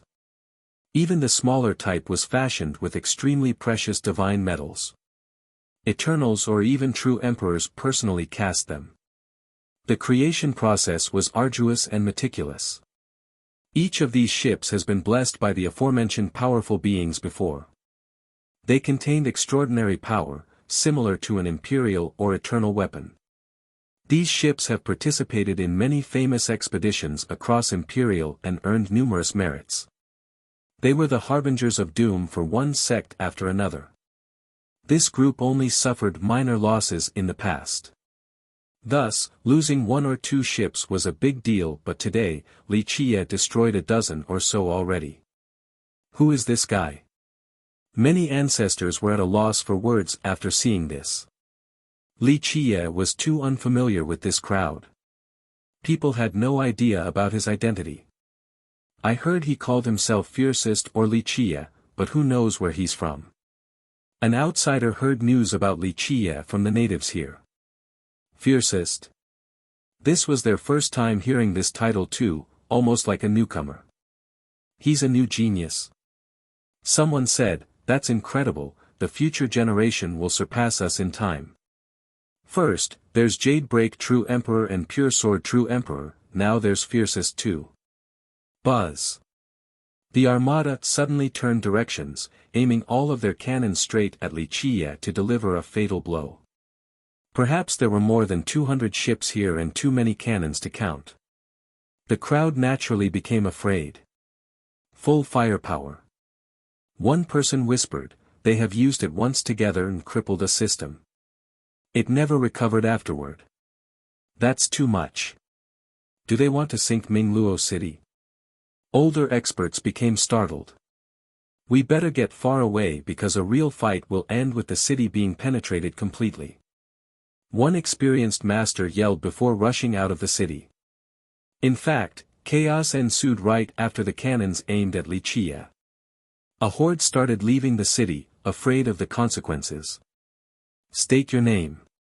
Hidden Gold Grotto does not kill nameless juniors. A general appeared on top of one ship and shouted at Wuxia. Never heard of Hidden Gold Grotto. Wuxia stood there and leisurely responded. This general slightly grimaced while the crowd exchanged glances. This brat is so haughty, talking like that to the grotto. One spectator said. Who hasn't heard of Hidden Grotto in imperial lineage? In fact, people would shudder after hearing its name because of its domineering style. So you want it the hard way, huh? The general's eyes turned cold as he threatened, I don't care what your background is, don't blame anyone for dying today since you're asking for it. Do your worst while you still have a chance. Wuxia waved his sleeve dismissively. Move up, full power, don't leave a bone behind. The general commanded with murderous intent. Buzz. The smaller ships left the formation and went to the front, acting as a wall. They loudly moved around and formed their own battle array before becoming bright. The wings in the back began to line up so these ships seemed to be connected. Buzz. Space trembled as a result of the successful connection. When everyone took in the whole picture, they found that the ships have surrounded Wuxia. They looked like a golden net trapping Wuxia's area. Their lights continued to spread until a golden sphere emerged around him. He was at the very center so there was no blind spot at all for the cannons. They have locked on completely and would open fire the moment he shows any opening, completely burying him with barrages. It's starting. A spectator murmured while looking at the ships.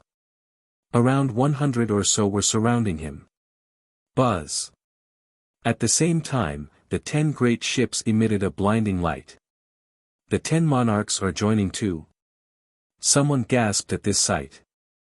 That's enough to cripple a system, isn't this too much for a junior? One expert became surprised. Fire. An order resounded. All the small ships fired at once. Boom. Boom. The entire city quaked as a result while shots drowned out the sky. The citizens lay down on the ground, paled. This was the most terrifying display of firepower they have ever seen. It looked like a raging inferno from hell pouring down on the city. Rumble. Continuous detonations hurt the eardrums. These flames coming from more than 1,000 cannons directly engulfed Wuxia. The space around him began to crack and melt. That's why everyone could feel the searing temperature and become parched. The city itself seemed to be melting, the inhabitants had a hard time withstanding the increasing heatwave. Is he dead? An Eternal might not be able to withstand that firepower. One person murmured while looking at the ocean of flames. He's fine. A master could see through the barrages and shout in astonishment. Really? Everyone became startled and focused their gaze towards the center.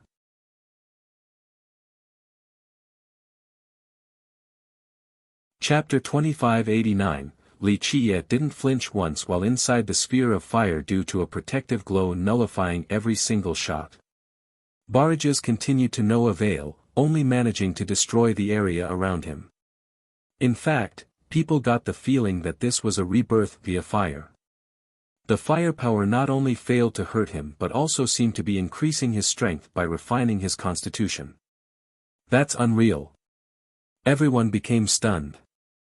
Who the hell is this guy? How can he stop this massive attack so easily? Even the ancestors were astounded. Fire. The barrage stopped for a second before another command was heard. The small ships lit up in a blinding manner again and maximized their output. In this split second, all of them shot out a materialized ray with enough force to cut through time and space. These rays tore the area asunder while surging towards Wuxia as the common target. There was a lack of explosions and fire versus the previous barrage. However, these rays were far more terrifying. Each ship has gathered all of its energy onto its respective beam, allowing the ray to sever anything. Powerful weapons and tough metals weren't enough as a defensive measure. Buzz. Temperature crazily surged like 100,000 concentrated suns. Because of this, everything started to melt. The Tao laws, worldly forces, and spatio-temporal affinities weren't spared either. Everything became blurred, whether it be the blue azure or the earth below. That's terrifying. The horrified crowd was startled, thinking that they were next. I don't think he can survive this time around because that ray is unreal. Eternals going all out still can't stop it. One expert stated. One ancestor activated his heavenly gaze for a better look before shouting in horror, "Oh Lord! What? His body is incinerated, even the true fate is done for." Many came over to ask, thinking that the sight of Wuxia's death was too gruesome. He's perfectly fine, it's so strange. The ancestor took a deep breath and said. Other ancestors who were true gods also opened their gazes. Sure enough, Wuxia stood in the hottest area in a leisurely manner. Though these rays could burn and meld everything, they didn't do a damn thing to him outside of lighting him up. One could see a light emanating from him to stop the fast-shooting rays. These ancestors naturally became scared. Is this brat still human? So young yet possesses such a terrifying power already. One of them shuddered.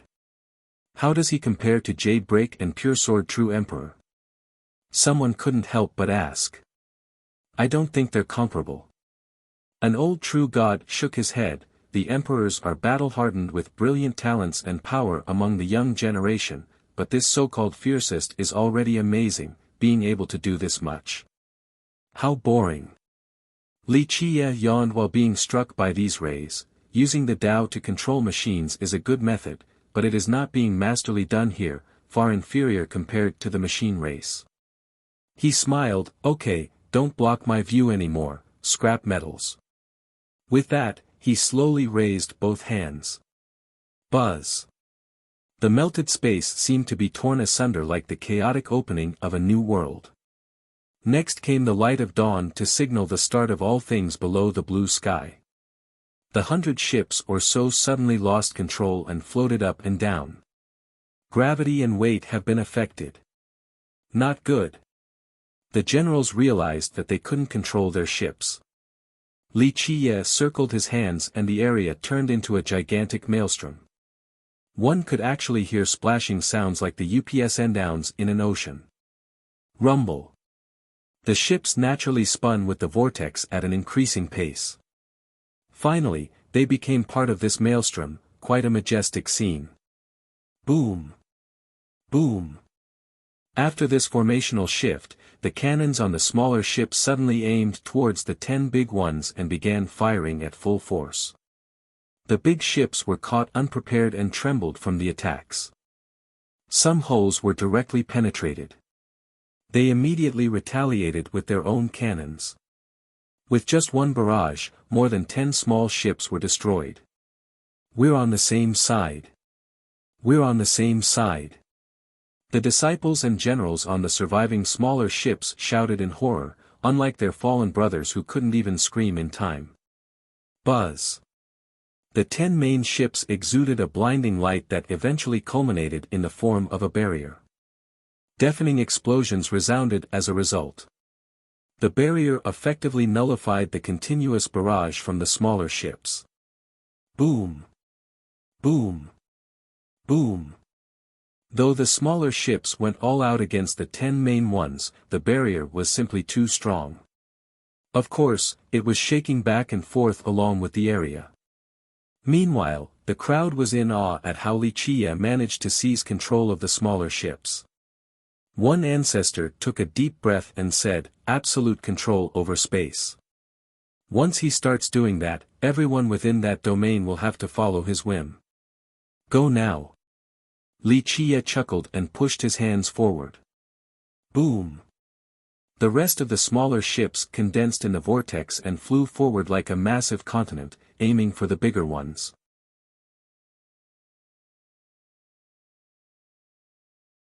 Chapter 2590, The incoming ships heading for the 10 main ones shocked the crowd.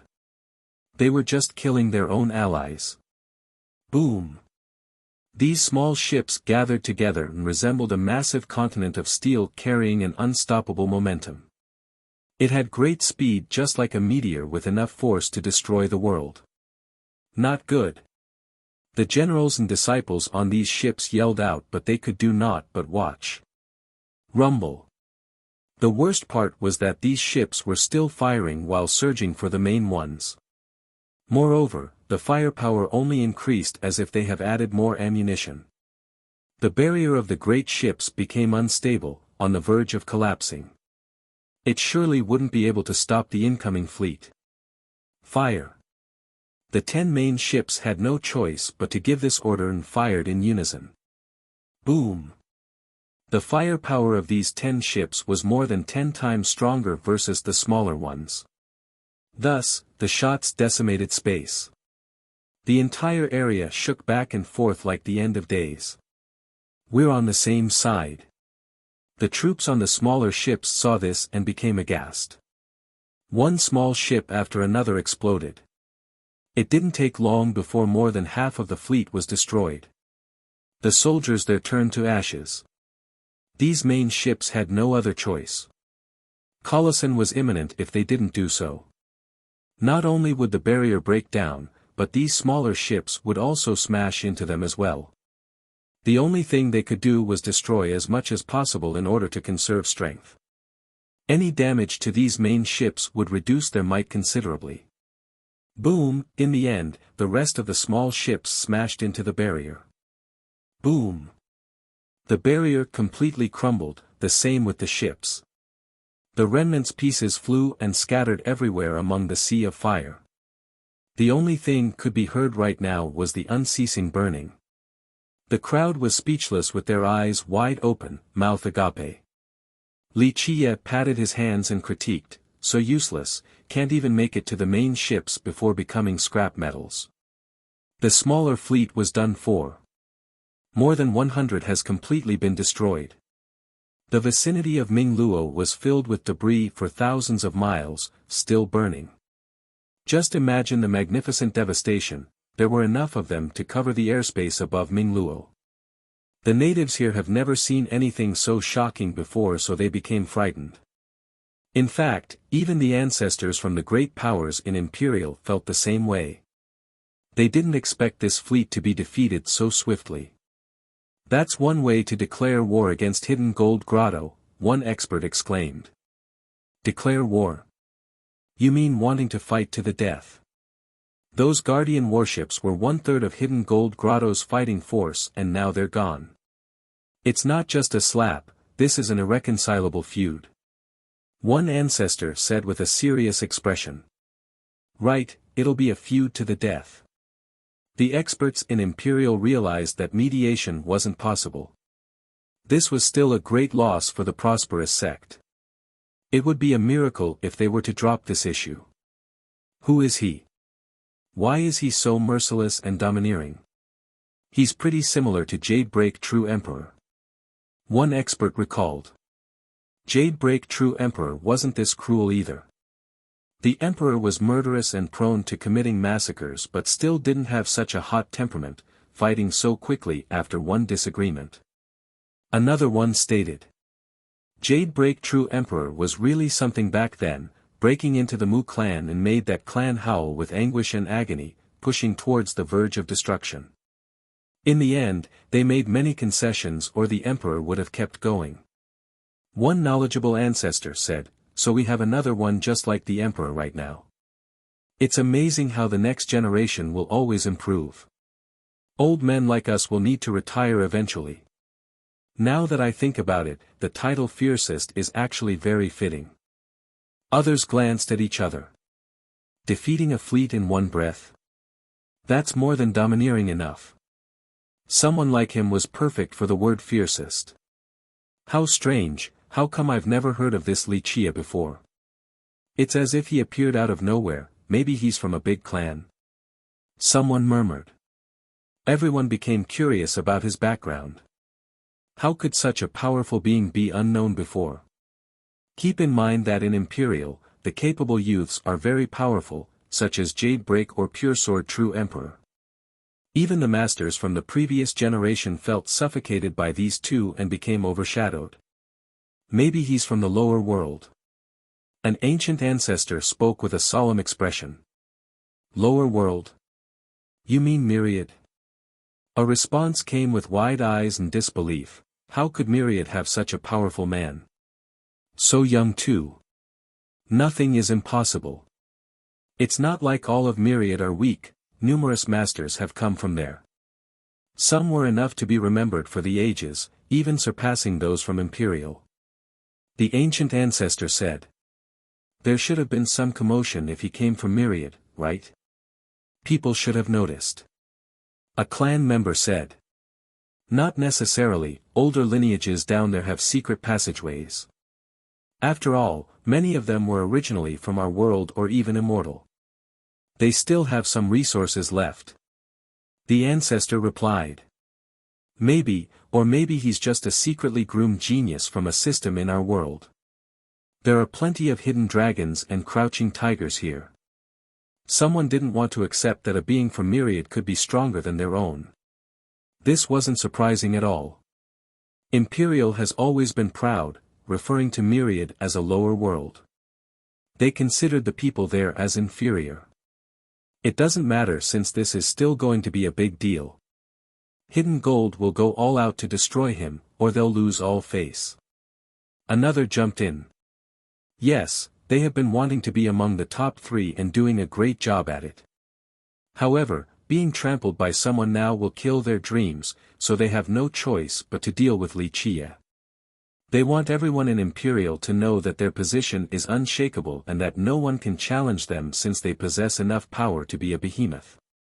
An expert analyzed Hidden Gold's intent. Many nodded in agreement after hearing this.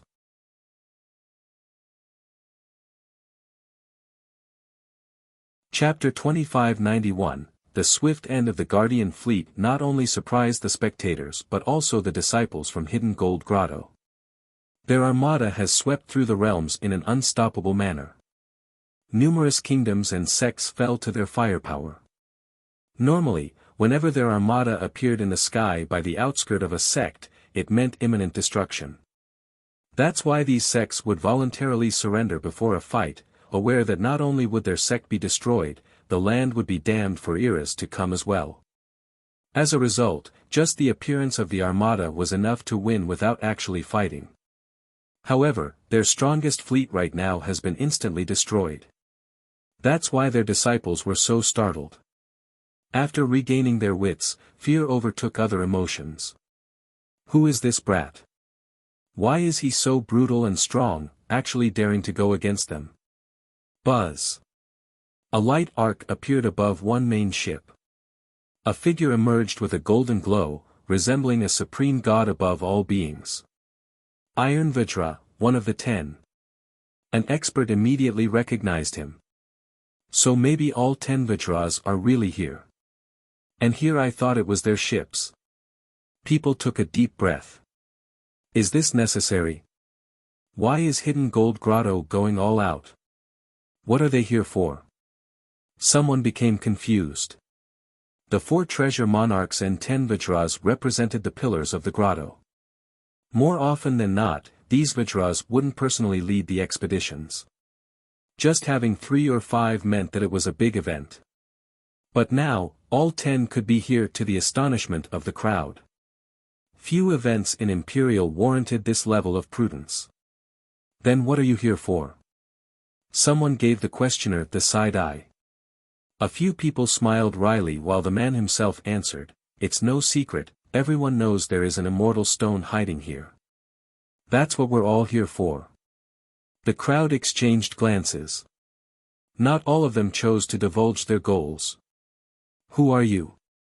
Iron Vajra on top of the warship glared at Li Chia.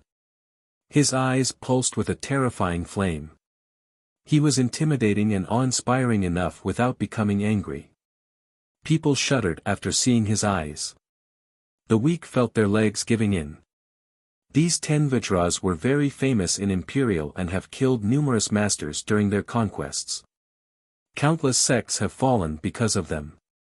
Their hands were stained with blood. "Just a passerby," Li Chia said. "My grotto has no grievances with you, yet you have killed 1,000,000 of our disciples." Iron Vajra opened his eyes and revealed his oppressive fury. The ground trembled as a result of his shout. "Oh." Li Chia lazily said, "There was no grievance, but they didn't have eyes, breaking my wooden house and annoying me, so I killed them all. Is that a good enough reason for you?" The crowd was stunned to hear this response. At the start, they didn't know why this fight started and assumed Li Chia was vying for the treasures as well. But now, Li Chia did it over a wooden house. No one would believe that he did this to an armada over something so trivial. "A massacre because of a wooden house," one spectator murmured in a daze. "That must be one expensive wooden house then, trading for a full fleet." "Yeah, the most precious house in history," one older expert said sarcastically. This is a good thing. Hidden Gold Grotto has always been imperious and ruthless. They came and ruined someone's house for no reason, not even the 3 behemoths would act in this unreasonable manner. They finally met their match. Another expert gloated. This Vajra almost vomited blood. And here he thought Li Chia had some pre-existing hatred against them. Who would have thought that he did it over a single house? His heart was bleeding. Not to mention the value of those ships, it also required a long period of training for both the soldiers and generals. 1/3 of their firepower was gone now. "You are insane, massacring 1,000,000 over nothing." Iron Vajra shouted, "If you wanted reparation for your wooden house, we could have given you a golden city. But now, we won't let our disciples die in vain. He speaks as if he's so moral." One listener couldn't help but say, "The 10 Vajras have killed tens of millions. Taking down this fleet alone doesn't put Li Chia over their kill count. This is a case of the strong being above the laws." An older cultivator chortled, then quietly said, "If Li Chia was weak, not to mention a wooden house, his clan could be massacred as well, and Hidden Gold Grotto would think nothing of it, only akin to crushing a few worms. But now, they speak as if they have been wronged and are on the side of justice." The crowd snorted and scowled in response. Recently, the 10 Vajras have destroyed too many lineages and made the system hate them. "I'm not interested in a golden city." Li Chia waved his sleeve, "I just wanted you to know that if I'm in a bad mood, I will still annihilate you, your family, and your entire system, even if you have only looked at me the wrong way." The crowd became slack-jawed by this tyrannical statement. True to his title. One person said with admiration. Fiercest was the right title for his style. "You." Iron Vajra became furious. This was the first time someone spoke to him like this. Others would tremble in fear after hearing their titles. Destroying a system over a single stare. Damn. An elder smiled wryly at the previous comment. There's always someone fiercer. Schadenfreude was a common response for the crowd. Everyone watched attentively, waiting for a big battle since it would be very enjoyable, the 10 Vajras versus fiercest.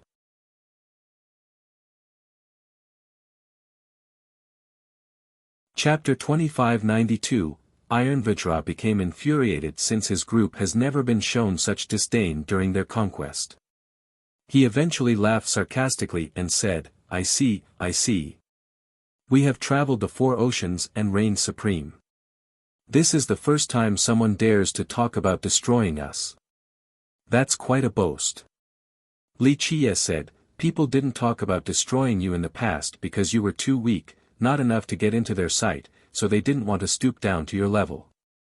You. Iron Vajra became red, not expecting this particular retort. The crowd naturally enjoyed this. These 10 have always been arrogant and haughty, but they have, unfortunately, met their match today. Junior, never go to the extreme since there is no redo once you court death. At that point, it doesn't matter where you are from or what backing you have, no one will be able to save you from falling down the abyss. Iron Vajra chillingly said. No. Li Qie shook his head, I don't need any protection and I enjoy going to the extreme. So what if I destroy your sect? It's no different from crushing an ant and not worthy of engaging in introspection. Iron Vajra was furious from losing the verbal game since Li Qie always managed to come up with a retort. Ignorant fool, I'll send you to hell then. Another cold voice came about while Iron Vajra trembled with rage. A different figure appeared above another main ship, looking just like a golden Buddha. Gold Vajra. A spectator revealed. This was another famous ancestor of Hidden Gold Grotto. Li Qie didn't care for them, iron, gold, whatever, all scrap metals. You got anyone else? Bronze, silver, stone, whatever, all come out now to save me some time dealing with you one by one. The crowd smiled wryly after hearing this. This fiercest character would not drop the imperious act while looking down on everyone, including the 10 Vajras. Gold Vajra's expression also became unsightly with a murderous glint in his eyes. Buzz. The main ships lit up one by one as more figures appeared. There was no doubt that all 10 Vajras were present. Boom. A terrible aura took the world like an oncoming tempest. When they made a circle, their torrential aura ravaged the world, tearing it apart. These 10 rarely took action together, there aren't that many in Imperial justifying this level of response. A spectator said. It's scary indeed. I heard Lucidity King exercised prudence when dealing with these 10 back then too. One ancestor quietly said, it's tough dealing with all 10. The 10 stood there like divine mountains, virtually impossible to get across. People couldn't help but look up with respect. One of them stared at Li Qie and said with an awe-inspiring tone, confidence is a good thing, but too much of it results in foolishness. Li Qie shook his head, I'm not here to chit-chat, let's get started since you 10 want to loom above all others. Having said that, he suddenly flashed into disappearance. The 10 Vajras were surprised. The one who spoke earlier shouted, such impudence, down with you. Mantras spewed out of his mouth and formed a whip lashing straight down. Bam! This whip made out of laws could destroy the mountains and rivers. You're the one going down. Li Qie appeared right in front of this Vajra and reached forward to grab the whip. He turned his hand and wrapped the whip around his wrist several times before pulling with force. He was too fast and the Vajra couldn't react in time before being thrown away. Boom! He flew through several peaks and slammed on the ground. Iron Vajra roared and summoned 2 symbols. He clapped and a soundwave resembling a tsunami rushed forward in an apocalyptic manner. However, Li Qie easily teleported to his location and used 2 fingers to hold the symbols together, preventing further sound waves. Iron Vajra's face grew red but he couldn't move the symbols at all. It was as if roots have grown from Li Qie into his treasures. You can have it back. Li Qie flicked his finger. Boom! Iron Vajra couldn't block and was blown into the horizon while vomiting a mouthful of blood. Die! Gold Vajra joined the fray and summoned a Buddhist knife with a yellow color. Saber energy filled the air before wrapping around Li Qie like a tornado. Scram! Li Qiye didn't bother looking back and simply released a palm strike. The knife shattered and its master became bloodied while flying through the air. The other Varjas were shocked. Li Qiye shifted his position to the closest Vajra.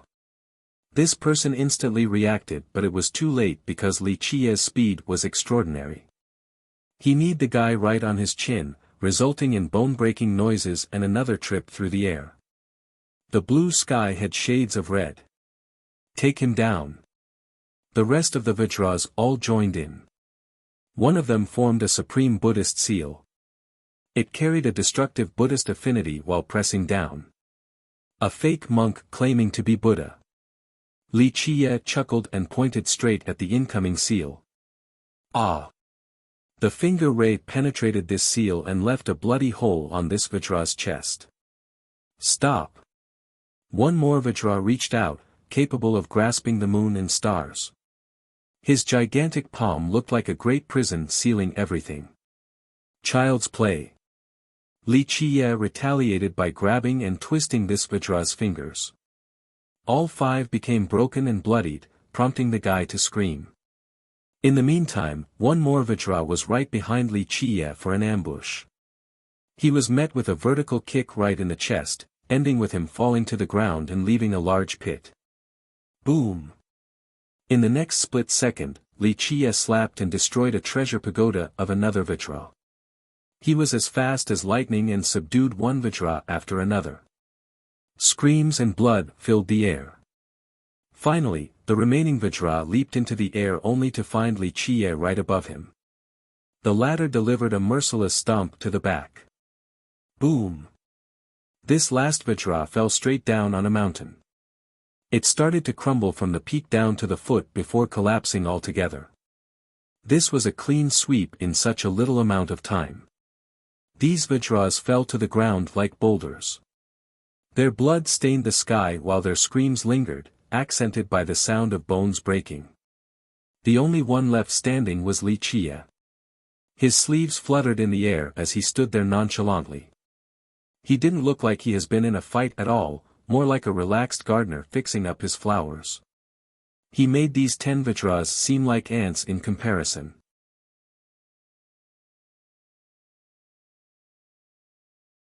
Chapter 2593, The 10 Vajras were mere dispersing clouds and falling leaves while Li Qiye was a violent gale. Just one blast and nothing would be left. People didn't see how Li Qiye did it, only the Vajras falling and breaking holes on the hills and grounds. The area became quiet. The spectators were speechless as they looked up at Li Qiye with admiration. Nevertheless, fear and disbelief also permeated the area due to the devastation and blood. The 10 Vajras were top dogs in imperial lineage, so their swift defeat took the crowd like a storm. Pinch me real fast so I know I'm not dreaming. One expert regained his wits and asked. Ah! He screamed from the pain after his friend didn't hold back. He realized that this was indeed happening and blurted, I can't believe it, how could someone be so strong? He took care of the Vajras like taking out the trash. In fact, even the ancestors were frightened by this scene. They wouldn't have lost so badly if they didn't underestimate their enemy. One old ancestor said. Regardless of that, to be able to take these Eternals down so fast indicates his superiority. One expert took a deep breath. This feat required massive power, one rarely attained by the beings in all of Imperial.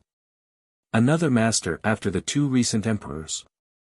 He shouldn't be inferior to Jade Break and Pure Sword at all. A powerful ancestor nodded approvingly. Wait a bit and see, Buddhist palm scripture is the strongest technique from the 10. If he can block it, then he'll prove himself to be just as strong as the emperors. An ancestor from another clan said. This arrogant brat came out of nowhere but has the power of a young emperor, a performed storm of trouble for those who provoke him. It's a good thing we're not one of them. A member of the group said while looking at Li Qiye.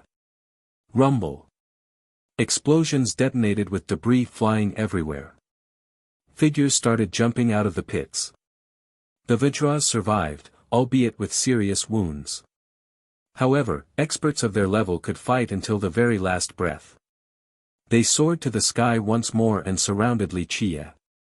They still had an oppressive aura and the toughness of a mountain. Alas, the previous confidence and prestige were no longer there due to their bloodied and tattered appearance. They glared angrily at him with murderous glint. They have once swept through the realms in an unstoppable manner. Numerous cultivators were intimidated after hearing their title, but now, Wuxia has done a number on their reputation. They needed to kill him now in order to firmly re-establish their prestige in Imperial. Brat, you're quite talented, but we haven't shown our real abilities just yet. Iron Vajra shouted as his eyes exuded a blinding divinity. Is that so? I'm waiting to see your real abilities then. Go ahead. Wuxia chuckled. How bold, very well. Junior, I'm not trying to boast, but once our Buddhist palm comes out, only death awaits you. Okay, enough. Wuxia waved his sleeve and said, I've heard plenty of boasting already. 10 Vajras? More like 10 shameless braggarts. Make your move already. The 10's chest puffed up and down from anger. Alas, this awkward situation couldn't be helped since he did sweep through them earlier. Winning was the only way to fix this humiliation. They glanced at each other before forming a mudra and chanting, Ma Ni Mi Ba Mao. Boom! One Buddhist gate appeared behind each of them and opened to pour out endless light. The 10 slowly retreated into the gates, disappearing from sight. The 10 gates then became even brighter with enough brilliance to drown the whole world just like a primordial flood. The boundless Buddhist light was all-encompassing and worked its salvation magic. Grains of light fell down. The world seemed to have a layer of golden sand, looking magical and profound. This light eventually went away and was replaced by a gigantic lotus, looking just like a floating city. Buddhist palm scripture. Someone murmured. This is their strongest combination move with peerless power. Few in this world can break it. One ancestor emotionally said. It was a scripture found by a wise sage of Hidden Gold Grotto. The text was profound and powerful, resulting in a powerful merit law and an exquisite combination attack. Disciples from the sect in the past had a hard time exerting its true power until the generation of the 10 Vajras. They were able to successfully cultivate this combination attack. Some even believed that this particular move was the epitome of combination attacks. Its power is true. Jade Break True Emperor also attacked Hidden Gold Grotto once and defeated the 10 Vajras. They had no choice but to resort to this move. One expert revealed. How did it go? People became curious. I heard they successfully pushed the Emperor out of the sect. Of course, the Emperor still left easily. The expert said. That's strong. Many gasped in response. This is from a long time ago when Jadebreak True Emperor was still young, far from being as strong as the present.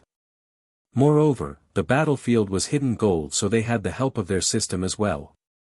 Because of the terrain advantage, they were able to use the move to its fullest potential. But this isn't hidden gold today. The expert looked at the sky. Sure, this place isn't hidden gold, but the technique is famous for being virtually indestructible.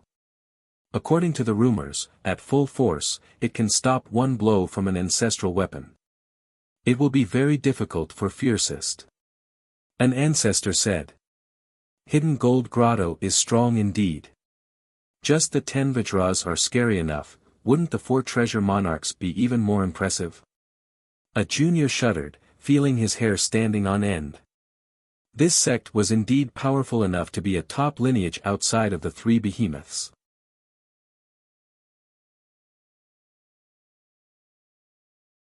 Chapter 2594, The scripture was famous for its abilities, so everyone held their breath while looking at the 10 Vajras performing this skill.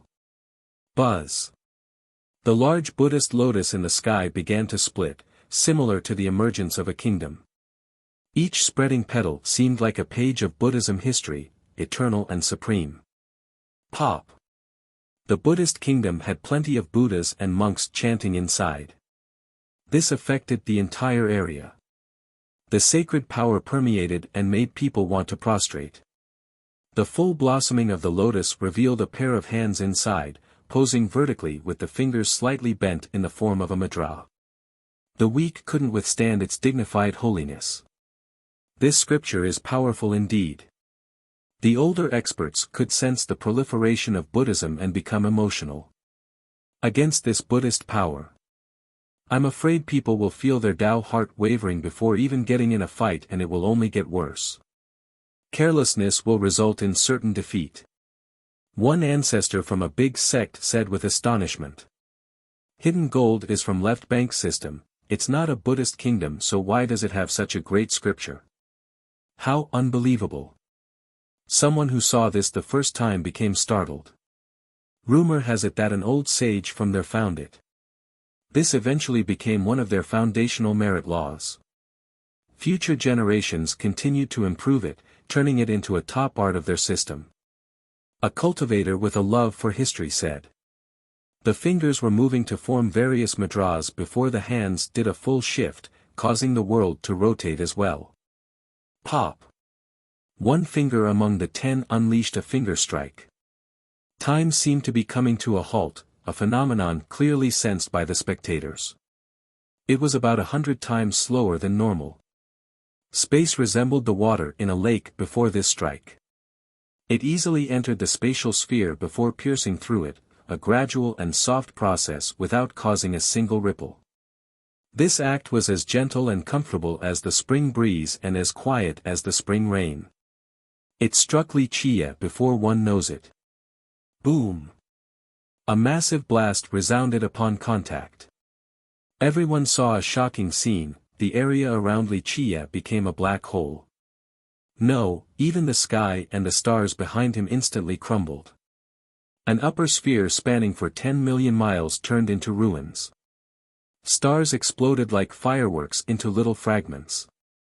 This apocalyptic strike shocked the world and its inhabitants as they watched in horror. They eventually calmed down and took a better look at the black hole. Only spatial fragmentations were left. Li Chia was nowhere to be found. Could it be that only ashes were left of him? Damn, it lives up to its fame. No wonder why it could push away the domineering jade break back then. One ancestor sighed after seeing this. My gosh, that single strike could take down a kingdom. A youth felt his legs trembling. That's not surprising.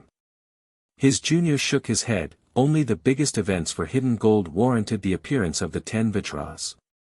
During their reign in Left Bank, they have destroyed numerous sections. Only a few necessitated the involvement of these 10. When they work together using the scripture, destroying a sect with a single finger is no problem. The cultivators from Mingluo City shuddered. If that strike aimed for their city, it would penetrate the ground while leaving specks of dust in its path. Where's Fiercest? People searched but couldn't find him. He's probably dead. One master carefully surveyed the area. He seemed to have poof away. Fiercest couldn't withstand the destructive strike, so it looks like there is still a big gap between him and the 2 emperors. A famous master shook his head. That's it. And here I thought another genius was going to make a name for himself, such an early death. One person felt a tinge of regrets. Humph. A snort seemed to be from the 10 Vitras, clearly content with their attack.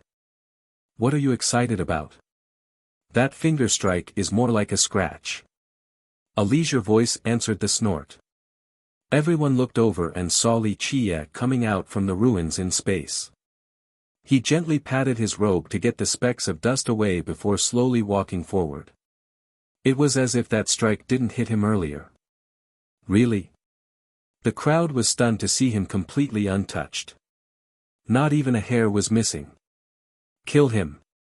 The 10 Vitras instantly continued. The 10 fingers changed and created a large Buddhist seal. Boom. It descended like an apocalypse on top of carrying the force of the believers in the Buddhist world.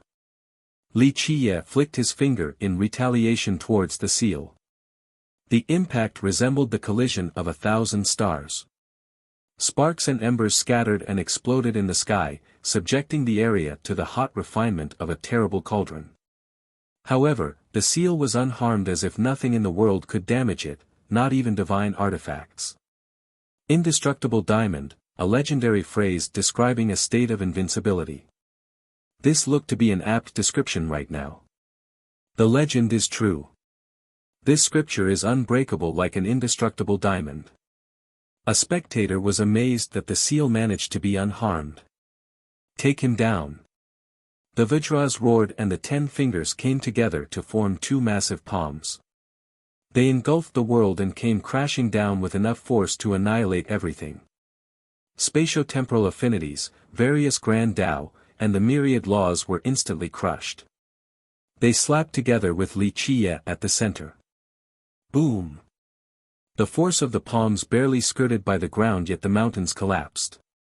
The destruction of the terrain was truly horrifying. Is it over now? People thought that Li Qie has been rendered into a pulp. All eyes were on the 2 palms. People sighed and became emotional, completely astounded by this destructive display. The 10 Vajras are something else with this scripture. This combination boosted their individual power more than 10 times. An older expert's expression changed. Prior to this, each Vajra was already pretty impressive. However, they haven't reached the level of world-destroying. Using this scripture allowed them to reach a new height of destruction.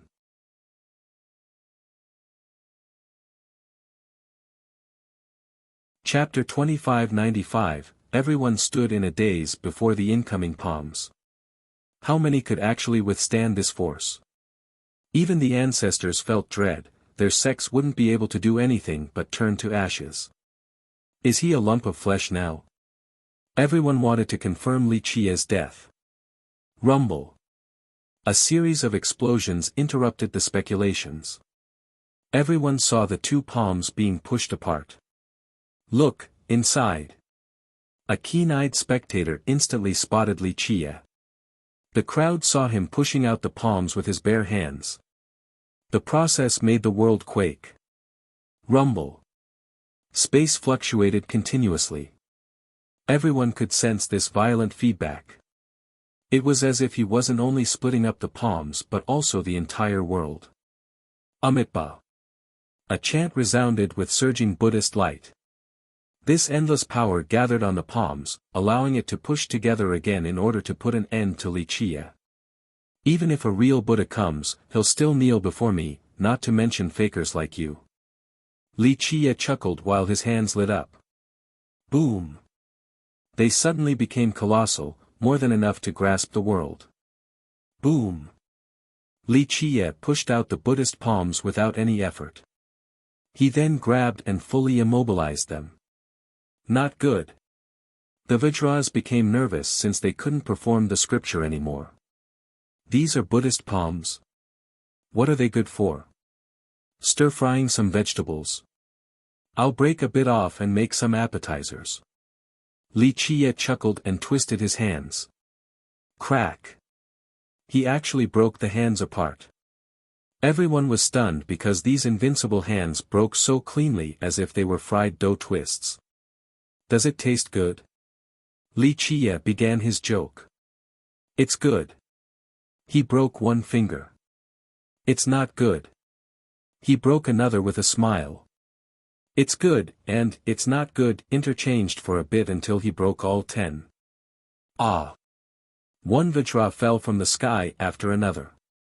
Blood gushed out from their body since Li Qie broke their true form despite their physical toughness. Bam! Bam! Bam! They became meat paste after slamming into the ground. No one expected for all 10 to fall in this manner.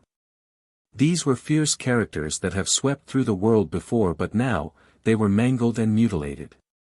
Li Qie then casually threw the fingers away and wiped his hands as if they had been dirted. He said flatly, Buddhist palm scripture. More like fried dough scripture. The 10 Vajras are finished just like that. Killed by a junior? One old cultivator murmured. Okay then, that's enough power to rival Jade Break and Pure Sword True Emperor.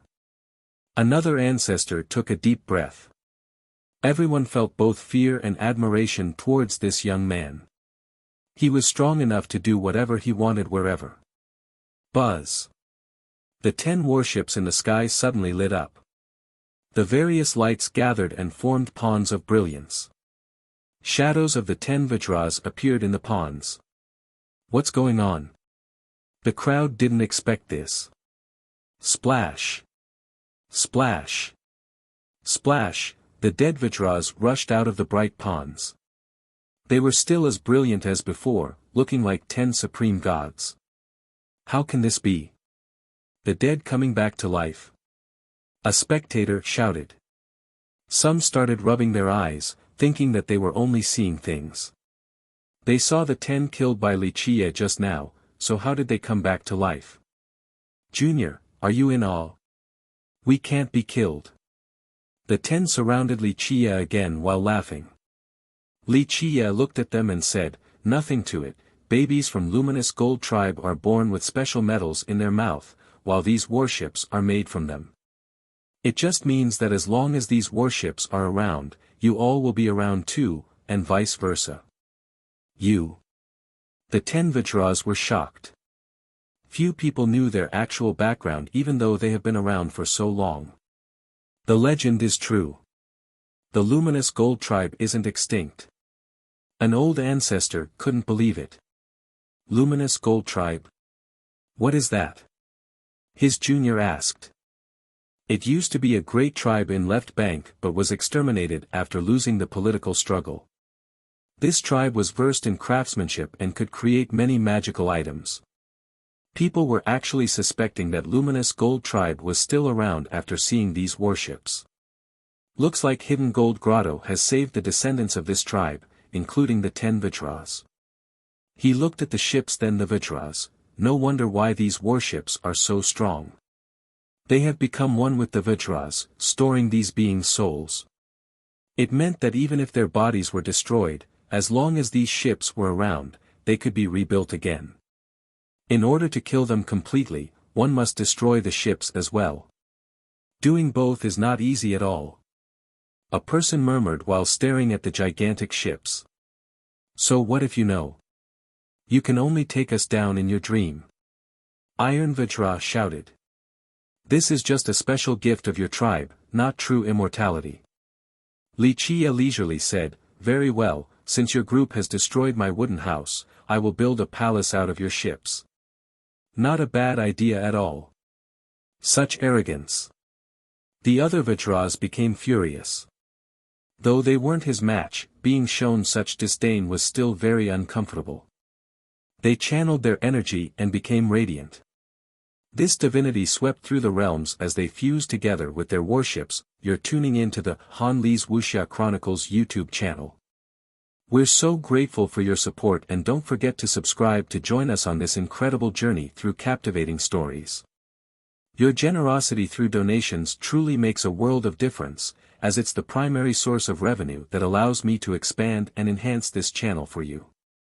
Thank you from the bottom of my heart for being a part of this adventure.